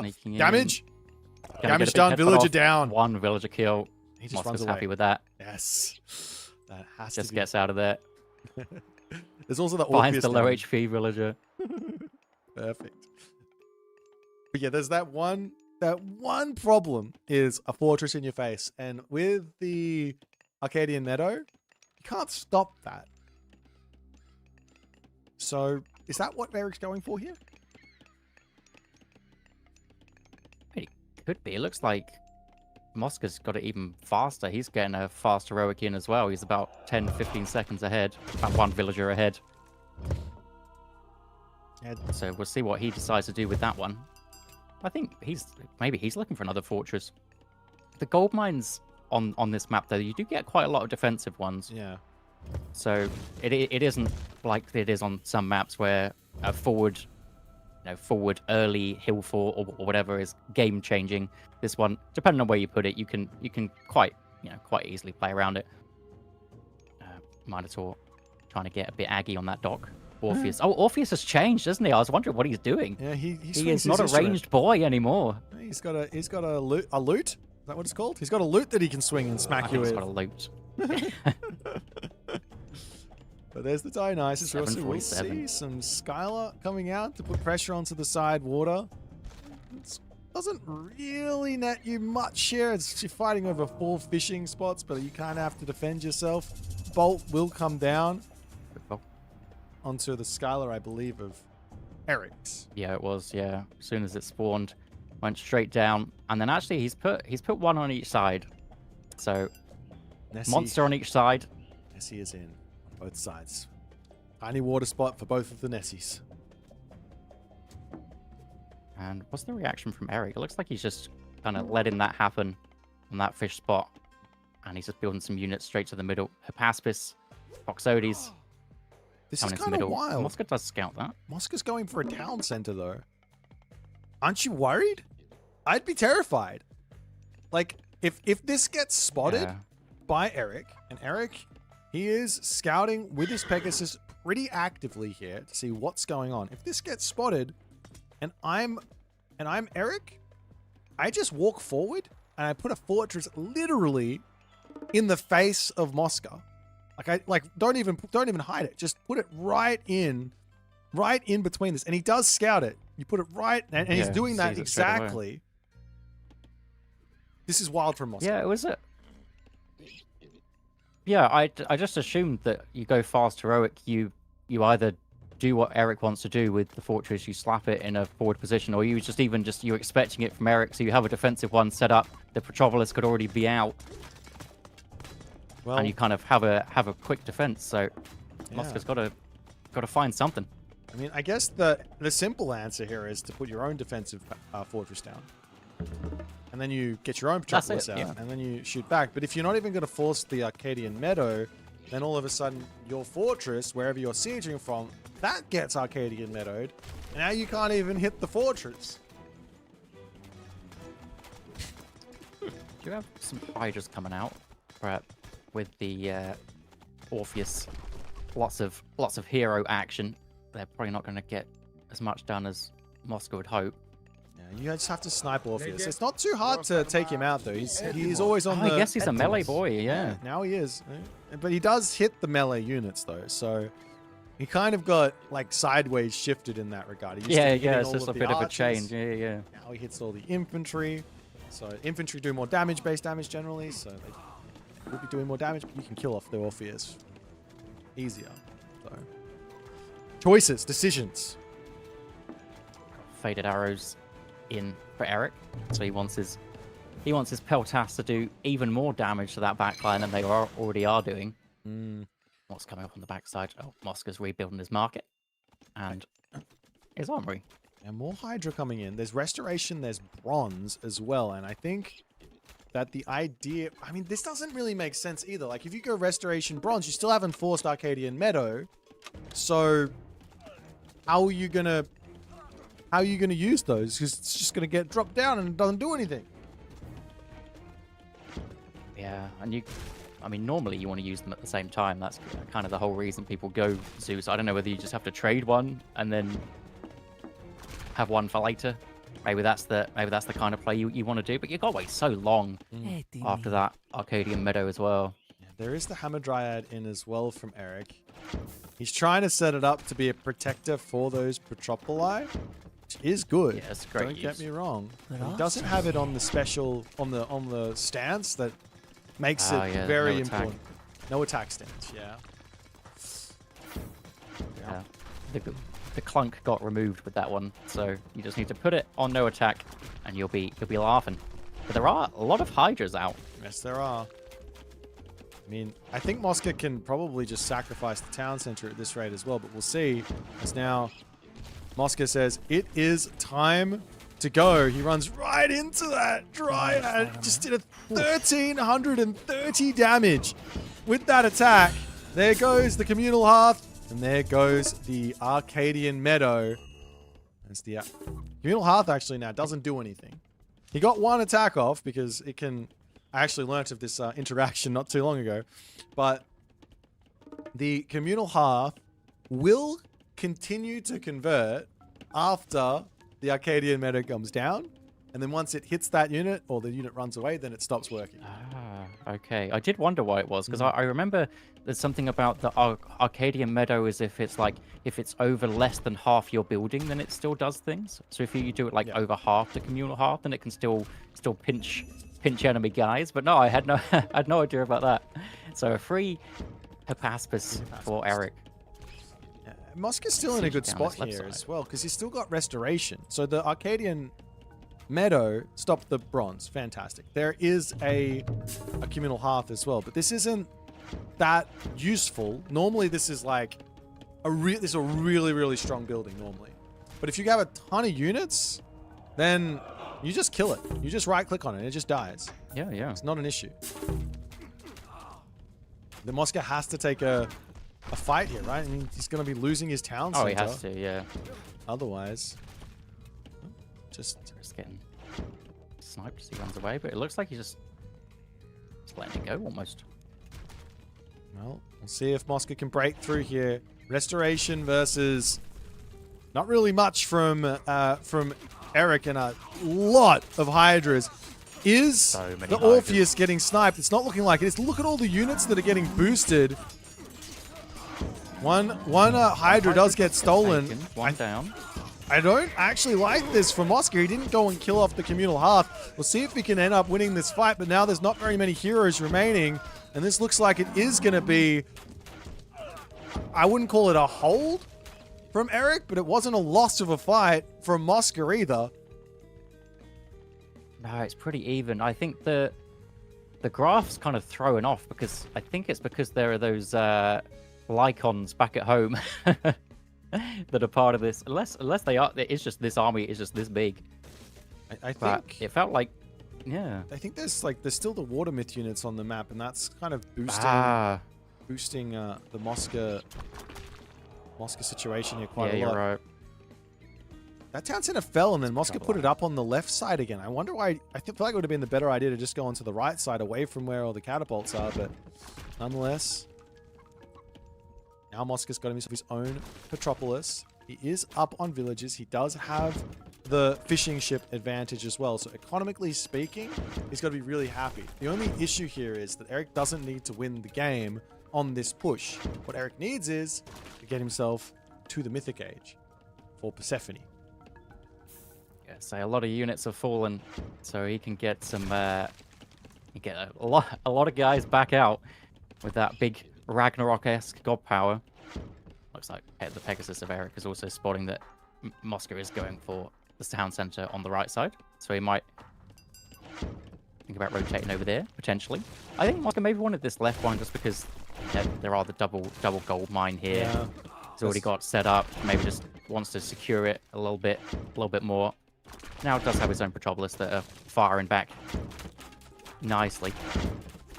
Yeah, the Petropolis versus Petropolis shenanigans. It's a tough one, but It's yeah. Oh, looks like Eric's going straight back in though. Only one Hydra left for Mosca, and that's basically his entire front line.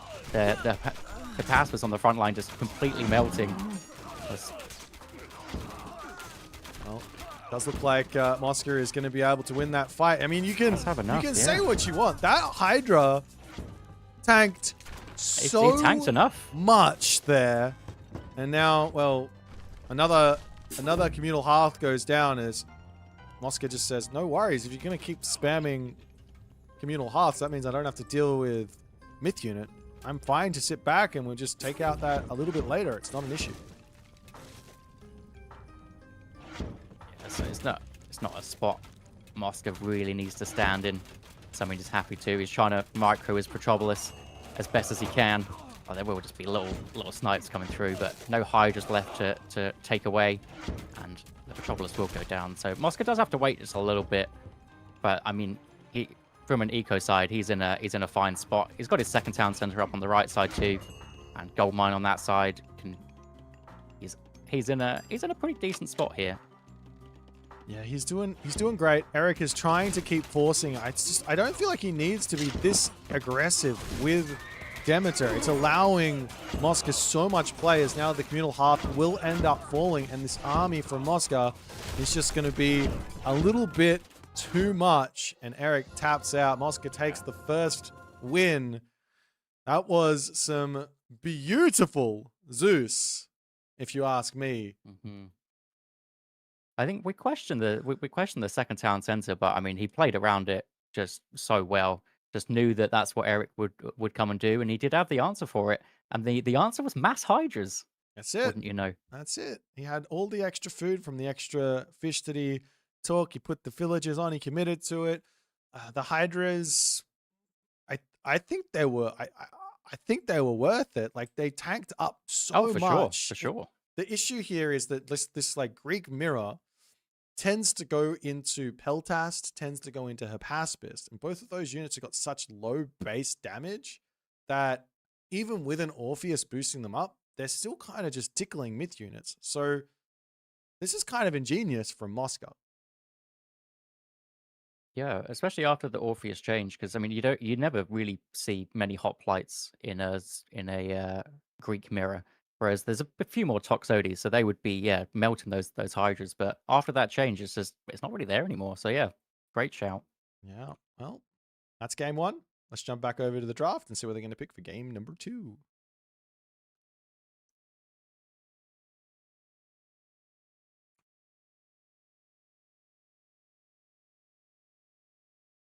Alrighty, we have ourselves a new map. It's Giza. And on Giza, Mosca has opted to go for a god that I wish he would stop going for, but maybe he's going to prove me wrong yet again. He's opted to go into Ra, and he has met with Eric's Tezcatlipoca. Alrighty. What makes you not like the Ra? Well, there's just so many counter gods here for Ra. There's just so many. If I look at the Eric BR list of gods that I don't want to play against if I'm playing Ra, and this is my own personal opinion. Of course, Mosca plays insanely good Ra, so maybe he doesn't care. But I don't want to play against Susanoo. I don't want to play against Amaterasu. I don't want to play against Tezcatlipoca. I don't want to play against Gaia. I'll play against Thor. So that's 4 matchups I don't want to deal with. Yeah, that is a little bit rough. What so what is the Tezcatlipoca game plan now? Is that fast heroic into Jaguar Riders just too good to pass up most of the time? Or Well, or do you like that kind of early pressure full what I'm going to call barracks units in the early game? well, I personally haven't had a huge amount of games with Tezcatlipoca. I didn't. I don't really like. He's just so fast heroic orientated. Hmm. Everything that he's built around, all these unique bonuses just get better as you get to the next age. It's just everything is saying, "Hey guys, go heroic age." You get the obsidian shard that gets better as you get to the heroic age. Um you unlock the Jaguar Rider that says get to the heroic age, and I'm a classical age enjoyer. I like sitting in that classical age for Hmm. as long as I possibly can. So yeah, that's the strat. Get to heroic age, put some pressure on. If it's an open geyser, it's going to be very valid. If it's a closed or defensive geyser with bat gold mines, you know, Ra's got a shot here at surviving. Yeah, and I think quite often in these tournament games that we have seen a lot of 1 TC full classical age Ra as well, Mm. bringing in the Wadgets or the Sphinx, whatever angle you decide to go for, and it does feel kind of all or nothing though, but I wonder if that's the style that Mosca's going to go for. Not really his style, but could potentially see it. Alrighty, well, I'm at 3 seconds here. Oh, so am I. Perfect timing. Perfect. Let's jump into game number 2 and see if Mosca can make the Ra work and prove me wrong for another time. Let's get into Giza.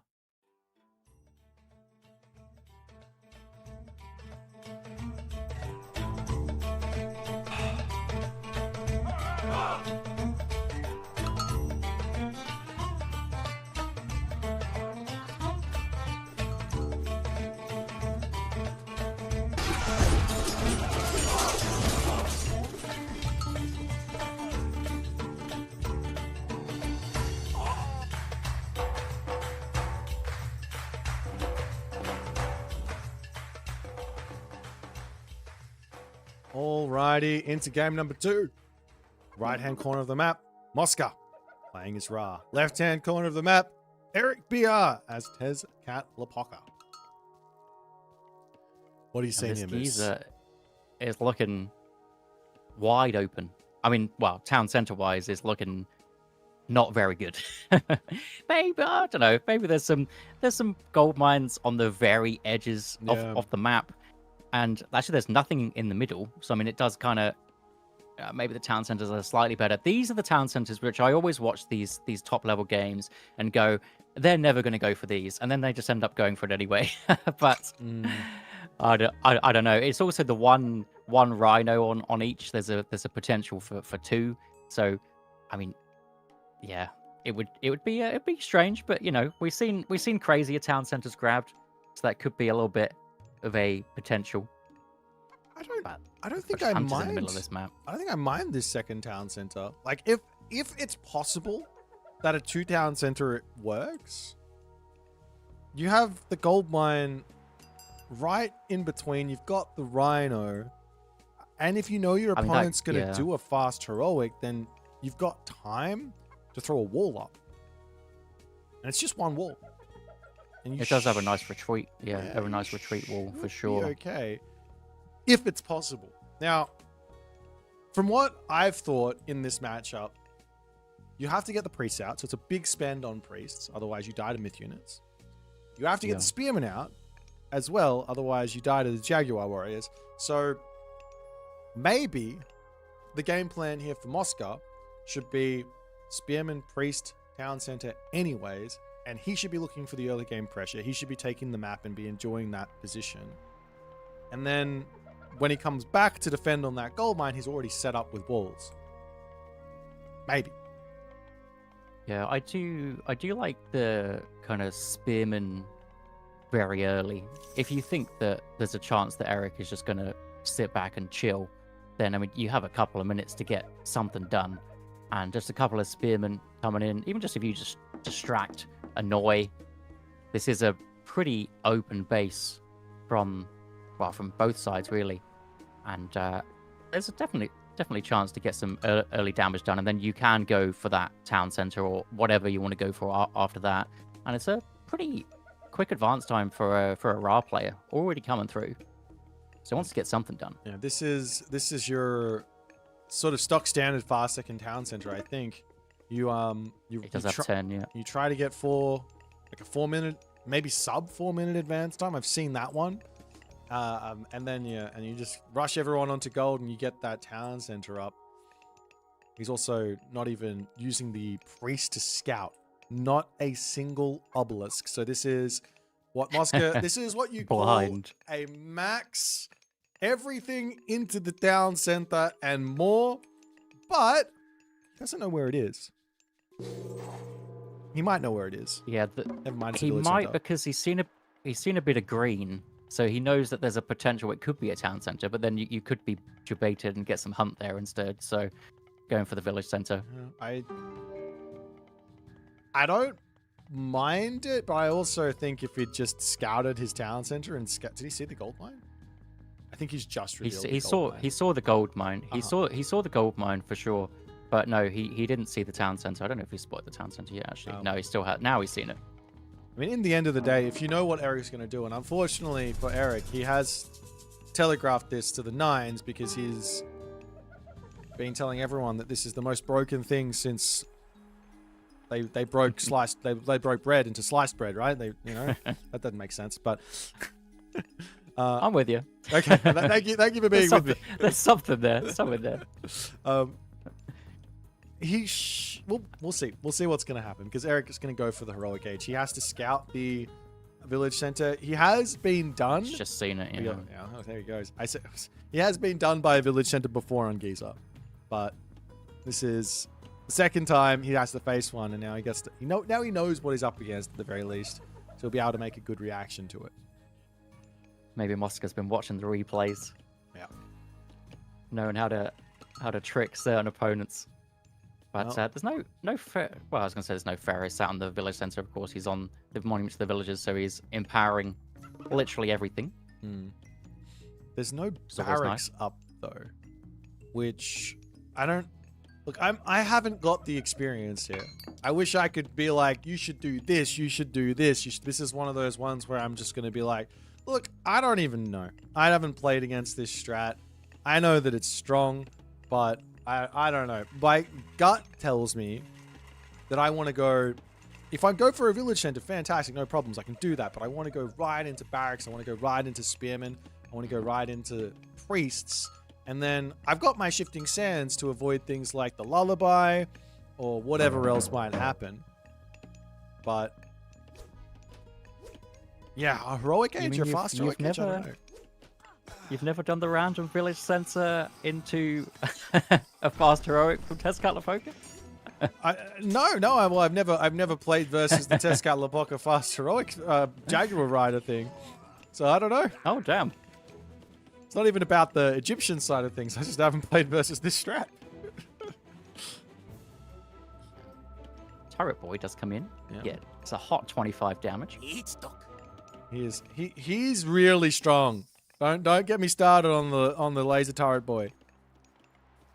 He looks like he's having a great time, and that's good enough for me. The thing you got to remember about this guy is with Tezcatlipoca, he gets really strong in the heroic age. He costs 11 favor, 145 gold, and only 2 pop. With Quetzalcoatl, you get him out with bloodletting, so you don't have to spend any villager deaths to build the guy, and you don't lose any economy, so you're able to spam him out. And he only costs 2 pop. Only 2 pop is the big headline. Oh my god, this unit is great type. 2 pop, yeah. Just means you want to get that death ball of about 15 billion of those guys and just live the dream. Well, There's no surprises here from Eric. He is No. confident, and I could be wrong, but he might be just looking to run in here and literally drop his Great Temple down on this back gold mine. Oh yeah. Warrior Priest already in the right spot. Magic goes down as well. No pesky snake to pop in, see what he's doing. I mean, to And some there is degree, a it's a bit risky, right? Like quick Sobek on the other side. you just shifting sands with Skin of the Rhino onto the Great Temple and just kill it. Like when it's at like, I don't know, 60% finished. Wild ideas from me, but I don't know. With some of these games that we've been seeing, it looks like villager rushing is definitely a thing, especially from the 3D boys. shout out to They're absolutely loving it. There's some. I think they've unlocked something. Yep. Well, here comes the rock. It might be able to spot this Great Temple, and there was Skin of the Rhino in. Does he have the time? It's 30 seconds. He spotted it. I don't think. He's just missed it, but it's too crazy, right? You can't. He's going to drop the Starfall down, and then unless you've got yourself 15 billion priests, you're just going to die. As the Migdol Stronghold will be up. Farms now coming down. That also hurts Mosca here because that's gold that he's not going to have to spend on camel riders. yeah, true. I mean, he's going to get a pretty quick rain off. But there was just something that I noticed that just went on there. And there's been a nerf to the rock where now Now he gets attacked. He how actually many jumps damage. how many times has the rock been buffed and he was finally in a spot that he was somewhat playable in niche kind of situations, but now does he have any use, the poor guy? Homing missiles on him. Not even a Pegasus, not even a scout. Oh well. Immaculador just came over and said that there's currently a LAN going on for Age of Empires 2, and Nilly just gave us a shout out. So shout out to Nilly and the Age of Empires 2 big boys. Hopefully we can get Dowd in for some co-commentary. Alrighty. Well, Jaguar riders are sneaking around. yep, they're all over the That place. jump.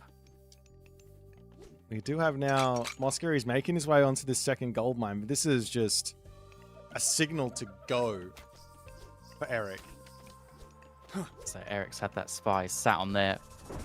He knows exactly what he needs to stop. Warrior priests coming in. They don't do too much damage anymore, but I mean there's just the sheer volume of them. Yep. Well, the villagers are in. He doesn't have survival equipment, which would be something that I think grab that, and then you can kind of just say, yeah, my Egyptian army is not very good, but I do have an army of villagers. And the Egyptian villager is the original Guafu Mountainous Might super unit. And it is actually going to come in. He's already got Skin of the Rhino too, so these are as chanky as villagers get. Big Focus he on the killed back. off all the villagers. That's huge. The Jaguar Riders are there to get the damage back, but that there is what Mosca needed. And he's going to take out the last one as well. Loses 2 camel riders, but look at the villager difference. Double There's still for Mosca. there's still a god power, and here's the thing: what Eric can do is he can charge in, lullaby the camel riders and the priest, drop down the starfall out of range of wherever that lullaby is, and then kill all the villagers on the gold mine. Yeah, is Starfall one of those god powers you can't shifting sands out of? I imagine. Oh, actually, It's you one might of be those able to ones shifting that sands out of it. blocks. You might be Yeah, able to. because the lullaby you can, but heroic age ones are kind of hit and miss. I'm not sure. No, I don't think it blocks god powers. So he can shifting sands here if he wants. Jaguar riders though, they're just scary units. Looks like he is exactly going for that one. That How wasn't, fast can your little villagers run? wasn't exactly what I meant, but he goes for it, and the villagers will simply just get back into the Migdol, no problems. There's just so much stuff here for Eric. Eric has to hit the go button. There's a village center. He needs to garrison inside of that. Actually, there's so much damage coming through. And now the Camel Riders will just pull back into the base. Does he have crenellations? Yes, he does. So all the town center, the Migdol, the tower, everything is doing damage. The village is now going to come through, and It's just coming over. I think Eric may have overplayed his hand here, Moose.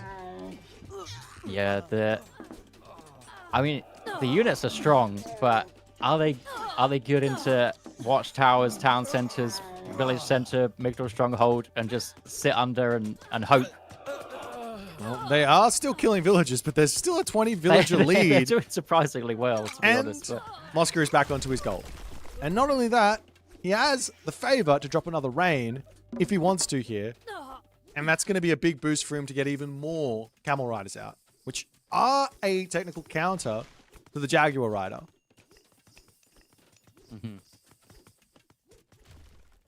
yeah, actually, they're pretty close in stats. Of course, the Jaguar Rider just has that big jump, which is the kind of difference maker. But yeah, they're matched up pretty well. And Eric just trying to come and surprise Mosca. Maybe he wouldn't be ready, but he's sat in the right spot. He's got his camels in. I just think the Migdol stronghold placement from Mosca was just absolutely spot on. He almost baited that out, thinking that this was fine. But the double buffed villagers with their tanky 69 HP and a dream, they did manage to get back. Did he even lose any? There's so many low HP. Look, I'm gonna spoil it because I just got a message. There has been a unfortunate bug splat. So Oh, no. I'm asking if they can save or continue along. Apparently they can't.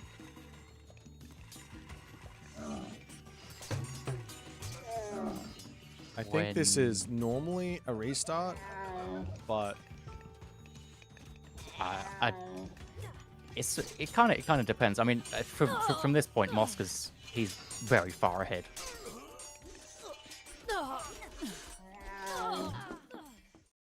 well, we'll see where the game finishes up here. I'm sorry to be the Yeah. bearer of bad news, but we might have to do a restart here.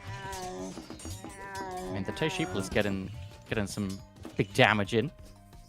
Yeah, it's the thing is here, it's 1.9k military to 940, even if you've got a villager. Yeah, lead, so this now is- it's quickly changed. Yeah, exactly. So is it? It's a big attack from Eric on that last push, and those guys are looking scary. All right.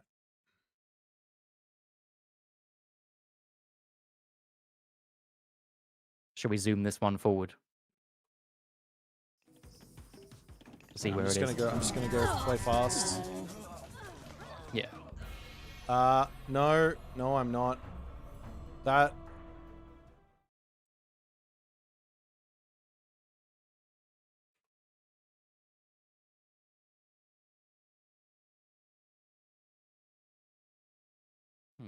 No. The bug splat happened, so he would have been AFK for a minute. Yeah, no, it looks like a restart. Oh, is it Mosca's bug splat? Yeah, I think that bit was too close at that point for sure.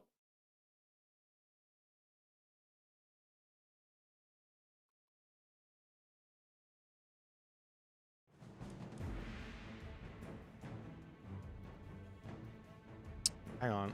I'm just gonna watch this recorded game back, and we're just gonna go to 15 minutes and call it from there. I think, if it's a Eric win or if it's a replay. I just want to see when. I just need to see when Mosca dropped. I want to be fair on that because it's not fair if. We're just going to check the replay and have a quick look here. Sorry, guys. We need to get this done quickly, otherwise this day is going to drag on. So, there was just a bug splat. I don't really know why it happens. Stuff happens in these Age of games.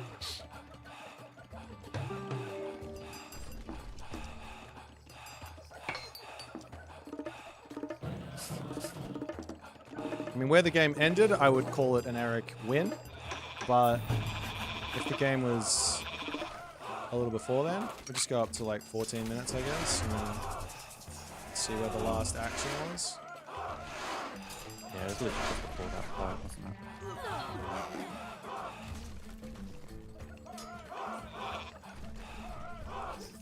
Going.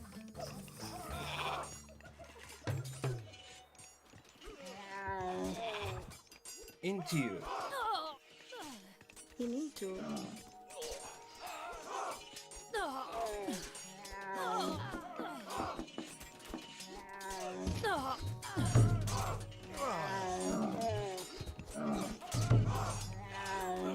Going. Ungarrison there. Village is dying. Enrage. So, is it just before the next fight? Is that it? Village is back out. It's in. Village is over. Still good. Still moving, still playing the game. This here is where I'd say the game went out. Yeah, he's not building anything. I'm just going to keep going and make sure there's not another action. So right now, I would say he would have ran, he would have built more units, he would have used his villagers to attack, he would have probably continued in the game. Stop doing this. I need an admin for this. Yeah, that's a bug splat on that situation there. Okay. I think that was. Let me just go to what the military diff was there for the last little check, and we'll yeah, it's like 600. So I think we have to restart. Sorry, guys.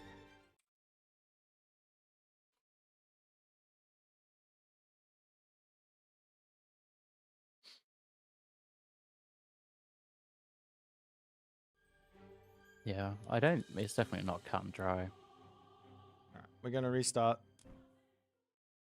That's I look.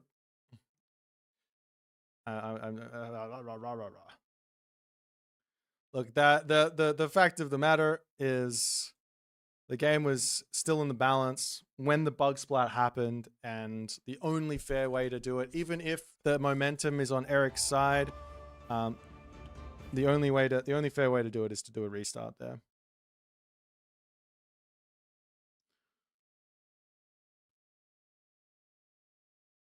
Yeah, no, I agree.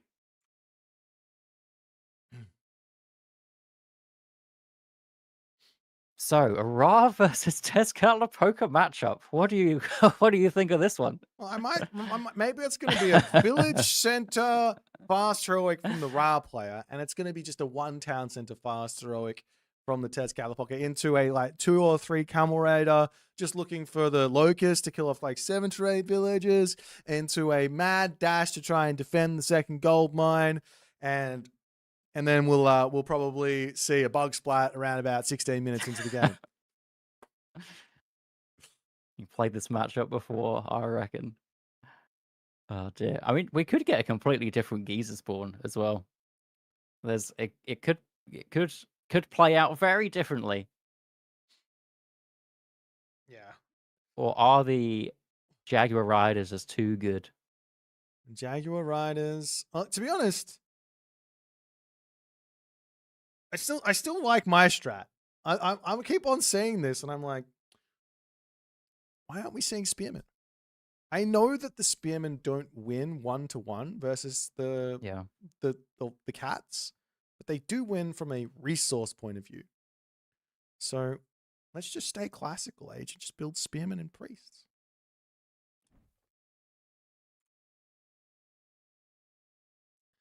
All right, these guys are off to the races, I think. Oh, no, they're not. No, they're not. They're chilling still. Spears get whooped by Eagle Warriors. Yeah, but he's not going Eagle Warriors, is he? He's going Jaguar Riders every single time.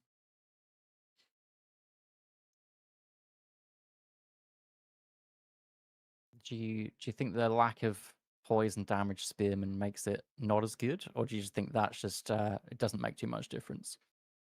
Because obviously you don't get the Anubis with Ra. So with Set and Isis, maybe it feels feels a bit nicer, but then he wouldn't have been able to do the whole. I don't know. I guess you wouldn't even need to sit back and do farms then, would you? You would just be completely different stance. I think there was a lot of time to get damage done. Also, like it's slow to get going. This fast heroic. They're expensive units as well when you get there. Yeah. Yeah. I don't know. Well, we'll see if Mosca's got a different approach. He's revealed his first approach to Eric, and I don't know if he's happy or unhappy about the position he was in. Like, when you think about it, he was behind 400 resources. He was in front maybe 20 villages. So Yeah. he has the ability to just bring in 10 villages, which with Skin of the Rhino and survival equipment, they're worth probably, I'd say, about 100 resources apiece with those upgrades in terms of military value. So he's actually able to just use those to keep himself afloat. So I think he might try exactly the same thing again. The thing is that Mosca got probably an absolute max value locust in that. Does that game look different if he doesn't get the like all the gold mine villages in one locust? Like that was pretty ridiculous. I think you can't expect that or even close to that every time at least. Yeah. All right. Well, it also has the potential to be a completely different Giza. Like that one, I would say that spawn of Giza, that seed of Giza is the technical term, was pretty defensive. Like you've got a corner of the map close to your main base, second gold mine. Sometimes those gold mines are spawning pretty forward, pretty far away, and it's not as easy to get to them. Yeah, for sure. And there's also an option for it to be even more defensive. I mean, maybe not that gold mine. That one was special. Yeah. I got Nakamura RTS poking fun saying, imagine if we had save and restore from replay like StarCraft. You know what's funny? On Legacy, we did have save from replay in Legacy. You couldn't restore it to multiplayer because the technology wasn't there, but you could restore it in single player. It was we'll just go down. We got 2 minutes and or 3 minutes ish until the game starts. It was a way in which you could detect if someone was made an illegal action. So you could save the replay, go into the live game with that save file, and you could see if someone was cheating with map packs, if they made an action that otherwise they couldn't have possibly made. So you could 100% confirm someone was cheating. Anyways, outside of that was possible to do. You can't save, I think, the replays now and then play them from single player and retold. But yeah, save and restore. It seems like something that should be able to be done. Yeah, it would make this much easier. That's for sure. Yeah. I think the same issue exists in Age of Empires 4. I remember reading about all the drama from Beastie and his issues with having bug splats in his tournament games. Always fun. Yeah. It's just rough, isn't it? Because you'll always have people on both sides that think a certain player won or whatever, and then they're gonna be not happy. You just gotta not tilt from it. Basically, if you're a tilter, Yeah, just gotta go back in. You could do the salty run back if you want to do the salty run back as strat, but there's some kind there are some unwritten rules to this type of thing in the like top levels players. Like for example, don't change your strat when the block splat happens. You should just do the same strat, exactly, like just play the same way through.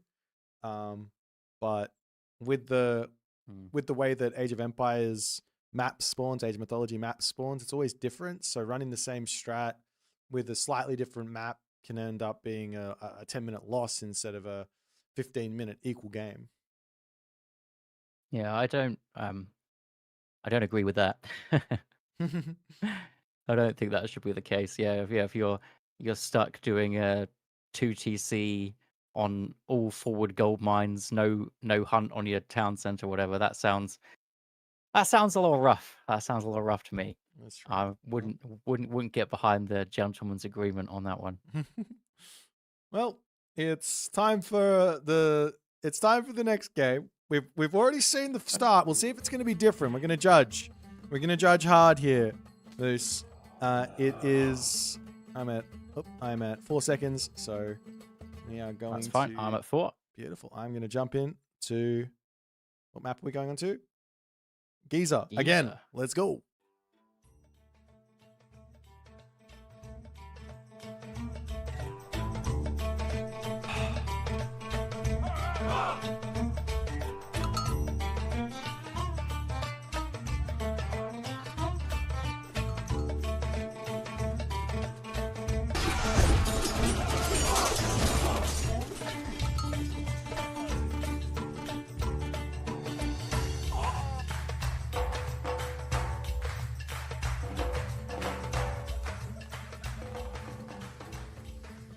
Alrighty. Another map, another you, another me. We've never seen this before. Never. Mosca left side. He was in the right side before, so it's completely different. And Completely different. the top Eric playing his Descat Lapoca. Alright, so it's a different map than this. It's a different map. There's still a back gold mine, but it's kind of open. It's not as close to everything as it was before. It's slightly different. He does have the town centers now have 2 rhinos on, so that's a little boost of food. But kind of similar to the last one, that the town center doesn't have the gold mine on it behind it. It's a little bit of a stretch. Yeah. So it's a little bit different. This goat scouting coming out from Mosca as well to try and see where the gold mines are. He reveals his closest one, and let's just say that he would have been a lot more happy with last game's gold mine spawn. Yeah, there's some back hunt on this one. I don't believe there was back hunt on the last one. Nope. So it does have that one, but again, it is still kind of open. So I wonder what strategy Eric BR is going to be going for. I have this in this one. I have this inkling, some might say, that he's probably going to look for a quick heroic age into Jaguar riders. I could be wrong. If he does go for that, I reckon a great temple on the front gold mine might be the way to go.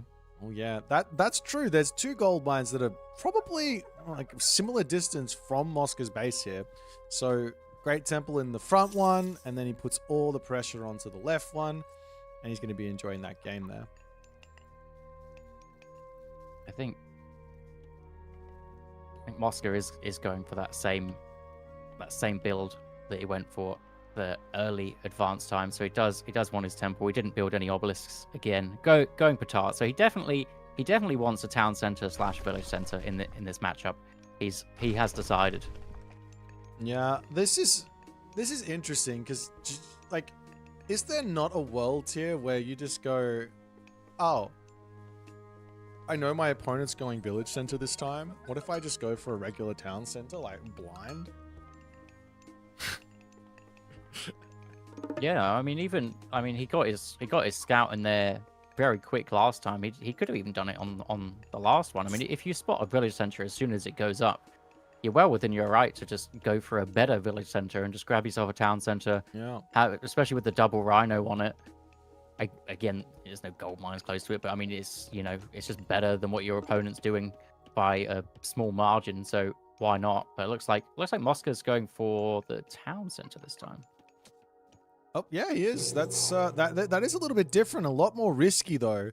The advantage of going for the village center in his main base was that he gets the extra firepower in his main base. Now Yeah. Eric can just target this down, and it's going to be really tough for Mosca to defend this. The advantage here for Mosca, however, is that he does get the rhinoceros. Yeah, but I think one of the main reasons he kind of pulled ahead in that last one was that Eric went for this huge dive underneath, I don't know, 7 buildings that Yeah. were doing some arrow fire. Crenellations, Like that's with watchtowers. crenellations, yeah, with bonus damage versus those Jaguar riders, and you don't have that this time. Nope. I mean, there's But also, he is doing something different. He is yeah, doing something different. there's a There barracks are up. going to be some spearmen. I like the spearman. I like this move a lot better than the last one because at least it means that Eric has to adapt. I assume. Hmm. Now, what Well, yeah, Mosca can probably do here as well is whenever you go for a second town center, unfortunately he's got 0 scouting information, so he doesn't know. But whenever you go for a second town center and your opponent goes for a fast heroic, they don't have units out on the map to block you from second gold mines. In this case, there's going to be a couple of warrior priests and then the fast heroic and then the heroic age from Eric. So you just need to get a couple of units out, but you can move up onto this right gold mine super early and be happily mining that, and that extends your home base gold mine quite a bit.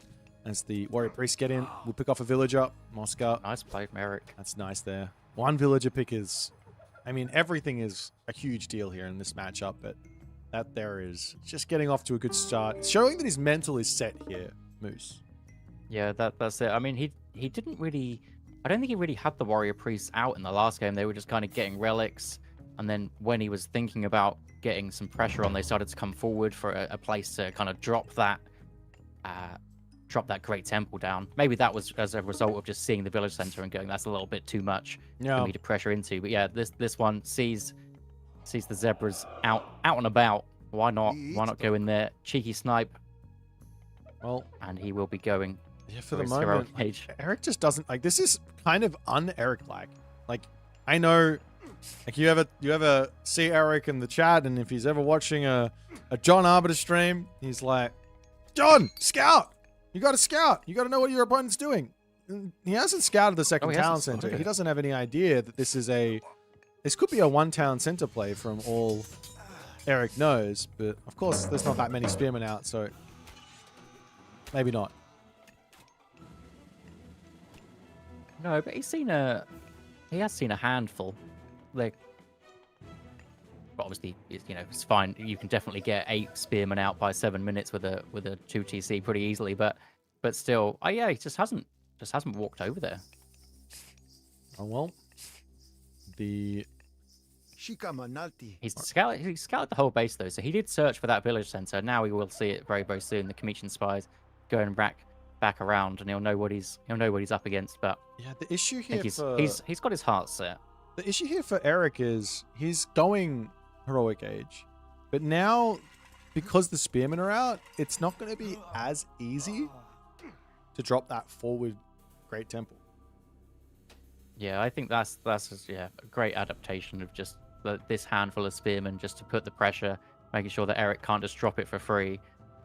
And I think it is also something they just needed to do with being more spread out on this kind of second town center situation. He is also going the Sobek very, very shortly. Actually, no, has he just pre-queued that? No, he's pre-queued Yeah, it. he's Yeah, built pre-queued too many spearmen. Sobek. He's got a lot of economy he needs to get in. But the problem that I'm seeing, Exactly. the main problem I'm seeing here from Mosca is he's not out on a second gold mine. He's not securing anything. Like, he could be on the right gold mine. He doesn't know that it exists. He could be on the left gold mine. He could be putting buildings down around there, walls, lots and lots of priests, and just getting prepared to brace for this all in. And then the ultimate thing here that Mosca's got is a shifting sands from the left gold mine to the right gold mine. But because he hasn't scouted, it's not an option. No, and I feel that kind of going for the gold mine before you get pressure on it is definitely a Mosca thing to do. I feel like that's where Mosca and Kavoth both do something pretty similar, is that they do go out on those those forward gold mines while they can, and then they can happily just move back, sit back. But this gold mine's about to finish, so. But the spearmen have been out, and they have forced a slightly more defensive Great Temple from Yep. Eric, while his Tits Middle is over here just distracting. Killed it, Obsidian Shard, Obsidian Shard.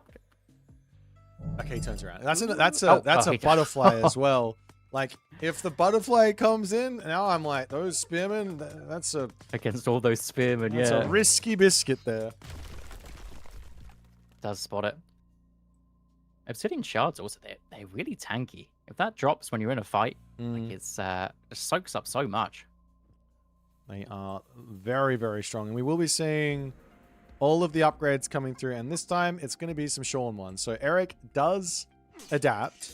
He's not going straight into his Jaguar Riders. He's still going to build them, but Sean ones are going to come through. They are counter infantry. So Mosca is going to need an answer for those with something else. And it's... I mean, what would you build? You go Axeman, Chariot Archer, Camel Rider. There goes the Lullaby, and Here me, it comes. this is so weird though. I don't. Why even? Shifting Sands comes through as well. Why even go for the Lullaby? You know, it doesn't make any sense. Well, you get like what, one extra rock hit? Just You know, it doesn't make any sense. Just Lullaby does it and do then something that I slowly. don't know? Does it? No. The do more play is you damage or something? Lullaby.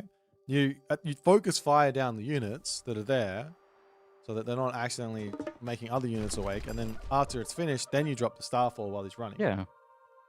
Yeah. That's the logical way to use it, I thought. But yeah. Now, but the thing Oh, well, is, there are one still going extra to rock be hit it is. there are still going to be these Tits Middle coming in, and the priests will be needed. There will be a Tsukos to help out as the spearmen going to try and take this fight. Taking the fight before heavy spearmen is a little bit on the early side, as the Jaguar Riders also now starting to make their way in, and Mosca having some very difficulties, a lot of difficulties here dealing with this huge amount of unit that's just in from Eric. He will pull back to his town center, but he's in trouble right now.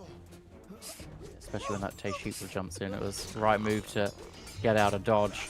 I think I think he just did go a little bit early. Maybe just seeing those warrior priests and thinking that warrior priests on their own don't really do too much. But there was just so many units there. The big Sean 1 special as well. That stun is outrageous how much damage that you can get off while that stun's going on. Moose. And I think that was a pretty nice pickup from Eric. Moose. Eric What's- doesn't see the gold mine. What? Eric doesn't see the gold mine. I don't know if he's gonna not see the gold mine for very long, but Yeah, there's only one bit he's not scouted. he's going there. It's all good. He's going there. I thought this was gonna be like one of those times where the pro player just goes, brain switches off. There's one little black bit on the map. But now there is a Migdol up, and I think Mosca's gotten through the worst of it here. Yeah, I think Mosca's happy. He's got his Migdor stronghold up. He's got a decent amount of units out. They are looking for a bit of a raid though. So Eric maybe spots those guys coming forward, or just wants to get some damage on that town center. But it looks like Mosca could get some damage on some of those settlers chilling in the middle of the map. Yeah, he's got his spidey senses killing. The Rhino already did a little bit of his bidding for him. As in he comes, he sees the villagers, and he's going to go straight after them. Eric, quick to react. Locust Swarm does get dropped down. All the villagers die. Nice play from Mosca yet again. So he does manage to get basically the same as last game, but his unit's getting caught out here. He's got to be careful with that. He does have the speed to get away from those Sean 1 at 5 speed, but he is going to lose a lot of HP to those Jaguar Riders. Yeah, all the snares coming through from the Jaguar Riders, but the majority should be able to get out. But yeah, maybe it's just Mosca's just built different. He can just always get the value from that Locust Swarm. Yep. I think it was maybe like 2 less villagers than last time, but still, he'll be happy with that one. And yeah, didn't lose too many spearmen on that retreat either. And his army's looking pretty good against this now. His army is looking okay, but the Sean 1, there's no answers for them here. And yeah, unupgraded camels as well. that was a nice catch out from Eric. He does get a big amount of damage back onto this position. Though the Shorn ones are stuck up onto the top side, attacking random camel riders. This should be helping Mosca out. Now, does Mosca have crenellations again? No, not in just yet. Which means his towers aren't going to be getting bonus damage. His Townsend is not getting bonus damage. And those Jaguar riders from Eric are just in full domination mode. Moose. I just think, I don't know. Mosca just took it slightly early. I said he was in a good spot, but that's because he had so much in the queue, and he was going to be bringing back, playing under a defensive structure. But I think he just took it slightly too far out. All of his towers weren't doing the damage, and now we see these Jaguar riders as just going to be absolute menaces running around while Mosca's trying to get the rest of his units out. We do say Kren is in now. Like the Jaguar riders don't really care about arrows, but I mean, a Migdol Stronghold with the 1.25x, I think they're going to care a little bit. Lots of those units are very low on HP. Mosca still, he's got 66 vills to 38, so Eric's still got to work really hard here to actually finish Mosca off. Yeah, he's got to find some big value out of his low HP guys. Let's have another Tishikla coming up on that top side. I think the Migdol Stronghold isn't long for this world with these Atontin smashes coming through. Villager's going to be pulling back. I also think that he's just got such an advantage on villager count that just turn and auto attack. Let's just take the fight. Okay, don't attack. You can afford to lose 15 villagers so long as you kill off all of the units of Eric's. Yeah, but I think maybe you saw those units coming in, but they're just Atontin smashes. They're oh man, just building destroyers. He could have taken that, but I think Mosca had the situation he wanted, but man, it's like this for Egyptian. I telling you make one misplay, one like you got caught out one time. He got the Locust off, fantastic, but he got caught out with his army. He could have just ran, still taken a bit more damage and ran, but taking the fight, losing the fight. Now his town center's under attack. I don't think a bug splat is going to save Mosca this time. No, it's not. It's not looking good for him. The Smasher's going to be easily getting rid of this town center. Yeah. And Mosca is on the top gold mine. He is sneaking that one with a Migdol Stronghold. Well, that is a very interesting gold mine to be sneaking here. But the problem is, well, no, his town center is going to live. The Jaguar riders were just baited by 3 spearmen and 1 camel rider. There was 6 of them chasing that, and that allowed Mosca to get his town center back. Teshikla coming in though. This will be big damage to the villagers, but I think Mosca does hold. You're kidding me. This game is... I thought it was over. Mosca knows better. Mosca knows better. Did you see that bait though? There was a beautiful bait. 5 Jaguar riders. That's massive. There's still a ways to go here, though, for Mosca. Yes, he's got a gold mine. Yes, he's got a villager lead. But he is still 1.2, well, like 1k resources behind on military.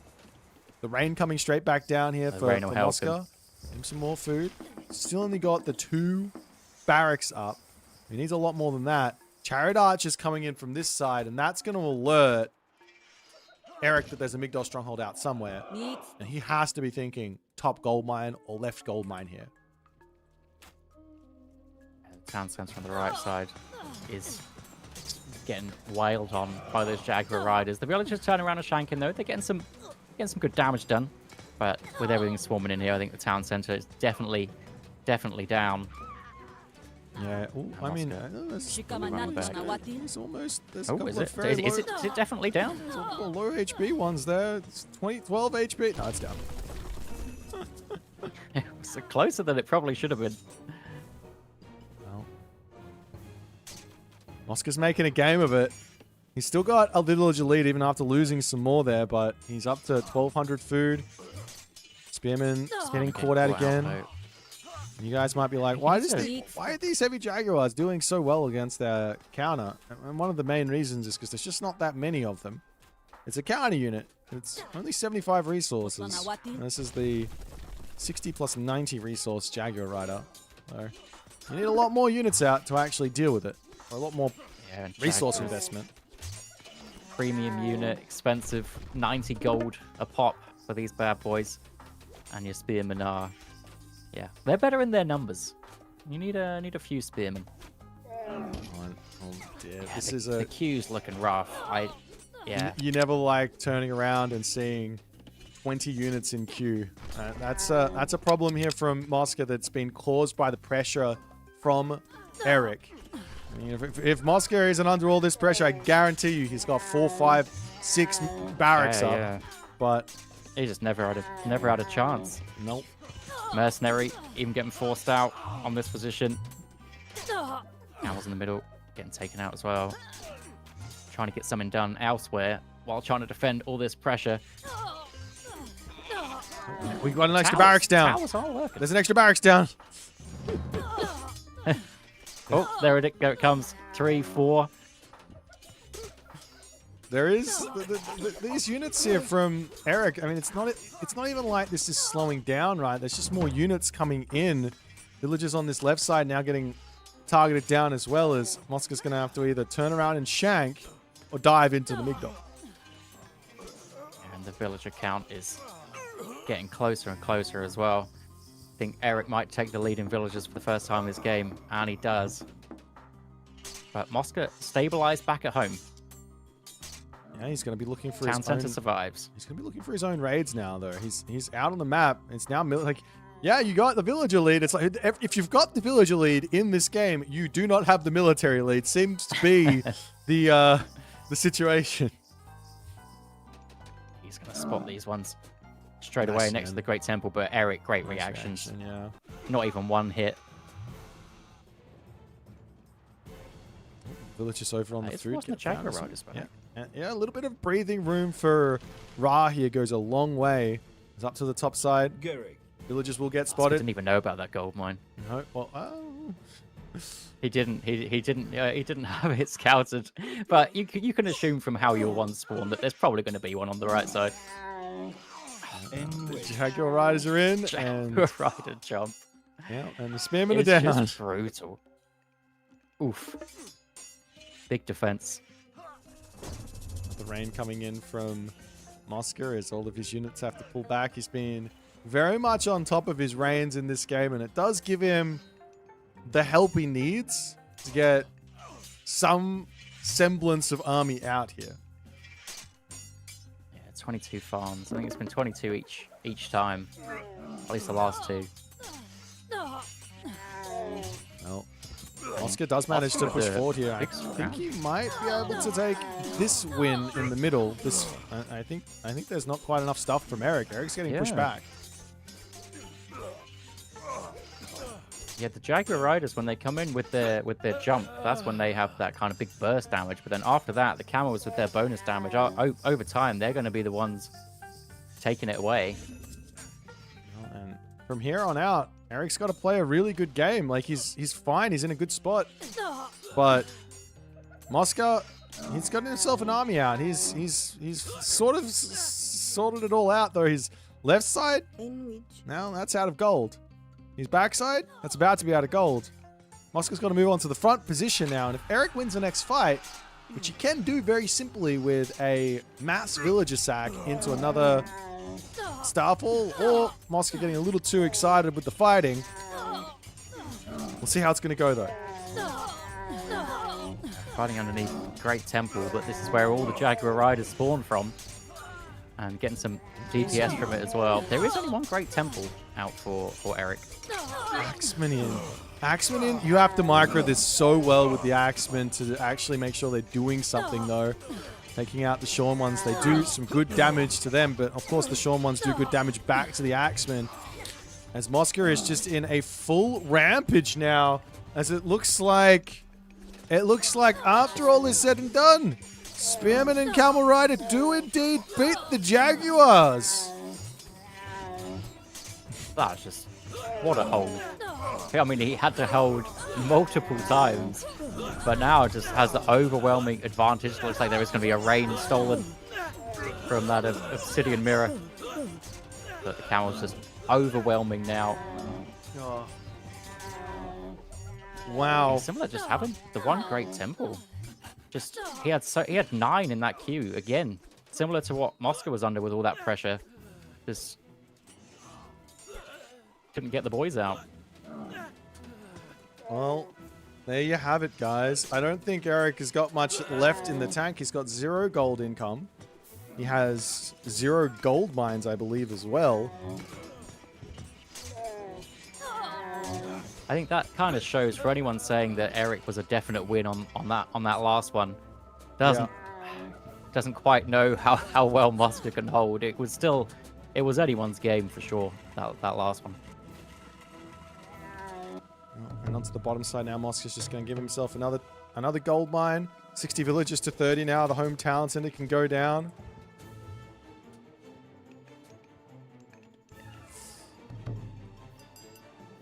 And I guess the thing is here for what Mosca is so keyed in on this matchup is if you just go spearmen, the Shawn one kill you. If you just go camel riders, well, they're not quite able to get out enough of them, right? But if you go camel rider and spearman, now you can kind of match up. Yeah, I think I did like the Eric comp with just a couple of those Shawn ones, getting the stun off, forcing something out. But yeah, Mosca, well played to him in this one. And what a game. What a game indeed. This was, I think I called it once for Eric winning here. Yeah. It was that close. Sure. Like the town center is still burning from that damage. It was down to like 200 HP with an Atonton Smasher still smashing away. But like you said, Mosca distracts 3 Jaguar Riders away with a handful of Spearmen. And that's the town center living versus the town center dying. Wild. Absolutely wild game. Well, let's jump back over to the drafting menu and see what these guys are going to pick for the next game.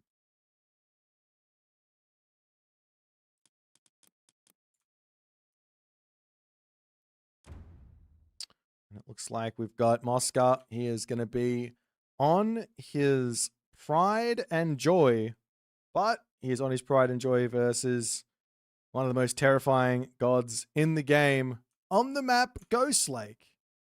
It's going to be a Poseidon versus Susanoo game. Both first picks coming up against each other, god-wise, which is that's what you like to see. The best god of each player coming up, and both these guys hoping for some big raiding action. Well, we'll see what's going to happen moving forward.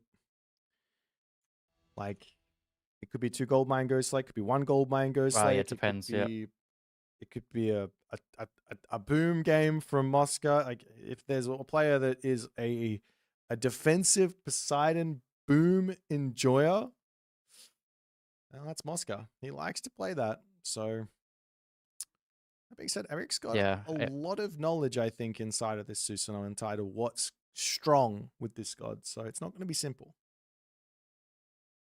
Yeah, if there's ever an opportunity to go 3 town centers, Mosca, he takes it nice and early.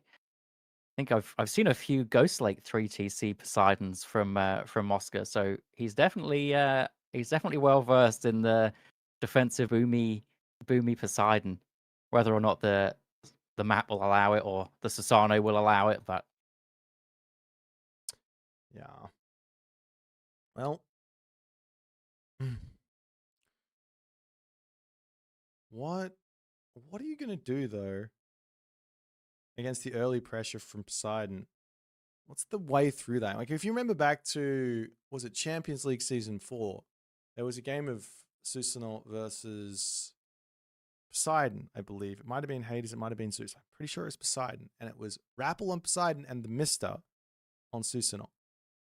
And in that game, yes, the Woodlions weren't so great for the Mister, but he just kind of got bullied right off the get-go. So how do you survive that? There's definitely an angle for Mosca to get in there early, and then he can also go for his town center play as well if he really wants to.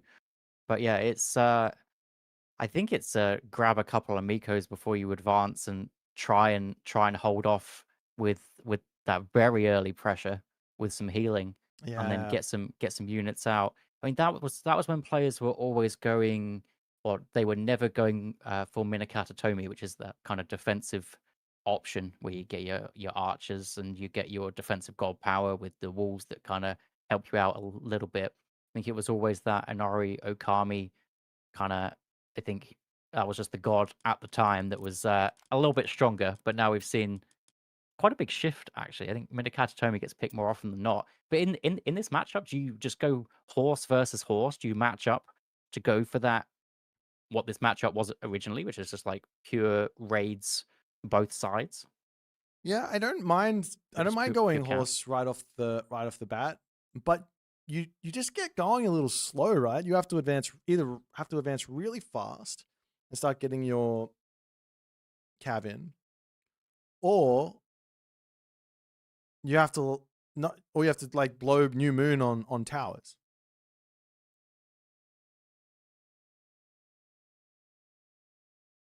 Apparently, this matchup's impossible. Moscow makes it 50-50. Doesn't surprise me. Yeah, I think he makes every game up against his Poseidon at least a 50-50. Yeah, Moscow has perfected. I would say I have to say, I'm looking at Moscow's draft in this game. Is there something you're noticing about where these gods all come from? Yeah, it's funny, isn't it? Mosca has a draft that I would be proud of. Zero DLC. Only 3 civilizations, not even those scummy Atlanteans. No, Just right in with the originals. a vanilla lover at heart. Yeah, Love it. That's it. they must be in a good spot. I tell you, they must be. I mean, if Moscow's picking them, scummy Atlanteans. My boy Loki gets in every draft now as well. Yeah, Loki's in a fantastic spot. But there was a game. There was a game. Was it yesterday? Where not yesterday, because today is Saturday. But there was a game recently where he was first pick That's Loki. crazy. That's unheard of. You can't do that. That's not Thing is, okay. like Norse has had a few changes, but not so much that Loki went from D tier to S tier. Like he's, I think people been sleeping on these vanilla gods.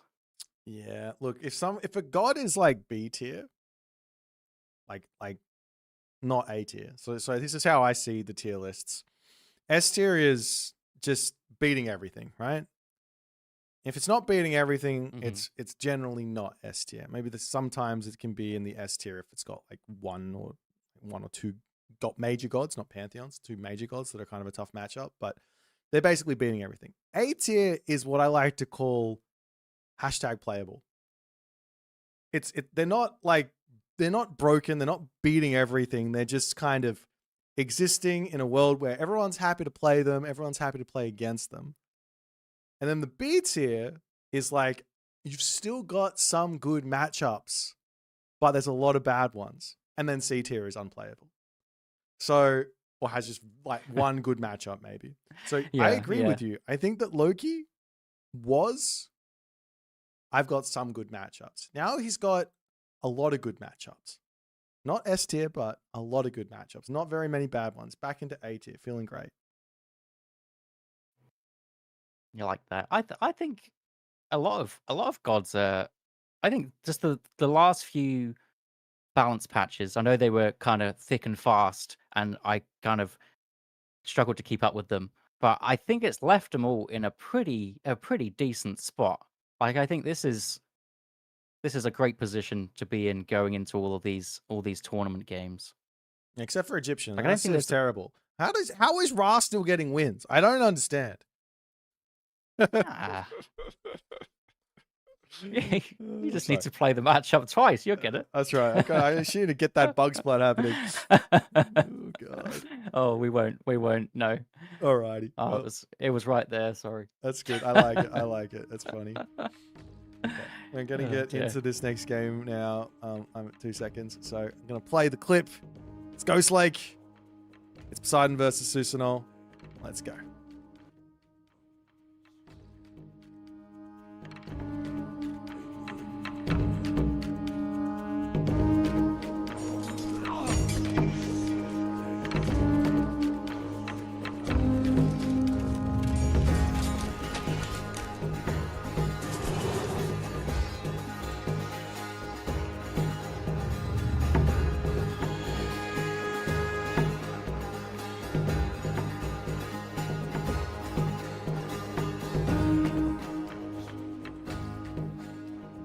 And into game.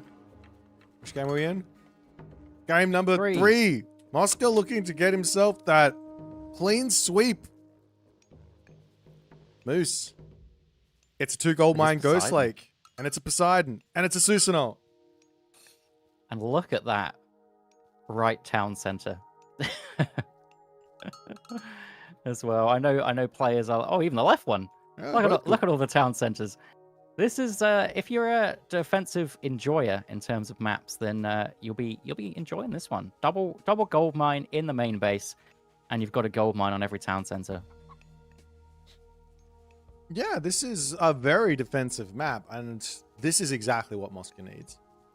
Not that he really needs anything for sure. special when he's playing Poseidon, but if there's something that he would just be like, all right, if he's talking to the Age of Mythology gods, the developers going, okay, Mosca, we want to make you a map, make your Poseidon as good as possible, and have as much advantage and as much chance to win as possible. What do you want? Mosca would say, I want something like 10 to 15 goats per player.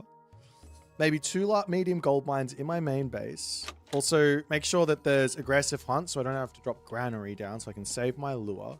Then, on top of that, if you give me a second town center that's not too far away from my base with a back gold mine and some back hunt, that's probably going to be nice. Yeah, it's just, has he got anything he doesn't want? I mean, what's funny is if you were to talk to most Poseidon players and they see this map, they're like, oh, defensive map, or at least an opportunity for my opponent to play defensive, like, ugh. And then there's maybe Mosca and Divine that are like, give me this map. Give me this map every time. This is great. Although Mosca is going for the nice early advance time, so he at least wants to get some pressure on early doors. Unfortunately, you can't do a non-pressure build here with Poseidon. It's an absolute must.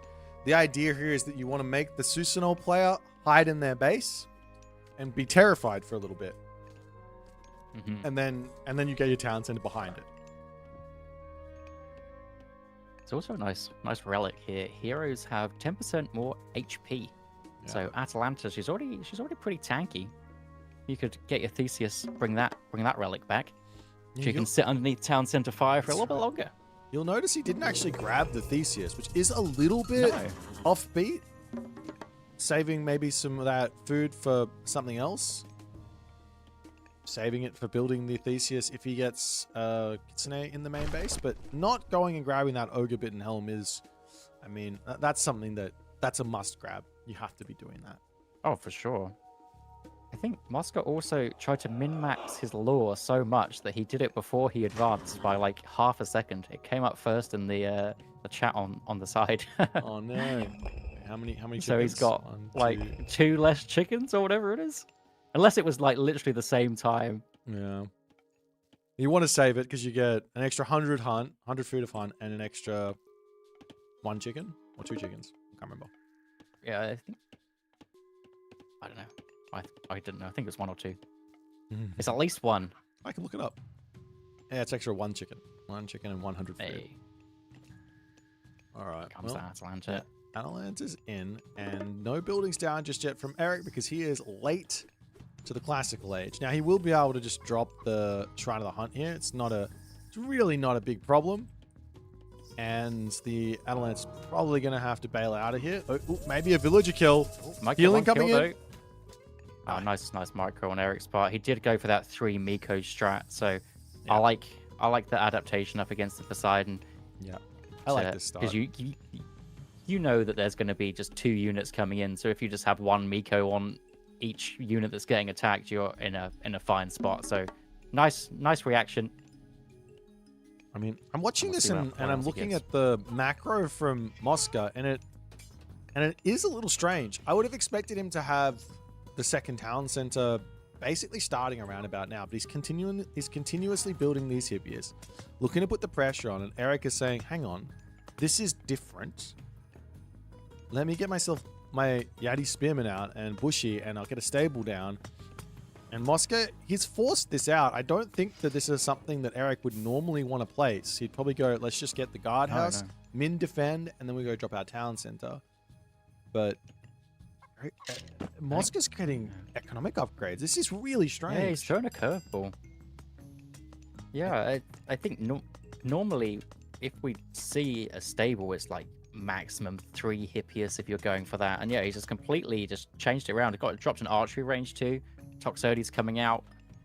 Yeah, you need the Toxotes to Centaurs. deal with the Yadi Spearman, the Centaur.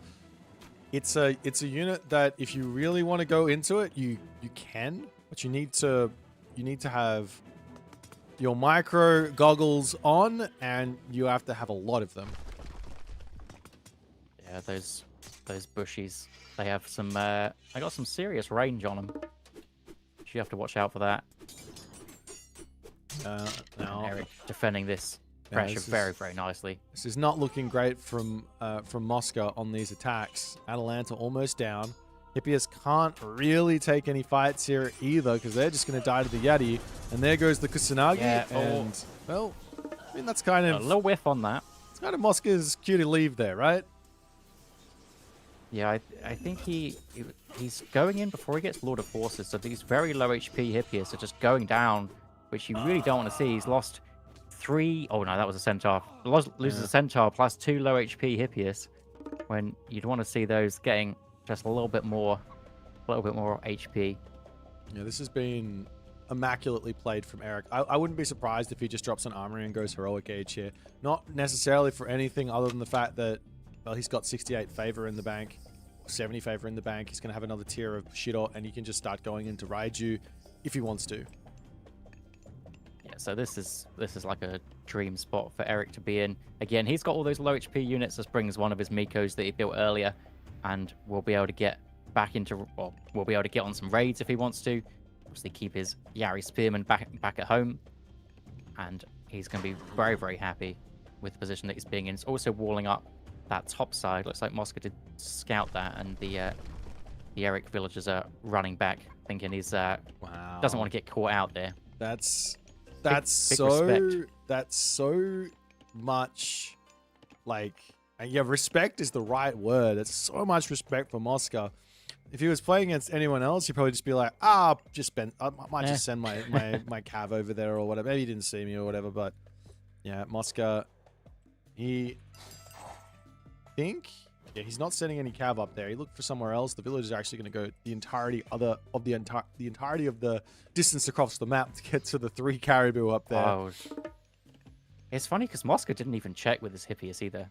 He's just like, oh yeah, Eric will run those back, which is, again, just mad to see. He doesn't even check it with just a couple. He's just like, nah, no, there's just no need. No need. I don't know if these guys play each other a lot. They are both Brazilian, so I don't know if their time zones just kind of match up, that they just want to play each other a lot. But it seems like they're kind of reading each other very well in this one. Yeah, when you play against one player quite a lot, you start to learn their play styles, and it can be a little dangerous. Because then you can make some mistakes, but or some simple mistakes. But these two, they're locked in right now, and this sort of situation that Eric's in is a situation I've seen him in quite a bit, and he's really good at playing these moments. His micro is great, controls his army, keeps out of trouble very nicely, and Mosca having to sit back with these Hippias, you basically have to just run in and take a fight. It's just not something that he can do just yet. Eric's also got a couple of Naginata riders on each side, just wanting to just see if Mosca ever wants to leave his base. Does have what has he got? He's still got 3k gold left in his base. Still got his berry bushes. Hasn't touched his goats yet, so doesn't need to leave. But just in case he's doing the sneaky, got to be there. Yeah, 169 favor for Eric. 100 and yeah, that's he's got his tier 2. He's not spent it on anything. Plus there goes the Kusanagi. That'll do. You could also get another Shrine of the Hunt if he wants to, or he can just save it for the heroic age. But he is going full send onto this position right now, which not sure is the best choice here. Underneath the town center, this is where you throw a gigantic lead. Heavy, or not heavy, medium Hippias comes through as well. And Eric, what is he thinking with that attack there? Yeah, the Toxotes were just a great call for that. I mean, they've done so much damage between them. 1200 damage from those Toxotes. They just were not touched at all. I think I don't even mind the dive. He just waited on that Kusanagi for like 4 seconds maybe, when his units just weren't attacking. All the Toxotes were getting all their damage done. I think he just didn't pull the trigger quick enough, and then he kind of overstayed his welcome too. I think it was just double dipping in what you don't really want to see. And Mosca, he's more than happy to take those. Yeah, with his backline. This is how Mosca has won. Well, this is how Mosca won the second game as well, right? Is Eric played some immaculate early game, and then finds himself in a position, and he just does not make the conversion on those attacks. And here's the thing, right, Moose? You look at the resource numbers here, and you go, 300 or 450 food, 100 gold in the bank, 300 wood. Mosca's macro, not the best here. But then you look at Eric's, and you brought it up already, but he's got 170 favor in the bank. That's basically like he's got 1,700 resources just sitting there not being used. Why are you attacking if you don't have a god power to use with it? Let's just chill, spend the favor on just make one Udor is fine. I don't mind. Spam that out, get the resources out of there, and then look for the fight. It's going to be a much better situation. You also see that Eric moved back over to that hunt, and Mosca sent his few units over there thinking he's probably gone back, and he did manage to sneak a couple of villagers away. Just in the mind of Eric now. Well, Mosca a little bit scared to take these fights versus the Naginata Riders, but funnily enough, he does have the stronger cavalry, and it's not even close in the difference in stats right now, because there's no Sashimono Bannerman. Normally, if you play versus, say, Tsukiyomi, then you've got yourself, you have to deal with the Sashimono Bannerman from Inari Okami. You have to deal with the Bushido giving bonus damage to the Cav. But when you're Susanoo and you don't have Inari Okami, and you're just kind of sitting here going, I feel just as strong. You're not. You're not just as strong. You're going to lose those fights because this is Spirited Charge Hippias. Yeah, now the Wan Yudo spam is on the way. So I think Eric does want to go back in again. Eric does manage to sneak around, get some villagers picks here as nice play. Mosca's full send for the moment here. So many low HP villagers as well. Actually, they could have a field day, those riders on the top side. But Mosca is taking the fight. But the Wan Yudos are now in. Yeah, that's Snaggy dropped down. He should have dropped that. Everybody drops ceasefire too late. Even the best Greek players are dropping that ceasefire too late. This god power is here to say, I got caught out. Great, let me just say that I didn't get caught out and I'm going to go fix it. That's what it's here for. You got caught out, the Naginata Riders hit your gold by it, just click ceasefire, come back and slow the game down. You don't have to go and end the game right away. In fact, Mosca shouldn't be wanting to go and end the game right now. He should be wanting to get to the heroic age, because Eric is going to be in Bushido tier 3 very, very shortly, which is full heavy. Eric just wants to come in with all those Wan Yudos. In a similar spot, though, a lot of his Naginata Riders aren't actually getting forward, and Mosca is bailing. Wanting to get in a better position. And in comes the heavy, though. This could be a big swing if all of the units from the red player are attacking. Yeah, it's a very, very difficult fight to actually win here. But defender's advantage is in for Mosca. And I think after all, the one Udor end up falling. I think that he's going to be fine. But Mosca needs Heroic Age, and he needs it now. I think that is the attack Eric wanted to make, because Mosca's literally just hit it now. Just wanted to come in while those resources were unspent. Yeah, okay. But I definitely, just going back to your ceasefire point, I do agree that the players kind of, they're like, have I taken enough damage? Shall I, or I've taken a little bit of damage, I'm probably going to take more. Shall I just drop the ceasefire, or can I survive? It's like, I can't survive. Let's kind of click it now. And it's like, well, while I've been thinking about that, I've already lost 3 villages and or whatever it is. Yeah, great decision here from Eric to... Yeah, great. 6 cents in that back of his mind. He didn't scout it, didn't see it, but the Hippias, he knows that something weird is going to happen. If Mosca had sent everything there, he would have been in a much better spot, but a perfect reaction, some might say, from Eric there. Exactly the right amount of Naginata Riders to defend. But with the Heroic Age now in for Mosca, now he can get himself heavy cav, and more importantly, he can go into those Prodromus, which are incredibly effective versus Naginata Riders. And, well, Eric, he's got a good answer to that inside of Yadi, but we're seeing a town center here from Mosca. Why is he going for this town center? Oh, God, he needs to spend resources. He needs to spend his resources on tech here immediately.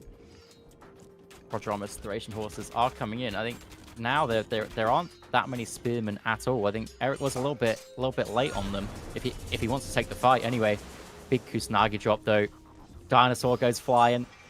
Yeah, well, at least the Prodromus are going to be coming through. Thracian horses is almost finished. Bronze is actually needed to hold, and Eric rightfully so respects it. But now, I mean, this is something that could have just been avoided if Mosca didn't drop that town center. He could have had heavy. He could have had Thracian horses. He could have had Prodromus out, but he's now got his town center. He's lost his bronze. Fine, it's an advantage to some degree, and Eric's got to run for the time being as he's starting to build his Yadi up. And I imagine in his main base, there's going to be more guardhouses for more Yadi to come soon. Wanudo DPS as well. When you get a few of these, they just absolutely rack up the damage. Taking the fight just before the bronze finishes. I absolutely love that.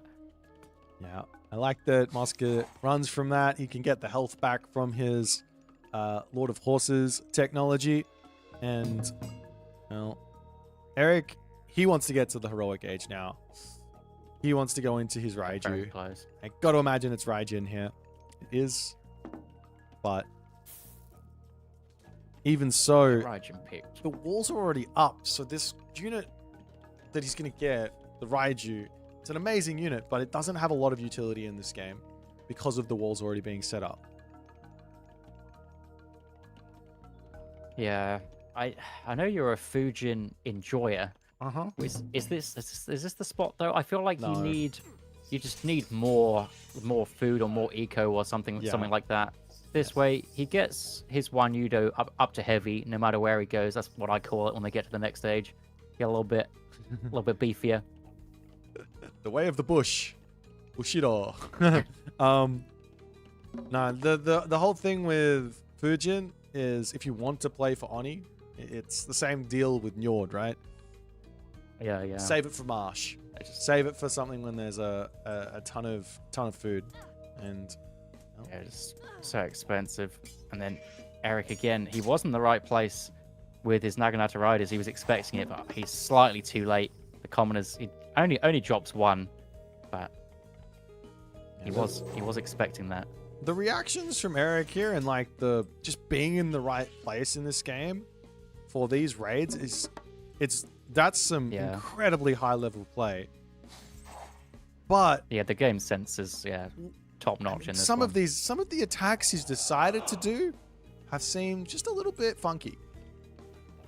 We'll see if he's going to be able to make something happen here yet again. As Mosca says, Artemis is the god that he wants to go, but he needs to spend his resources and he needs to get out a full pop army because this is 190 pop of Susanoo and a Thunderburst coming. Now, there is a ceasefire, so he's got that at the very least, but it's kind of scary. Eric's getting his Hanya mask out as well. Lifesteal on his counter units. That's gonna be nice up against those lifesteal duration horses as well. And the one Udo, they are gonna take out a town center pretty quickly. Yeah, especially Mosca's not ready. Especially in the heroic age. They got that boosted damage. There goes the Thunderburst, the ceasefire. That's what Mosca wanted. Yeah, exactly. I was almost about to call it that you just don't want to drop that Thunderburst before the town center goes down, because you're basically getting that one for free no matter what was going on. And you know that Mosca's going to be saving up for that ceasefire. It's just a direct counter to such a brutal god power. You just have to have it. Well, I mean, the town center's going to fall, and this might not help. This might not help Eric as much as you think, because there's a whole bunch of militia that are going to spawn from it. Once to the top side, the Raiju is going after villagers. Villagers are going to pull back to the town center. They can't garrison there, though. That's going to be tough, but the Naginata Riders are going to be going down as now the heroes can come in, chasing the one Udo away. Great control from Eric to stay out of that, but those militia, they have bonus versus Cav. They're going to get through those Cav very, very nicely, as the hero numbers for Mosca, he does still have them all alive. He's been keeping them very much alive, and Eric just loses the entirety of his army. He killed off a town center. He didn't kill off that many villagers. And I think Mosca not only held that, but he came out way in front. Yeah, those heroes, they're putting in serious work. Also, just to mention that these 12 Toxotes have been alive since that very first push from Eric about 10 minutes ago, because they've racked up 25 kills and 4k damage. So they are working overtime. Well, that is a scary thing now for Eric. I mean, I think that Eric feels like he needs to get that damage done, or fight, or get some sort of a fight happening, because, well, if he does, then he gets closer to the next tier of Bushido. But just small things about, well, if I kill the town center, militia pop out, maybe we just need to take the fight first, and then we kill the town center, is fine. Or maybe we don't send all the units up to try and kill villagers. Maybe we take the fight first, and then we win the fight, and then we go take the villagers out. Type ideas have just been kind of allowing Mosca to survive these situations so well. Yeah, I think he might have just been pulling the trigger too early also, because with the last one where he transitioned into the heavy, it was like perfect timing, where he was basically heavy, went into the fight, and then you can kind of catch your opponent off guard there, basically. Whereas this one, he's about to hit champion now. Yep. He just doesn't have that kind of quick trigger to swap over when he gets there. Well, Mosca just being annoying with some of these Prodromus raids. It's literally 660 XP from champion, but because of how well that fight went for Mosca, he gets his town center back. He's got a plenty good gold mine over on the left. He's walled off everything on the left as well. He could probably think about stone walls. But Mosca's going to be able to go Mythic Age now. Which and you see how confident he is in his decision that he's swapped to Hephaestus. Yeah. Doesn't need the tempo play. I mean, I like, to be honest, I really like Artemis right now against pretty much everything, but with Poseidon, because the Cav is so strong and the counter to Cav are so weak to not only the Toxotes you can get from Shafts of the Plague, but also Chimera. Yeah, the Chimera have a couple of buffs as well. I mean, I think they were good anyway. But, yeah, tends to be what it's like. The myth units were good anyway. They got a buff. Okay, now they're still good. That's fine. That's fine. That's fine with me. That's fine with me. It helps my style. But shafts of the Plague is also ridiculous. It's got to be one of the strongest upgrades there is in this whole game. Yeah, there's a couple that sort of fit that bill, right? You've got the one from Demeter, the one that bounces the arrows around. I think it's like a 20 to 30% boost of damage. Fated arrows. Fated arrows, that's it. Some of those like camel rider things, like Desert Winds. I mean, Thracian horses. There's some key upgrades for sure. But that poison one makes the Toxotes feel a little different. It makes them feel like they're able to Oh yeah. take out Cav and things that they otherwise shouldn't be able to do. I think Hephaestus is always the kind of the safer bet, because you hit that, you know, those armory upgrades. You know that you just get a little bit of an eco boost. He's just, the Colossus is a, you know, very good myth unit anyway. I think he's always a fine choice in quite a lot of situations. I imagine players still see Artemis as that like tempo, need to bring the game back, need to do some damage like right now. Yeah, kind of god. This is the thing though for Mosca. He's still got full bronze basically. He's got himself bronze mail already in, but basically full bronze to grab. So he's going to be saving on bronze weapons. Wait, am I looking at the wrong player? Yes, he's going to be saving on bronze weapons, bronze shields, and of course he'll get himself his full iron in as well. And at this point now, Eric is in a position where he's going to be running out of gold. 600 gold on the left, 4,600 on the right, and he has to somehow win this next fight. Yeah, Mosca found those villagers on the castle at just the right moment, as they were trying to finish that one up on his next gold mine. But just nip in. Riders come back. Pajama say, "No worries. I'll get out. I've killed the villagers anyway. I want to wait for my upgrades." And he's pre-queued his champion Cab as well. So the next push from Mosca is going to be pretty scary. Polyphemus in as well. Oh, yeah, Hate to see Ogre Bit and Helm sat on the floor, but what's the boost on this? 10% on 1,050, so you get an extra 100 HP Ridiculous. with 63% hack. I mean, what's the numbers on that? Ridiculous. I mean, it's Mosca's more than happy. Yeah, it's so much, and like you don't like. It's not this. The Polyphemus. The thing with the Polyphemus is that he's also just a gigantic tank for the front line. So you're just sitting there with this 1,050 HP of just doesn't die, and you can It kill just off does everything. all of the enemy myth units in one go. Yeah, and with his weight class or whatever, where he just pushes through absolutely everything. Your myth units, no myth units are safe. Mosca also has the high ground with his Toxotes. And Eric just keeps on fighting in choke points with these. Half of his cavalry aren't even fighting here, and he's just getting pelted by Toxotes. Like you go, the cavalry beat Toxotes, right? And you go, yeah? But do they beat Toxotes when they're wedged into a wall? No. They don't do anything. Eric did get his big stipend of favor in as well. He did. That was quite a costly Kusanagi, that last one. But I think when you get to this point up against Greek, when they have their fourth hero out, it is a little bit tougher to go into those myth units. So I think maybe it's just a little bit of a tougher spend, let's say, on that favor, and Mosca does take it. Yeah, 3-0 win there for Mosca. An unfortunate second game.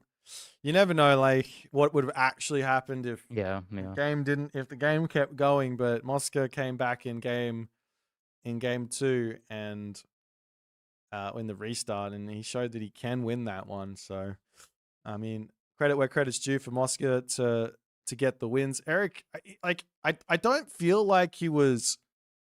I feel like he played really, really well in this series. He should hold his head high. And it's his first. Yeah, this doesn't feel like a 3-0. Exactly.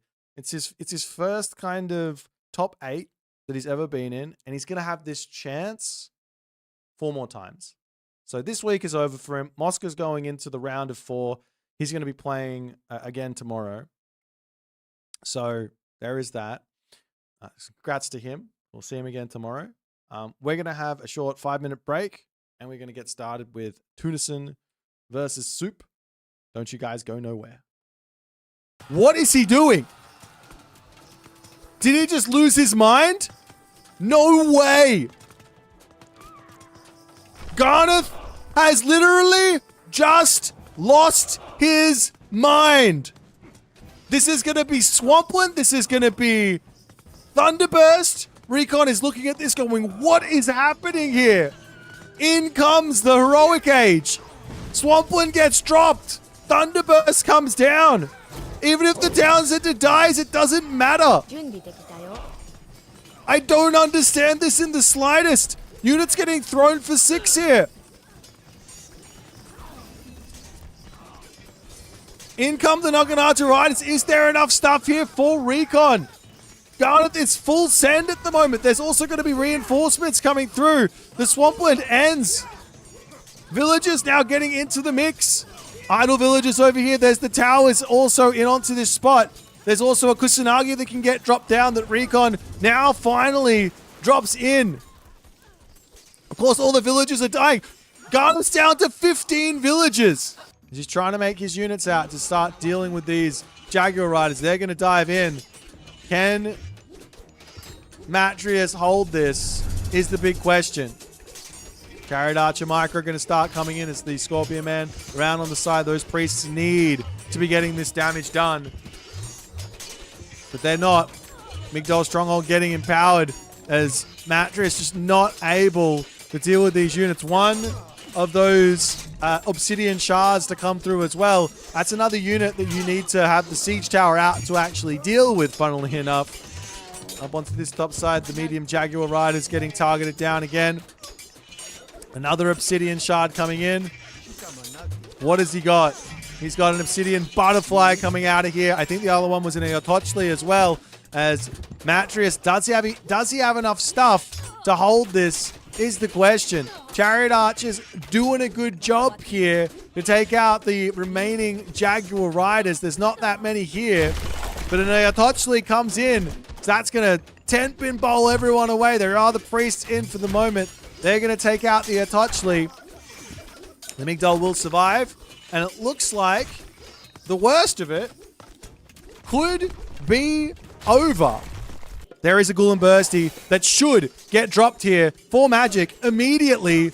And it is going to happen. He is coming through. He's looking straight onto the back line. Throwing Axeman going up against each other. The Raiding Cavalry here can't get around onto the back as a Draugr spawns. There goes the Healing Spring. This fight here cannot be good for Eisomarto. He's got to run, and that is a overwhelming victory for Magic in this fight. The trolls get sent flying. 1 troll down, 2 trolls down. Magic now going to be pulling back. The Ghoul and Bursty is going to be threatening those units back, and Magic gets his position here set up is in effect, and this is going to be a big fight.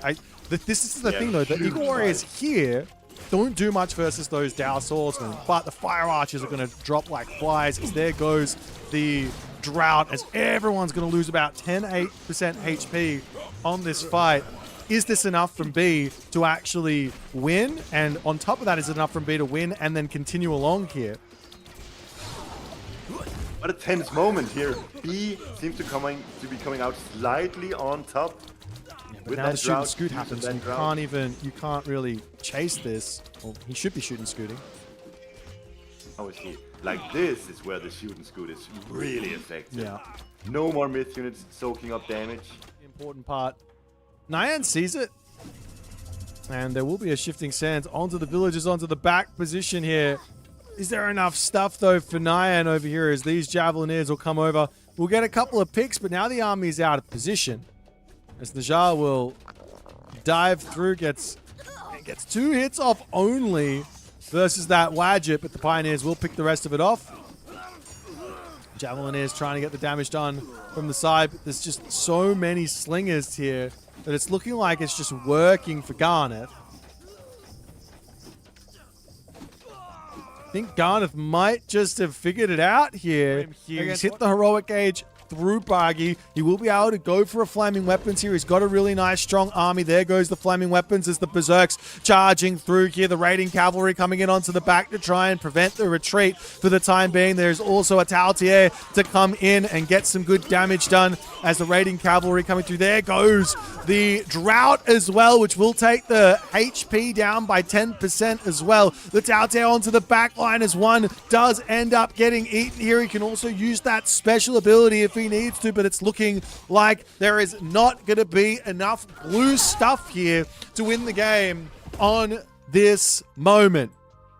Ragnarok's back up onto the gold mine in the heroic age, has himself an equal military situation here, and his Frere. So he's behind a little bit on military, a tiny bit on military, but he's Frere. Go for it. Onto this side, the town center does get revealed there from Joe. Hero units coming in. There goes the Dragon Typhoon. It's the implode. Not going to be allowed just yet. Units getting converted into the heroes. Alrighty, ladies and gentlemen, we have had 3 series today. We've got one more, one last player to see, or one last game to see who is going to go into the round of 4. Let's see what they've had up until this point. It's an interesting one. These guys have met each other quite a bit from memory, so let's check it out.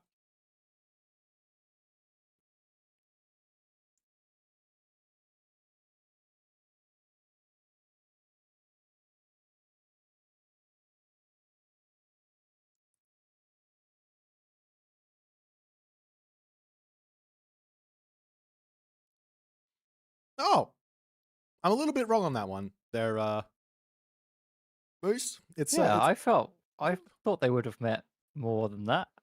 well, Maybe it's just not in S tiers. Maybe they're just always playing each other and they just never match up in the tournaments.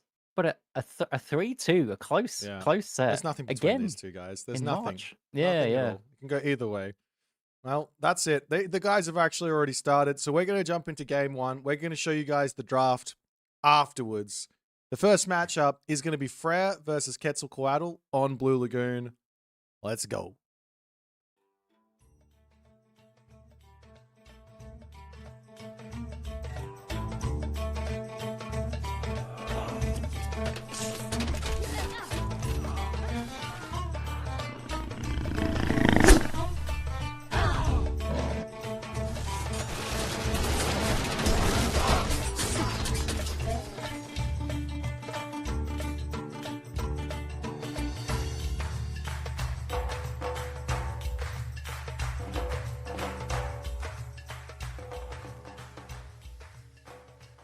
Three round of 8 games are down.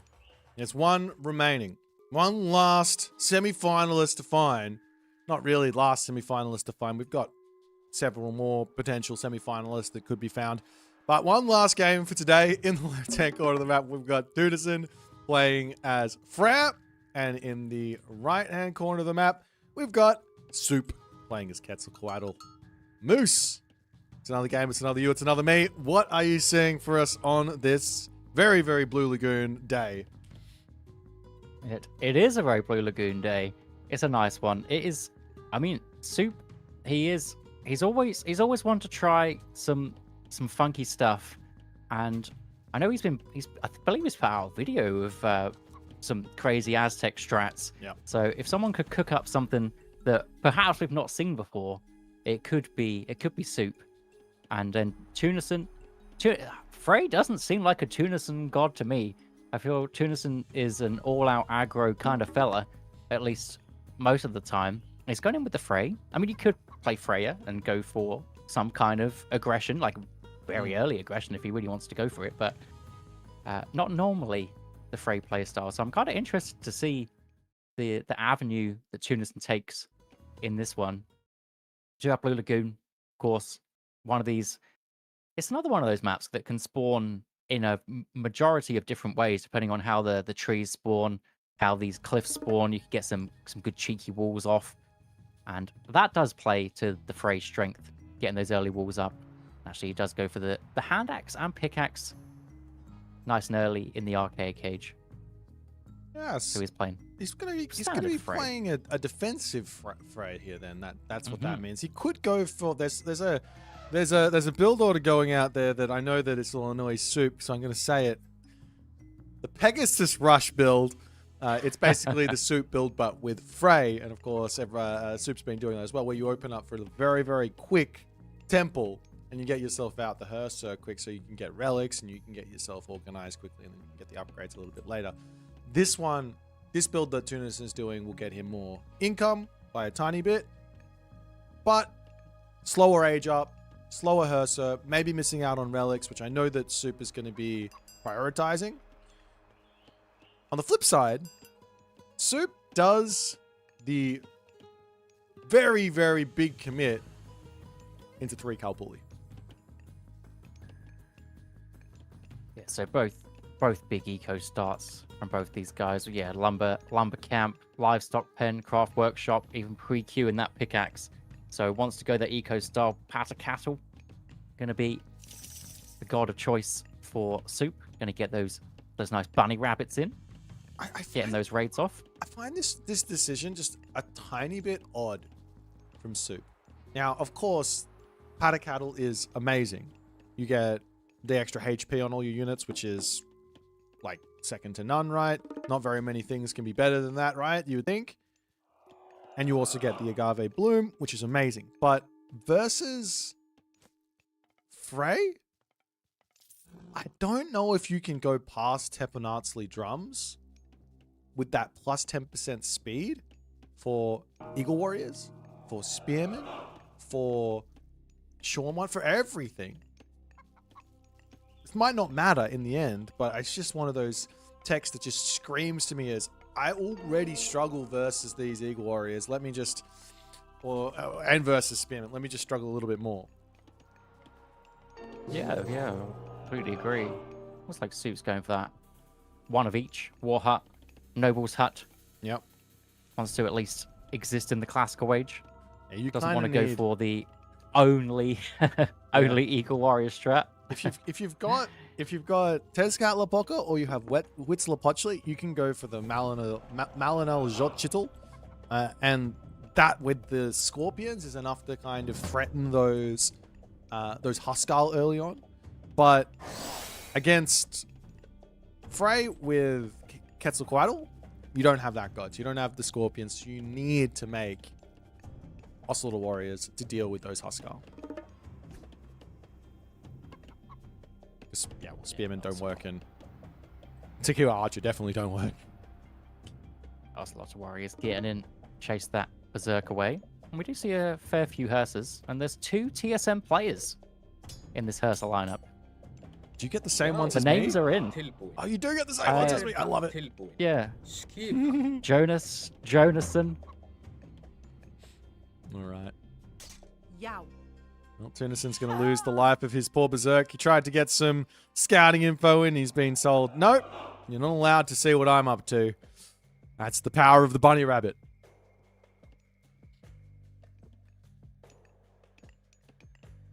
Now, here's an idea. I've just read it in the chat, and I think it's genius. Bloodletting, bunny rabbit spam. Thoughts? How do you deal with the Huskal? Bunny rabbits. That's how you deal with the Huskal. I think people are sleeping on the bunnies. Yeah, for sure. I mean, I think- units in general are slept yeah. on, but we'll just we're not Well, going to yeah, go there. but then We're not going to go there. But then we have to go into certain ones. Certain ones are definitely slept on. Like even though myth units are wildly underused, I think the bunny just isn't used at all.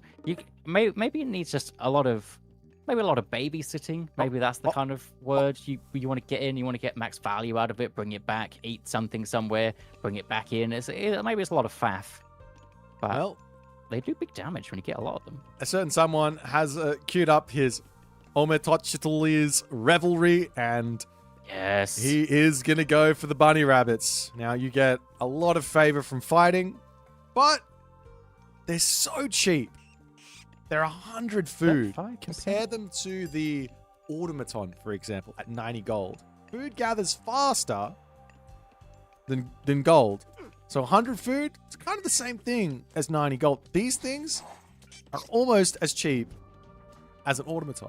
And you have to remember a little bit of free favor with the Tenali, and then also bloodletting. That's some oof there. He's also sacked a villager.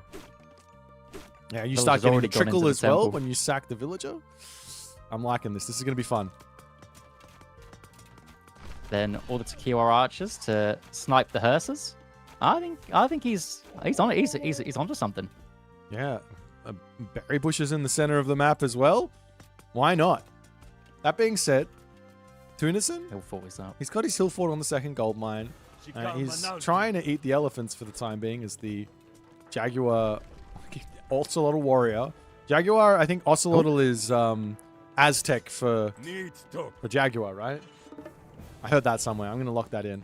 That's why I keep saying it. It would make sense. just too fluent. That's the problem.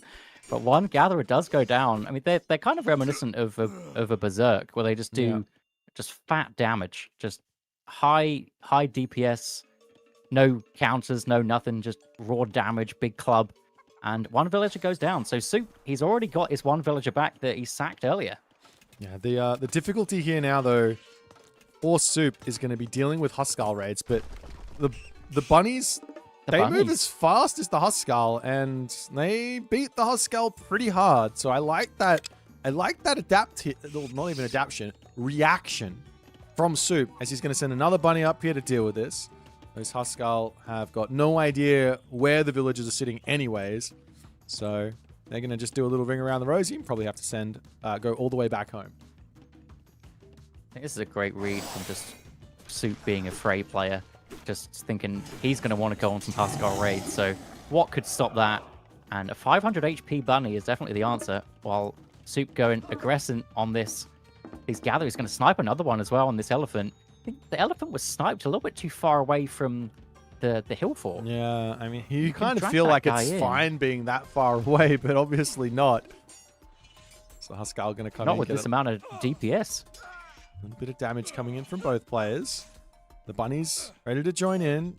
Ball's coming up onto that backside as the bunnies are just trying to nibble away. We do have the aggressive Agave Bloom. I love that usage there from Soup. He really does need to finish off that wall so he can get his reinforcements in, but he does do so. And now he's got this position. He can heal everyone up. He can sit here for ages. He can prevent the town center from going up for quite some time. On the top side here, the Kimmichin Spy is also sitting there, just making sure that the top town center never gets grabbed. I'm going to go ahead and take back my comment that I would have liked to see. Wait. I am very, very happy with the bunny rabbit paddock cattle right now. Choice. Well done, Soup. Better idea from him. That's why he's the biggest brain in Age Mythology, and I'm just casting Age Mythology games. I think Tunison really stemmed the bleeding with that wall there. I think that could have gone so much worse for him if he didn't get that wall off. I think there was just the bunnies weren't able to get into it. Yeah. And yeah, it could have gone worse. So Tunison, nice little reaction. The second Asgardian hill fort. I mean, it kind of makes sense, but is this not... If I've ever seen a Draugr situation... this is the most Draugr situation I'm ever going to see. But the Asgardian hill fort's going... Might just fall here before it goes up. Like, this is down to 200 HP. Does manage to keep it alive for a little bit longer, but the units are just going to get blown up. Asgardian Bastion number 2 is denied. I don't know if I said this already, but Heroic Age is on the way for Soup, and that's an Ayatochli, and that is a very, very scary amount of damage coming this way. I definitely agree with that with the Draugrs. When I play a bit of Fray, when you've got a hill fort on a gold mine, you've got your hunt next to it against no ranged heroes. I mean, you're laughing with the Draugrs. Really, they also get all the pierce damage to go through the Tequila archers. It was just, yeah. I mean, if he got that hill fort up, obviously he'd be in a great spot underneath both of those. But you know, the Soup army was close, and those Tequila archers do just disgusting damage when you got 17 of those bad boys. The last little bit of there goes the earth monster. The last little bit of HP from the Agave Bloom did get stolen away. Now Gulen Bursty is brought in to say I don't want to lose all my units to the earth monster, but immediately Soup just says no problems. Let me just kill it. The bunnies are sitting here waiting. The units are going to get thrown straight back out, and now the bunnies are back onto it. And it looks like Tunison, he's going to lose everything. And not only that, the Ayatochli is waddling over here, ready to brutalize that hill fort. Aston, insane timing from Soup. He also grabs a town center off of the back of this as well. Yeah. Just in such a commanding spot. The sniper, the Golem Bursty too, just knowing that, well, all the units will get swallowed up. So classical age Golem Bursty, you can just turn around, kill that one very, very quickly. He scales up with ages pretty significantly. So classical age one, just get rid of that guy. Now here's Trying to get his wall up. Oh, that's the game. I was gonna say, here's the next move. Like if you found yourself on the front here with these bunnies, and you've got one that's just not got a whole lot of HP left, and there's no berries left to go and nibble down, just send a villager forward. You doesn't have to go quite so far forward. You can come and eat the forward zebra or something while that's happening as well, and just drop a farm down, and then just eat it. And you get the bunny back to full HP and up to even more bunny rabbits, heads. I don't even know what to call it. Veterancy. Anyways, first game from Soup. He comes out of the gate kicking here, guys. What a start. We'll call it heads, by the way. Just easy. There's already heads. More heads. More heads. More. Well, they're just multiplying, aren't they? They are just multiplying. Alrighty. Well, It's draft. our next, we can now take some time to look at the draft. Let's jump back in and see what's going to be happening.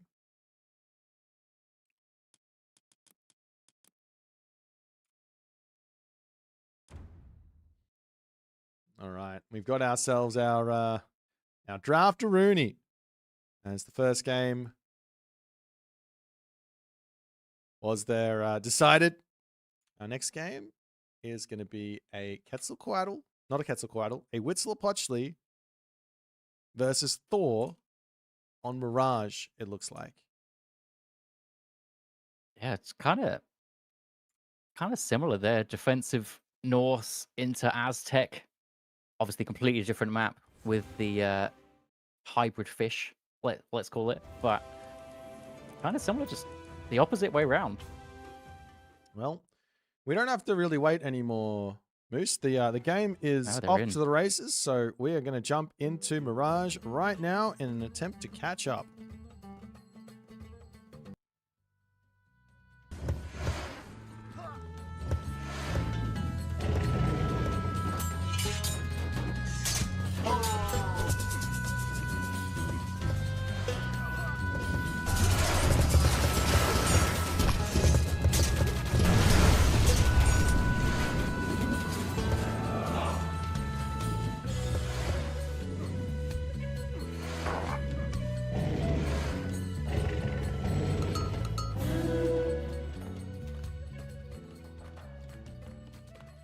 To the races we go. The top side of the map, Tunison playing as Huitzilopochtli, getting his herding started, getting his docks up. Soup on the bottom side with the Thor, also starting with the dock opening. But I do have to assume here, if Soup is playing Thor, it's not because, well, he's playing Thor for a reason. He's got something cooked up. He cooked something up with Quetzalcoatl there against Norse. He's got himself a very specific map, very specific god. He's going to have some idea here on how to take out the big bad Aztec. What are you thinking here, Moose? What are you saying? Well, I'm thinking that Soup is doing just insanely well. I think his last set was 3-0, wasn't it? I think he's just not holding back. He's trying to get the first spot to Athens, and he's got to have something here. I mean, Thor on this map, just playing what you might call just standard kind of Thor, is just going to be a decent option. But I know that Soup with Norse, he does like his kind of berserk raids. So you could get some kind of minimal berserk raids in, trying to just get some damage done, and then go for some jank afterwards if he wants to, you know, still do something that's like offbeat. But he is up against Tunison that is going for the Huitzilopochtli just standard kind of fish boom up, not going for the rush. And I mean, it has been nerfed kind of significantly, but I still think it's got to be decent with the blood pact early on. Yeah. You'd like to think. I think that. Yeah, I mean, if there's a build, and I don't know if there is, I haven't investigated. If there's a build where you can drop a dock and get a really fast advance by just not building that many fishing ships, then it's probably worth it to do it. But if you can't, if it doesn't work for whatever reason, then it might be on the side of maybe not.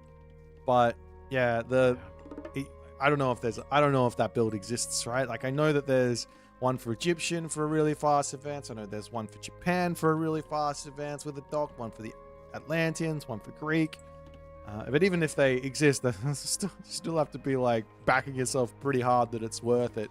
We did see this type of thing in Pandora's Box, but it was on what map was it on? Some frozen continent, which was very, very unique. So. Oh, the two fish ponds. Was that one? Yeah, the 12 billion fish ponds. Oh yeah. No, I meant like 2 fish in each little pond. Yeah. That's the one. But thinking about it, I think it is pretty difficult, unless maybe HUSKSUPPE could go for one. Not that you would ever want to, but I think the cow pulleys, you need 2. Has 150 wood already, and then the dock, 100. I mean, it's just maybe some build order god, maybe Crag Hat can come out with something, but I bet it would be super tight and probably if you fail it, you're basically putting yourself behind. So probably why we haven't seen it. I'm just gonna go Melina on Tunison's side up against the Forseti, so Soup could potentially have some berserks coming his way. Can only hope. The Melina here does shut down berserk openings. It forces basically Soup to play into HUSKSUPPE, but the lucky thing for Soup is he's playing Thor, he's going Forseti, and HUSKSUPPE, they're a good unit against pretty much everything that Tunison can build, with the exception of the Ocelotl Warrior. So he's going to have to open HUSKSUPPE, but then he can go into his berserks afterwards after those large scorpions have been dealt with. Soup's pre-queuing Hammer of Thunder, even though he has another upgrade going, so that shows how much he's prioritizing getting those hearses underway. And Infested Nest sat in the base of Tunison. I like this play. I think people put it too far forward so often.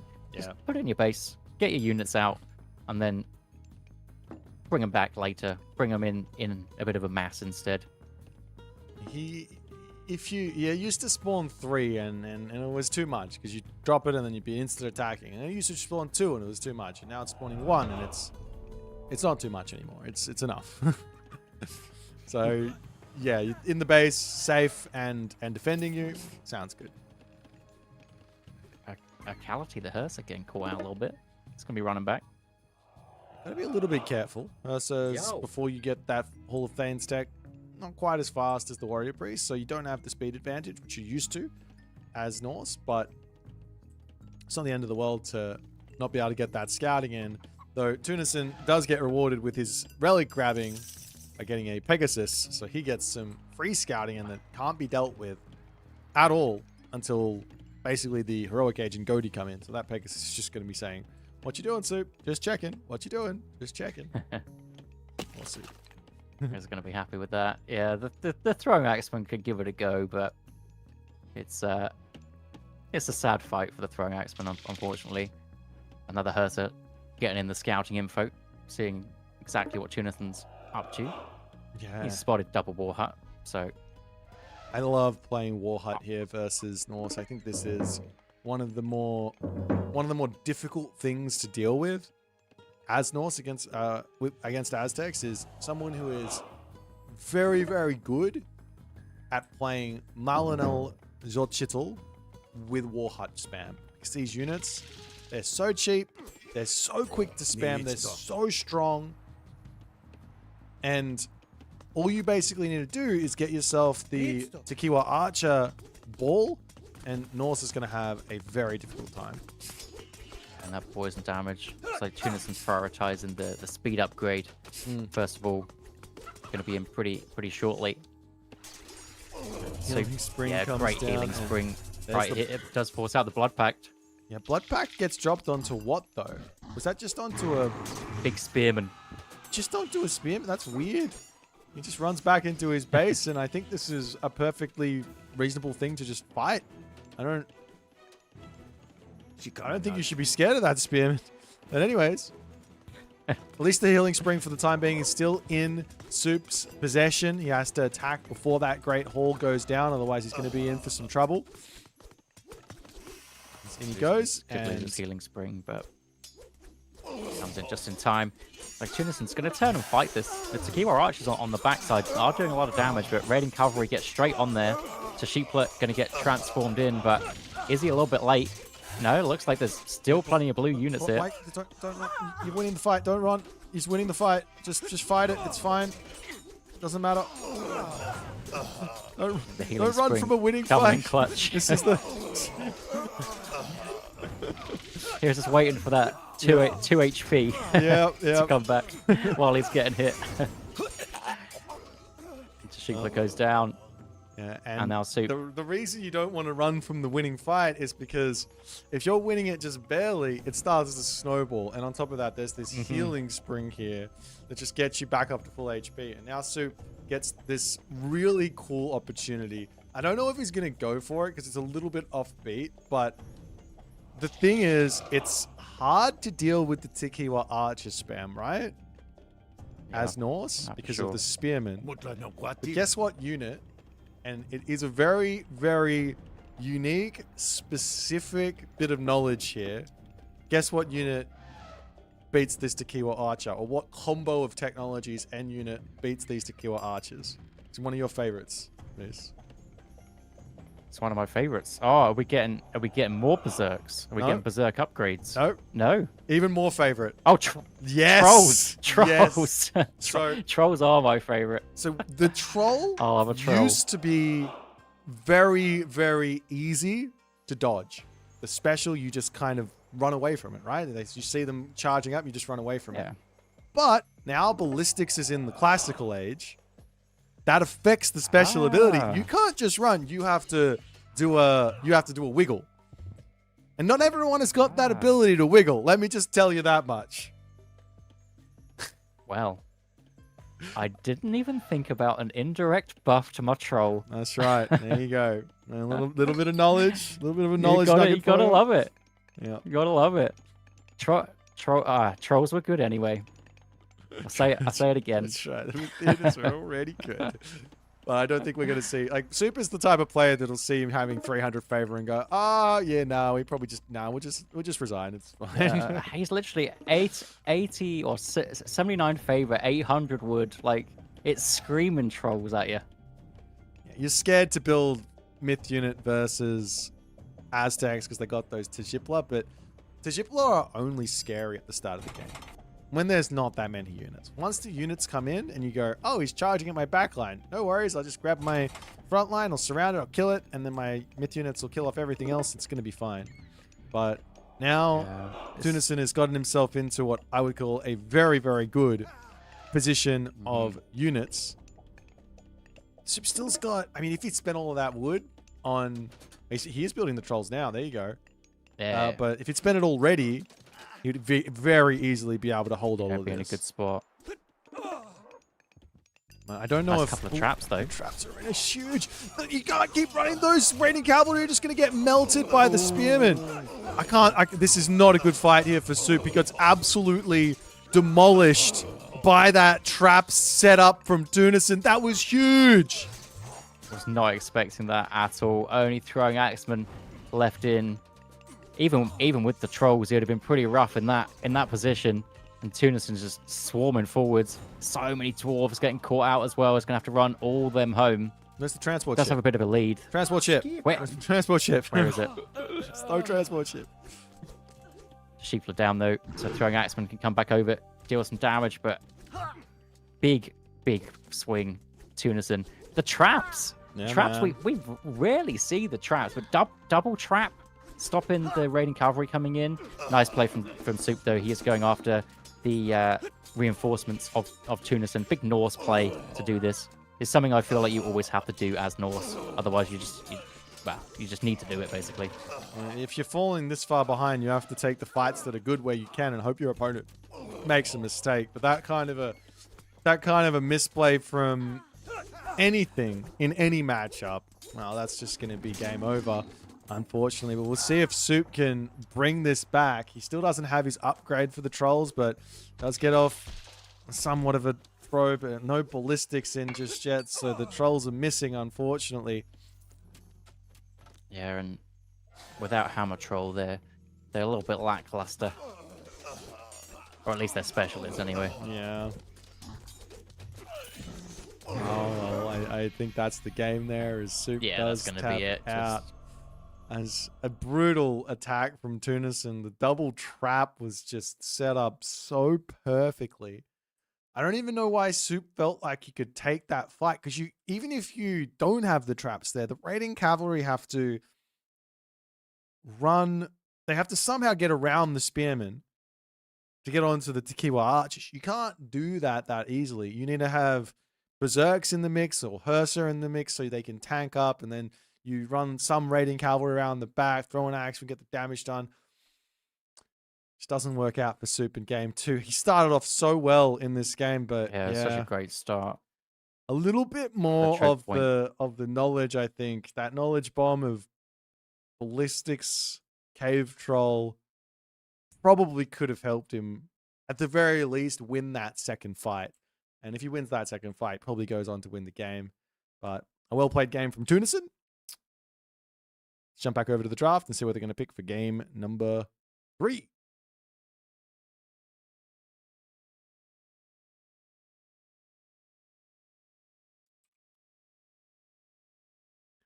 Alrighty.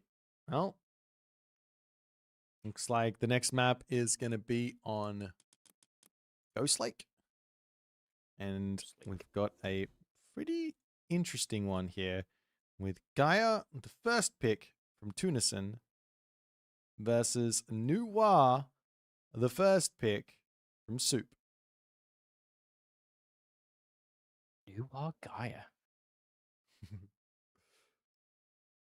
Look, I was sure that That's, Soup had a plan on that map, but after watching that game, I'm not sure he did.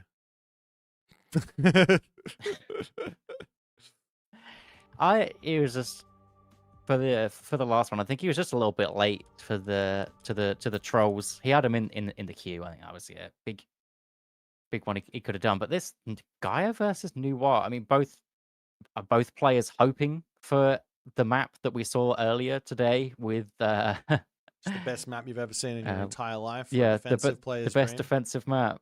Yeah, is that what they're hoping for? And they're hoping for sit back 15 minutes treaty. I think this is going to be really interesting because there's a lot of different ways that you can approach this from both sides, the Gaia side and the Nuwa side. You've got Leto, you've got Oceania styles, you've got 2 town center styles, you've got 1 town center styles. It's kind of all available if you want it to be, but there's only one way to really know what they're going to do, and that's watch the game. So let's jump in to the next one, which is Ghost Lake. Let's go.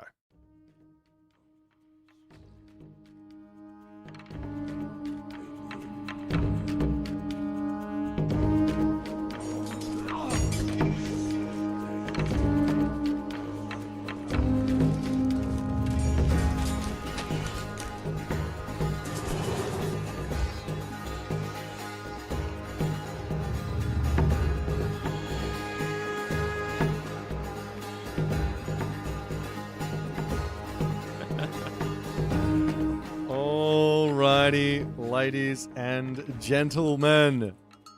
In the right-hand corner of the map, Tunison playing as Gaia. In the left-hand corner of the map, Soup as Nuwa. Very, very nice. And what sort of setup do we have on this Ghost Lake this time? So it is a 1 gold mine Ghost Lake, and then a 3 gold mines on each side sort of situation. Yeah, this is not the most defensive of maps, though. The left town center is looking great. The right town center for the Noir could be great. You get Earth Yeah. Wall, defend it, With the Earth Wall. and you should be good to go. But yeah, I don't really know. I think this Yeah. the scan you can just do anything you want here because it's a 1 gold mine Ghost Lake. It's totally fine to go any way, which one. Do you play either of these gods first and foremost? No. Ah. So if you were to play one of these gods, I like a Fushi. I do like Uh-huh. a Fushi, but I feel like he's very different to Noir. I think no, I do like a Noir Janu angle, but it's just because the Earth Wall is so far away from how I like to play. Yeah, I agree Although with you. I know it's very strong I'm with you. in certain situations. I but just yeah. go, look, I know that it's probably better to play part 2, but man, I don't want to. Let me go Chi-Yao. Let me go Shan Nu. I might be shooting myself in the foot, but that's what we're gonna do. Yeah, it's kind of more on you to do something, which depending on whether you like that kind of play style is just my idea of a good time. Yeah. I like it being on me, whereas probably especially in kind of competitive settings, it's almost better to play reactionary quite a lot of the time, unless you can really catch people off guard. But Yeah, the reactionary game plan has been, for those that are like capable of it, for those that are really in tune and have a lot of deep knowledge of the game, it is one of the best ways to play. But then again, you also are seeing some of these players like Recon, for example. Sometimes you see a Rappel doing this type of thing. Sometimes you see Kavoth doing these things. These are like the best reactionary plays in there, but they're still looking for those big all-in type strats when it is appropriate. So that's the big caveat here. As Soup, he's a man after my own heart. That's a Jean Nu. That's not going to be I no love to see it. Earth Wall shenanigans. Who needs Earth Wall when you can just go Juan Nu and enjoy? thought maybe it looks like he is 2TCing though. The Kwafu hero was on his travels there. Yeah, Maybe just blackened the wood, and now he's on his way over. So 2TC Janu, absolutely fine by me. Don't mind that one at all. And it looks like Tunison, from the macro wise, looks like he's going for a town center as well. He's very close to it. Very, very strange one. No economic guild from Tunison does indicate either a far second town center or like a favor play. And of course, this is going to be the town center situation. So both players just enjoying the boom.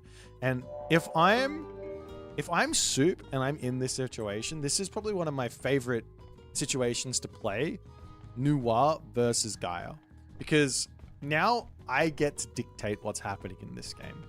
I get to play Dao Swordsman, and you have to respect it. Otherwise, I'm just going to walk through your position, because your town center doesn't really do much against that 40%, 35%, whatever it is, pierce armor on the Dao. So I wouldn't be surprised if Soup here just drops a barracks, or a military camp, I should say, and gets his Kwafu spamming, and he's just ready to go and kill Tunison. Whereas Tunison, he looks like he wants to go to the heroic age just from that pre-queue of Ria. He's pre-queued it already. He knows what he wants. He's obviously a while away, but that's the game plan for the time being. Whereas Soup, he does the classic Soup, which is auto-queuing Kwafus out and then hitting Q when he doesn't have enough favor. This is what he does. There you go. Yeah. I do it. I do it literally the stream. opposite. Yeah. I do it the opposite. I'm like, let me just build the Kwafu out, because I don't want to accidentally put a Kwafu onto food. But yeah, it'll be Kwafu spam from the middle, and he's also manually queuing it on the top side. So one of them is on auto, and the other one is, when I have the extra favor, it's going in. He is spreading the favor like a madman to getting the military camps up in good spots for favor. And Tunison, does he have a military barracks? Yes, he does. He's got one military barracks, and he's building some oracles out. I think one of them did get sniped, though. When did that happen? Yeah, I don't. Or maybe the chillin'? was searching for it and maybe found it and killed it, I guess. He's searching pretty Oh, hard. it does. with It has 1 kill. It's got 90 Well HP. played. There you go. It's always Well nice. played. So it's actually just replacing the one he lost. Oh, we are going to see this from Soup. I love this from Soup. I think this is the best play for Noir at the moment. There's always going to be the Kavoth play, but not everyone is Kavoth. And Kavoth players get to the heroic age, make white horse cavalry, and somehow beat pure infantry with those white cavalry because you're just that good. Everyone else, you gotta most be a people little can't bit play like more, that. a little bit more simple. And right now, the Soup is looking for some early game pressure, looking at the gold mine, making sure no one's on that position. Now this position for Tunison is quite nice. He has a back gold mine, he's got a forward gold mine, he's got Hunt behind it. Soup needs a lot more units first and foremost. I think he might be considering the heroic age, but I think that's a mistake here. I think he needs to go for it. Spam out Dows and catch Tunison going heroic age. You attack at about 9 minutes-ish, maybe a little bit before 9 minutes, 8 minutes 30-ish, and you just break the town center. If he doesn't build units, it's just guaranteed damage. Yeah, I think Soup is, he's kind of like half committing, and now I think he is just going straight for it, seeing that there's no units there, so he's just going to keep pressuring. Dow swordsmen coming in, more of them, medium infantry as well. He just needs more buildings. This is the hard part about this strat, and we do actually see the military barracks now coming down from Tunison as a reaction. He goes, "Oh, I better start maybe making something," but he still just says, "No, it's heroic age or bust for Tunison." I think this is going to go really well for Soup. You see the resources just piling up for both players. Just build more buildings and get going, and that's exactly what Soup's doing. In fact, he could move forward with that Kwafu and just build a military camp in the face of Tunison. Now Tunison's able to advance. He's going through Ria, and now he's going to start being able to build some units. Yeah, I love Soup's little move there, where he sees the barracks going up, and he's like, "Fine, I'll just attack over here, then move over here, gets a citizen kill." And he's going to be very, very happy about that one. Also, a citizen stuck in that sentry tower for the time being. Town center is a little bit too scary at this point, so he's going to have to back off. I think Tunison's close. Soup's close to his own heroic age if he feels like going there as well. Yeah, the big building to kill here, right, is the temple. You kill the temple, that stops potential oracles from coming out. Then you go find the oracles, you stop the favor income, and then you can go into a whole bunch of myth units. But for now, Soup, he's going to go heroic age. So it is a light pressure opening from Soup into the heroic age, and Tunison simply just gets his naked, fast heroic off. And I gotta say, I wish that Soup just spammed and just right-clicked on this town center, and he was just in an amazing spot right now. But I think Tunison is going to be fine to play a really long game here. Yeah, I think Tunison, he did read it, didn't he? Because he dropped those barracks and went, "No, I can wait for the Contarius. It looks like there's not too much going." He literally lost one citizen, which, I mean, isn't ideal, but considering the sheer amount of units and the delay that's put on Soup's next stage, Yeah. I think he's going to be more than fine. Machine Workshop coming forward for Soup. He's just spreading that favor. Just wants to keep spamming those Kwafus in. How many does he have? He's got 10 at the moment. Yeah, he's and really still coming forward. You got to be careful to stop this though, because one of the big boosts in power that's coming for Soup is Rush Ult, and with that god, well, you need to get that upgrade, Divine Judgment. The other one, the Gilded Shields, that can come later. It's not that big of a deal, but yeah, you do need quite a lot of stuff there in favor, and he's not going to be able to research it anytime soon. Now, the big weakness for Soup, the thing he's got to be very careful about right now, because Tunison, he's going to be able to do this non-stop. His army doesn't have any mobility, and the map is completely open. So Contarius raids, how are you going to deal with those? Yeah, and Soup, he's been spending all these resources on Kwafu. He's only got one gold mine to himself. There's three on each side, and Tunison's managed to secure 2 of them. So Soup's going to have to secure himself another gold mine at some point. Obviously not right now, but you see how quickly this is going down. He's going to need to either push through Tunison within the next 3k gold or rotate all the way over to the other side of the map. Oh, with, yeah, this I should is... say, his slow army. That's such a big call. This is not ideal for Soup at all. That being said, there's nothing stopping him from just walking forward and just slapping a ballet down in Tunison's face here. Oh, the traitor misclick! He wanted the Bayou, he hits a Dow Swordsman! I would get Dow Swordsman. Oh, Dow Swordsman too big. Yeah, too much of a big lad. That's the Contarius coming in, trying to take out the siege crossbows as Soup is rolling forward. Halberdiers coming through, also getting that Divine Books. I don't know if I like that tech right now. It is nice. You can save on extra buildings and building those, but the thing that Soup needs is the Divine Judgment. He's also somewhat in need of food, as there's a random behemoth in his main base now getting shanked down by peasants. But the town center for Tunison looks like it's about to get taken out here. Soup is so far in front. Yeah, it's mad, isn't it? It does. I mean, we said he's running out of gold, but it's because he's getting loads of gold. So many resources.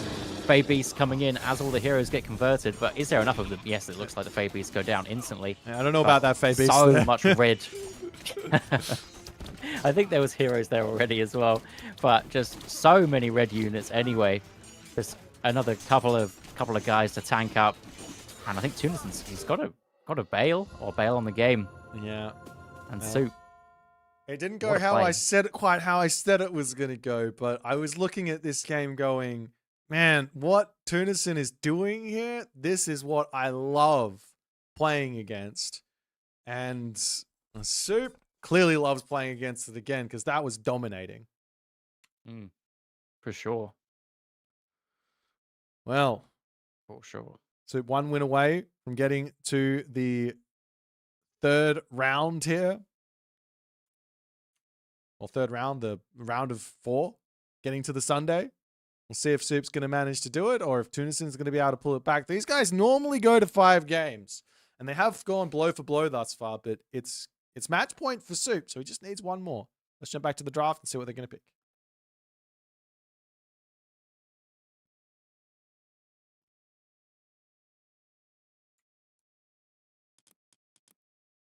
Alrighty, then it is the map Giza, and it is a Amaterasu versus Kronos matchup. Amaterasu Kronos on Giza. Also, just to point that back to the last game, people saying China's one-dimensional, bad, whatever. Nua's the first pick for Soup. Yeah, no, I first pick Nua. I don't believe that China is any more one-dimensional. The Dow got buffed. 0.2 speed might not seem like a lot, but it really does help. The cavalry option is still there in the heroic age. You can play 1 town center all-ins as well. They're existing. There's actually quite a lot of stuff for the Chinese right now, I think. Yeah. Maybe it's the time. It's the time to pick them up. Yeah. Why not? Well, it is Giza coming up. This is one of the most exciting. Well, not exciting. This is one of Soup's most favorite gods to play. It's Kronos. Yeah, here. it's got a scary Kronos. Yeah, but it is a Amaterasu, which is not a simple matchup. I've got 1 random strat to talk about, but we're going to be jumping in onto this map, and I'll throw the strat out there. You can tell me it's terrible, and then we'll move on to what Soup's going to pick to do. Let's jump in onto the map Giza and see what it's all going to be about.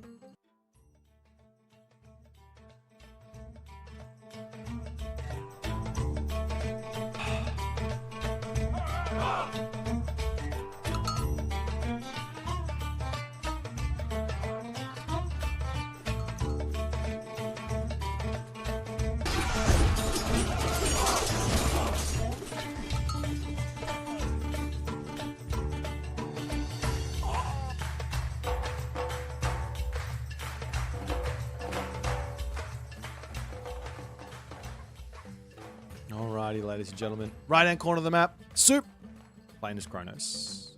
Left-hand corner of the map, Tunison playing as Amaterasu. Moose, Kronos Rush is terrible here.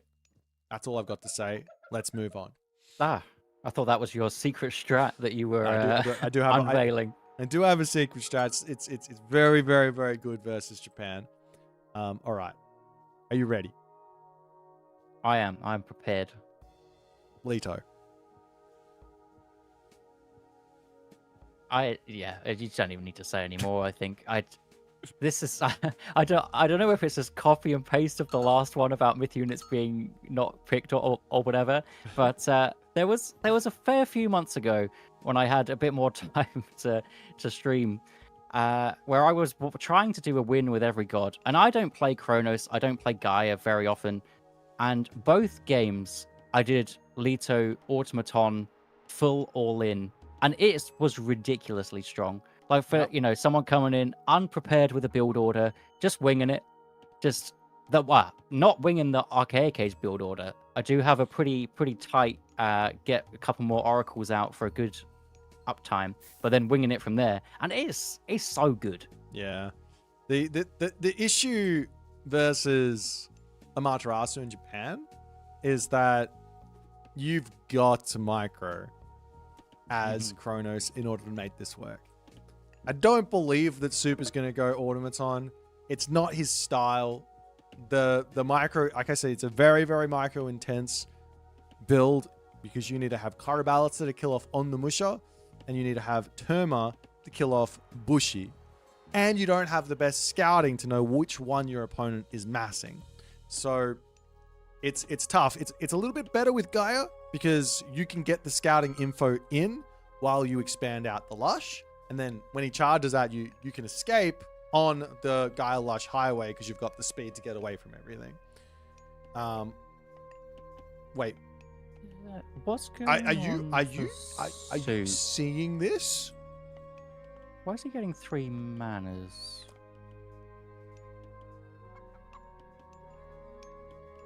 Does one of them not have population in it? No, they've all got population. This does make his temple spawn faster. Okay. Let's just say Soup, he plays and he streams quite a lot. And a lot of players like to say, I can't share my games because I can't share my strats because they're like, I can't stream because then my strats are going to get shown, and then my secret scream, and then I got to know my gods, and I got to know my builds, and I'm going to lose in the tournament. And Soup just comes in here. First time I've seen him do this. I watch a lot of his streams. I'm a subscriber. Never seen this, no. I love watching him. He's entertaining. It's the first time I've seen him do this. This is a far second town center with 3 manas, and he is going to get a ridiculous boom going. Now, it could be a village center. It could be the second town center. He's walking over there, so he's got to do the time shift. Kronos recently got boosted with being able to time shift 2 buildings at once, so he'll get them all over there. And this is going to be really, really fun. It's just absolute visionary. I mean, I steal Soup's builds. Just going to be honest. The one that you called the Pegasus Rush build, stole that. And don't do anything else basically for the Norse. Yep, I think I need to steal this one. This is ridiculous. I don't think it's just you that steals Soup builds at this point. All right. Down center is ready to start, and it is going up quick. That's nearly 30 seconds. For reference, it's going to be even faster when that next mana pops in. One villager builds, I think, a town center at about 150 seconds. This is 6 villagers at 20 seconds, I think. That's insane. It dropped it by 4 seconds, that extra mana. Insane. So if you had that from the beginning, it's under 30 seconds. Yeah, I think unfortunately he just didn't have the line of sight or something. There was nothing slowing him down there, apart from just not having the oracles out. But now the town center's up. The only issue here for Soup is his map not really the best here for a far second town center. And Tunison, well, he hasn't scouted anything yet. He's been sitting in his base, and he's going to be like, all right, what are you going to do? Now, I had this conversation with Soup the other day. I said, he was talking about build orders and things, and I'm like, look, you're right. Build orders, very important. Very, very important. But what's better than having a really good build order is having a really good strat. I don't know if I like this strat from Soup here on this specific map. This is going to be tough to hold. We'll see if he's going to be able to do it. Yeah, I do like his kind of moving out the citizens nice and early, gets his gazelles in while Tunison will be massing up his army, and then he has his rhino to go back to. I do like that. And the gold mine, you can get something set up. Maybe if you could get something set up kind of soonish. It is a little bit rough to walk over and build what I like to call cheeky walls in this spot. You know, spending two villages worth of walking time just to put up a little wall and then come back. But I think it could pay off nicely later. There's also Dwarven Horseshoes, movement speed for cavalry behind, which both players like to pick up at some point. Yeah, it helps the Terma as well, right? It's absolutely huge. Yeah. But Soup's now seen the one Udo out. He probably knows he's on a bit of a timer here. Caraballister, Catapulti, Prometheans, all of that is going to be great. He has no time to waste here, though. He probably should be out on this second gold mine already, mining that and trying to get as much gold in that he can. Yeah, because the one Udo mass is definitely on its way. And once you've confirmed that you're up against 1TCs, do you still heroize the citizens and go for that Theft of Fire? No, he hasn't gone for Theft of Fire. You need to start getting those, those human units. You shouldn't heroize villagers at all here. You should be valorizing your Caraballister. You should be valorizing your Catapultis, because the problem here isn't going to be income. You've got more income than your opponent because you're on 2 TCs. You don't need more. The problem is how you're going to kill off Myth Unit. How you're going to kill off, how you're going to keep your units alive in the fights. Like that's what matters here. So I'm really hoping Soup stops valorizing his citizens very, very shortly here. Goes Hero Caraballister and he's ready to defend. Losing the temple in his main base, that's going to hurt. That hurts. Citizen again getting heroized. I mean, has to. He's going to lose the temple for it. He doesn't have a single hero unit. So much wood in the bank as well here for Soup. Losing that temple, that's painful. He's got the favor in also. I mean, he could just heroize a couple of dudes. Expensive at this stage, but if he feels like he needs to, I think that was just he had to heroize that citizen. Yeah, and keep it alive. Keep her alive. To some degree, I don't even think that that's valid, because you lose one citizen. What's the real issue here? Wow, you're already double the villager lead. Yeah. Well, a little bit of damage to come through. Soup can't really take a fight here. He can try and keep his Caraballister alive, though, and he does have the Valor. He doesn't go for it. What is happening here? Is he going to lose everything on this one as he's trying to get out? Another Caraballister popping into the front there. That's going to go down. The Caraballister on the left is going to go down. Soup is in a difficult position. Yeah, it just has nothing to do with the Wild Udos. Here's a Hero Caraballister now on the front that gets rid of those samurais, but still the Wild Udo coming through. And there is just too many Tunison units. Temple coming back up for Soup, but his town center's probably not long for this world. No. I mean, he just got caught out of his base. Like, I don't think he's trying to look for positions to get damage done, but he just had to sit back. Maybe some, like, small walls or something, and he would have been fine here. But the army is going to go after these citizens, take them down, and this boom was gigantic. Excuse me. This boom was gigantic from Soup, but, man, that did not go well. Citizens not doing too badly in this fight, but they've got no other units with them, and Tunison does take that one with a nice catch. Sometimes when you go for these builds, like this is such a greedy way to play. And when you go for these builds and you play greedy, you have to play perfect on the defense at this level, because these players, the all-ins that they do at this level, like, you think it's tough on the ladder. No, no, no, no, no. The all-ins in tournament, these things are one slip up and you lose. One slip up. Yeah, Well. Tunison just perfect on that. I mean, we'll just take a look at the actual situation here in the timeline as well. You'll see this military diff. And Soup's just not close. He's 1,000 resources behind when he got caught out. So he should have been sitting back. He should have been underneath the town center or in his base, allowing maybe his main base to just get attacked is fine. Dropping the town center is fine, but keeping the citizens alive and just massing up the army, trying to hold that other gold mine would have been a valid approach. But nonetheless, let's jump back over to the draft and see what Game 5 is going to look like. I told you we were going there. Let's check it out. Game 5.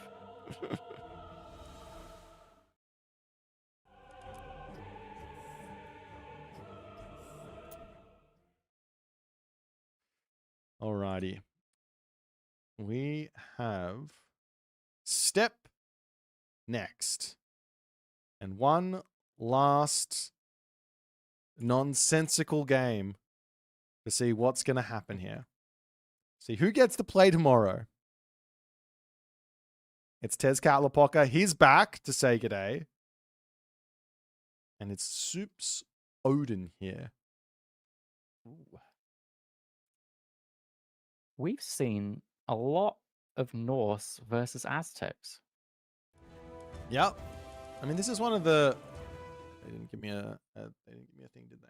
No, I'm trying to find it as well. All right. This is one of the more tricky, or well, not even tricky situations. It's just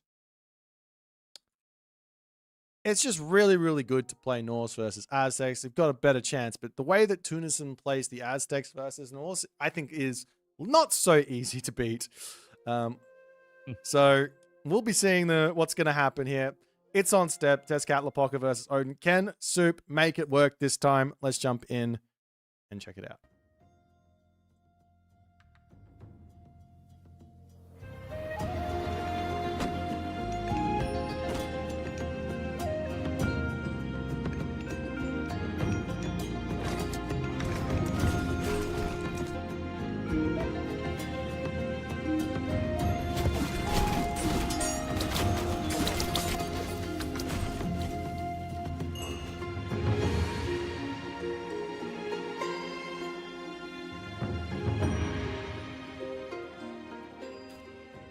Alrighty, ladies and gentlemen, one last game, the one last part of the day. In the right-hand corner, we have Tunison playing as Tezcatlipoca, and in the left-hand corner of the map, we got Soup playing as Odin, and you already know, Soup is doing the Soup build. Exactly. Although I say I've stolen it, I do it different to him. Okay. What is the Soup build? Go on, explain. So the soup build that he does. So he brings his 3 gatherers over to the gold, which to someone who hasn't seen this might think that's such a weird thing to do, because every build pretty much goes to food straight away. And each builds 1 dwarf straight away. And his idea is to get out a temple as fast as possible to then grab all the relics or rush his opponent. And the thing is about it is you can scout this early on, but you don't know which one's coming. Yeah, that's what makes it so good. Soup's either going to advance at 3 minutes or he's going to advance at 6 minutes. Yeah, that's the rule. 6 minutes with 4 relics or 6 relics, depending on which map you're on. Yeah, and now it's funny actually. But, yeah. This makes sense here from Soup. I tried this once and I was like, I can't even find the relics. These ravens are so blind. Look at how much line of sight. They don't have any line of sight. These things, it's like I'm sending a goat out to scout at this point. They don't see anything. But if you send both of them at once, then you can manage to see the whole thing. And that will allow you to spot the relics as you're going around the map. So fantastic. I see. And which relics? This is an Odin main strat. Look at that. Yeah, he knows what he's Both up. ravens. He's got line of sight relic on the bottom side if that'll help. Soup finds that one. Yep. That'll help. There's probably only the one relic that's super useful here, unfortunately, for Soup, and Honey is holding that one. It's the Ankh of Ra. There is also the 9 cauldrons over on the right side to help make those Huskar a little bit stronger, but you're probably not going to be going them all too often as Odin. No, but I think definitely steal that one away. That's a takeaway from Tezcatlipoca every day of the week. Yeah. This is like a steal away from the Egyptians kind of situation. Ironhide going to be on his way, does grab that one. Yeah, super important to keep that Straight stuff back. out of the hands of a god that is very much going to be enjoying the Jaguars. Yeah, you don't want to make them any stronger than they already are. Nope. That's for sure. And then Soup does have his Heimdall coming through at about a 4-minute advance time. So not the rush. It was, of course, the grab all the relics with his two hearses. I'm not surprised to see Heimdall, but on the same token, I'm like, aren't we really, really wanting Valkyrie and raiding cavalry on this map? Yeah, step for sure. This is one of the best. This is one of the best maps for getting some raids in. Valkyries coming in. You could even do an early forest fire, get rid of this backwood line to then force Tunison onto something that's even easier to raid if that's what you want to do. Yeah. And yeah, we've definitely seen a lot of success from the big heavy raids on this. Oh, we're not seeing. I fully expected Tunison here to go for a Melina classical fight. If he goes for the fast heroic here, he might get into some trouble. Yeah, I feel like the Melina matches up so well against Norse. You have your spearmen for the raiders, you have obviously the archers, and then just the poison damage that just does so much damage. And but it is going to be Hui Hui. A couple of warrior priests in just to scare off Ironhide and his friends. But the hearses do win that on a straight up engagement, especially if Tunison's still in the arcade cage. When It looks like there's a villager getting caught out. Such a kill there from Soup. That's what I'm talking about. He knows what his units can do. That's for sure. He almost gets another village. Doesn't want to stay in there for too long because he's going to take a lot of damage. You can heal them up, but it takes a while with the Odin passive. The Hersa damage is no joke. Nope, not with the. He got 5 of them. That's right, and the Ironry as well. You blow that horn, charge in. Do the horn. Does manage to retreat. Tunison. This micro from set up his Soup turret is Boit. tough to. It is tough, and that's TUFF. Getting that Ironry to blow the horn and make sure everything is going the right way there. That was so nice. But now you are right.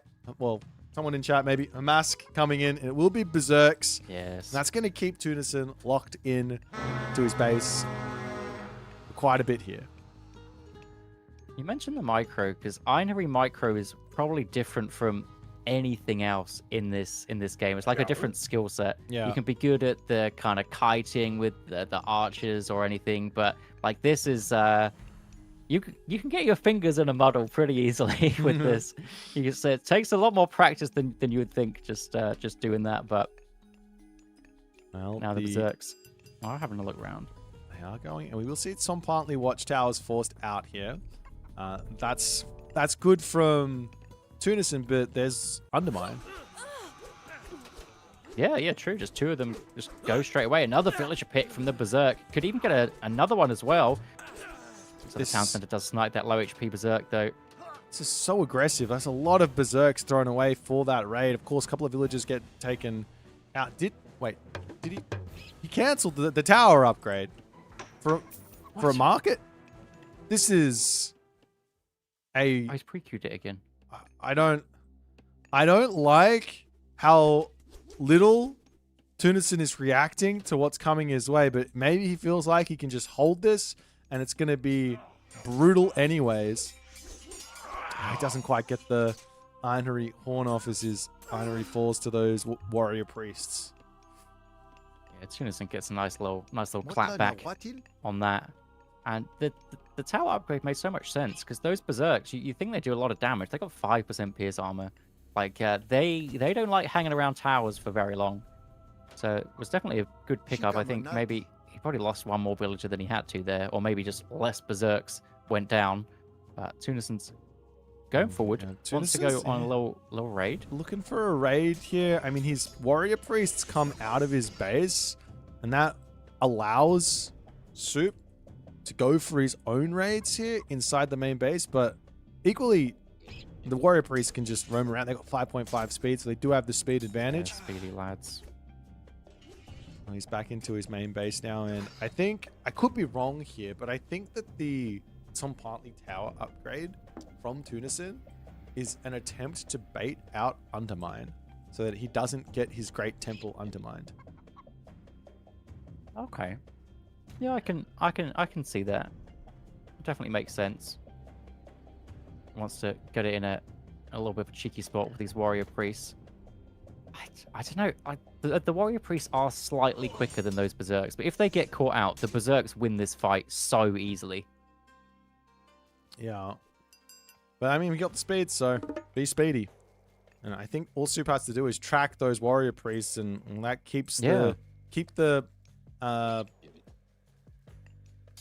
Great Temple in the main base. And of course, there will be. Well, he's not even advancing, so this is still really tough for Tunison. Yeah, and Soup's going for a town center in the middle of the map. Yeah, I don't see a problem with that. You're playing Norse. You've got your opponent turtling. Great. He's not getting resources. You are 30 villages to 28. There's probably also Rixtula in from Soup and Safeguard, so the town center's cheaper and working harder. Yep. That both in. But now Soup is holding on to that undermine. Now Heroic Age is on the way. And Soup, he has to be very, very solid here because it's tough to play defense as a Norse player. It just is. Being a defender, that's a hard thing to do. As we see the walls coming up, the warrior priest going to come over and try and stop this. But even once the walls are finished, he can gate and then just take the fight. It's not a problem. Well, there's I think you lose what, 7 gold. Not a big deal there. Not a big deal. He just wants to stop this gold mine from being an option, which makes perfect sense. There is a little gap down the bottom there, so not the biggest of deals. It does just put a stop to these guys. Yeah, immediate run there. Berserk's wailing. But now the Heroic Age on the way as well. Yeah, that's competitive time from Soup. 2 TCs, Scardy with Rigstool, so it comes up faster. We will see these priests coming up to the top side, but there's already walls coming in from him that deny any type of Great Temple anywhere. Yeah, great walls. And Tunison is desperately hunting for gold mine here. He wants something. He's getting his Titsmodo upgrade, waiting to use that. Oh, and his Great Temple back at home. And the Great Temple is scouted as well. Man, this Berserk technology... not technology. This relic from Soup, the Pelt of Argus... Yeah, people sleep on the line of sight, really. I was going to say, this is a relic that I have said is useless, or not even that useful, not that high priority for a very long time, but this relic has been huge for Soup. Is he not going to drop Undermine? There he goes, undermining with 10 seconds left. Charges in to try and take it out. The lullaby is forced, but Soup knows exactly he knows his numbers, what he can do, and that is down. We will see the Starfall coming in after it all, and Soup just says, see you later. I just took away a good, solid amount of your economy. Now there's only 800 gold left in the gold mine there. There's only 200 gold in the bank. Great Temple will come down onto the bottom, right next to the wooden walls. And Soup, unfortunately, he does see it. I don't know how he sees it because the walls have 0 line of sight, but he can see it. Maybe that Pelt of Argus does give them just plus. So it has 0 plus 9 or whatever it is? No, it's just units. Maybe. It's just units. Maybe it has like 1 line of sight? Yeah, maybe it just has one. And it's literally on like the same the same pixel as it, basically. Yeah, it's inside the square. There's still a lot of walls that need to be set up for Soup. It's a very, very open map, but the only thing that really matters here is the outside. The outside of the map is the only thing that really matters. Sean 1 are going to be coming through, so Soup has to start thinking about throwing Axemen or like a ton of Frost Giants. Alternatively, Soup could try and just play Town Center building angle here. And, well, Tunison is just going to fall way behind, and Soup should be able to out macro. He's grabbing that third one. Tunison is just happy to get his gold mine, really. Yeah. Moving over here, it's grabbing spotted deer. The walls, the stone walls in. So this is just putting a stop to the Tits and Middles doing whatever they want. And Great Temple, again, going up in the main base. So That's it. what is this? Jump upgrades coming in. It's kind of strange to see the double Great Temple, no? Like, one of the reasons why this is quite strong for Tezcatlipoca is you get this technology in, the levy technology in for basically free, and this makes your Great Temple work, like, you know, the units train 20% faster or whatever it is. It's really quick. It's like it's 9 seconds without. So, what, they come in like 7 seconds or something? It's pretty quick. Yeah. Well, we'll see how it's all going to So you don't go. need one this 'Cause early. the big issue here is just Sean 1 and Jaguar Rider are a very difficult combo to beat. Warrior Priest does get taken out trying to charge through, trying to get some scouting in. The full Norse wall. This could be called the Great Wall of China, but this is the Great Wall of Norse. So just going all the way across this map. Yeah, this Soup's so happy in his position. Whenever you can do this as Heimdall, set up your walls, get your town centers in, and your town centers are working faster as well. Look how long it takes these guys just to take out this gate on the bottom side.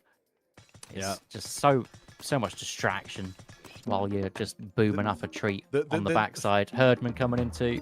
The next thing you can do as well, if you really want to, is just say, all right, let's grab masons. Just Why not? Make those walls even more painful. Because now, basically, Tunison has to go into Taunton Smashes, and they die really hard versus throwing Axemen. But Soup still hasn't managed to build any of them. He does have Frost, so he's still got another, 40 seconds or whatever it is with Frost that he can, 45 seconds that he can just have these units sit here, and he can also then sit behind this, wall it in, and, well, Tunison is going to be stuck in this position, and a hill fort goes up. Surely there's a wall that gets thrown up here. Surely. Yes, yeah, there needs to be goes. the little turret boys in the way, but yeah, just build it around him. Not an issue. That's absolutely fine. He's only a little guy. But still not a single throw an Axeman from Soup, but I'll tell you, he is at least building Frost Giants, and if you can cue the Frost Giant onto the Heavy Sean one, then it's not going to matter that he doesn't have throw an Axeman to take him out, because they're not going to be able to do anything. Soup's eco is just so strong. You just see he's at 205 pop, and look at that queue. He's just almost waiting to lose units so we can just build more. Yeah, on the other side, Tunison doesn't really have much eco to speak of. I mean, you look at the army diff though. It's 4.7k to 4.8k. It's still quite close here, regardless of the eco diff. Hillfort plus town center for Soup has to be enough to hold this position, right? You'd have to think so, but military is still sitting quite strong for Tunison. The blue numbers just aren't going down. Oh, wild. A lot of that is because those Heavy Sean ones, they like I said, there's not a throw an Axeman out here. Then town center down as well. That's heavy as well. Well, Soup force back. Force back, but Soup does have an infinite eco at the moment, so he can just pull back, get himself more buildings, try and rebuild up an army, and go for another fight. That's like the second, or maybe I guess we call it third time today that we've seen the big Tezcatlipoca push. It's actually ridiculous how strong this is. The units just don't go down. Yeah. I mean, I'm never gonna look at this army and say that doesn't make sense. Just on the fact that if there was throwing axemen and he was Well, I mean, killing yeah, the it's just Sean missing ones, throwing axemen, isn't it? Yeah. Yeah, if Would've you're been- microing down the Sean ones, they Yeah. they will go down relatively quick. Frost giants as well, always a great shout. in fact, Soup's just like refusing to build them. They're not a unit. He doesn't. He Yeah, doesn't he know what the doesn't key want is. to. It's W Yeah. into his main base. Though still Click on fighting. click on the picture. There we go. Still fighting underneath the buildings. I mean, what else could you build? Jarls are the other option, right? Jarls are quite good versus the Sean one because the Sean one have got relatively low base damage at a 3 population, 12.5 hack damage per second. It's a nice raid up the top side, but when you get close to full pop villagers as Heimdall Odin, you just transform berserks. More than happy to do that. Defends it pretty nicely. Turtle Rabbit coming in. Spawn for free. It's always nice. It's the be obsidian big shards. You've got to kill them off. There's only one at the moment. Another Ayatochli is going to be coming in if he's not Spawn. quick about it. Oh, it does come through. Frost Giant. Can he micro it away? No. I think Super survived here, and he's still getting further in front. So, push dealt with.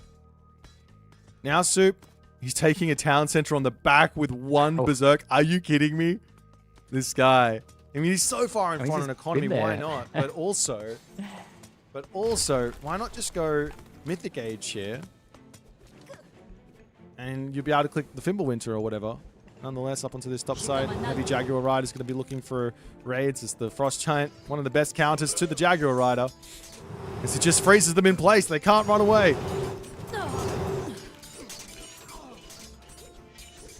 Poor Turtle Rabbit again. Just doesn't have a chance to play. No.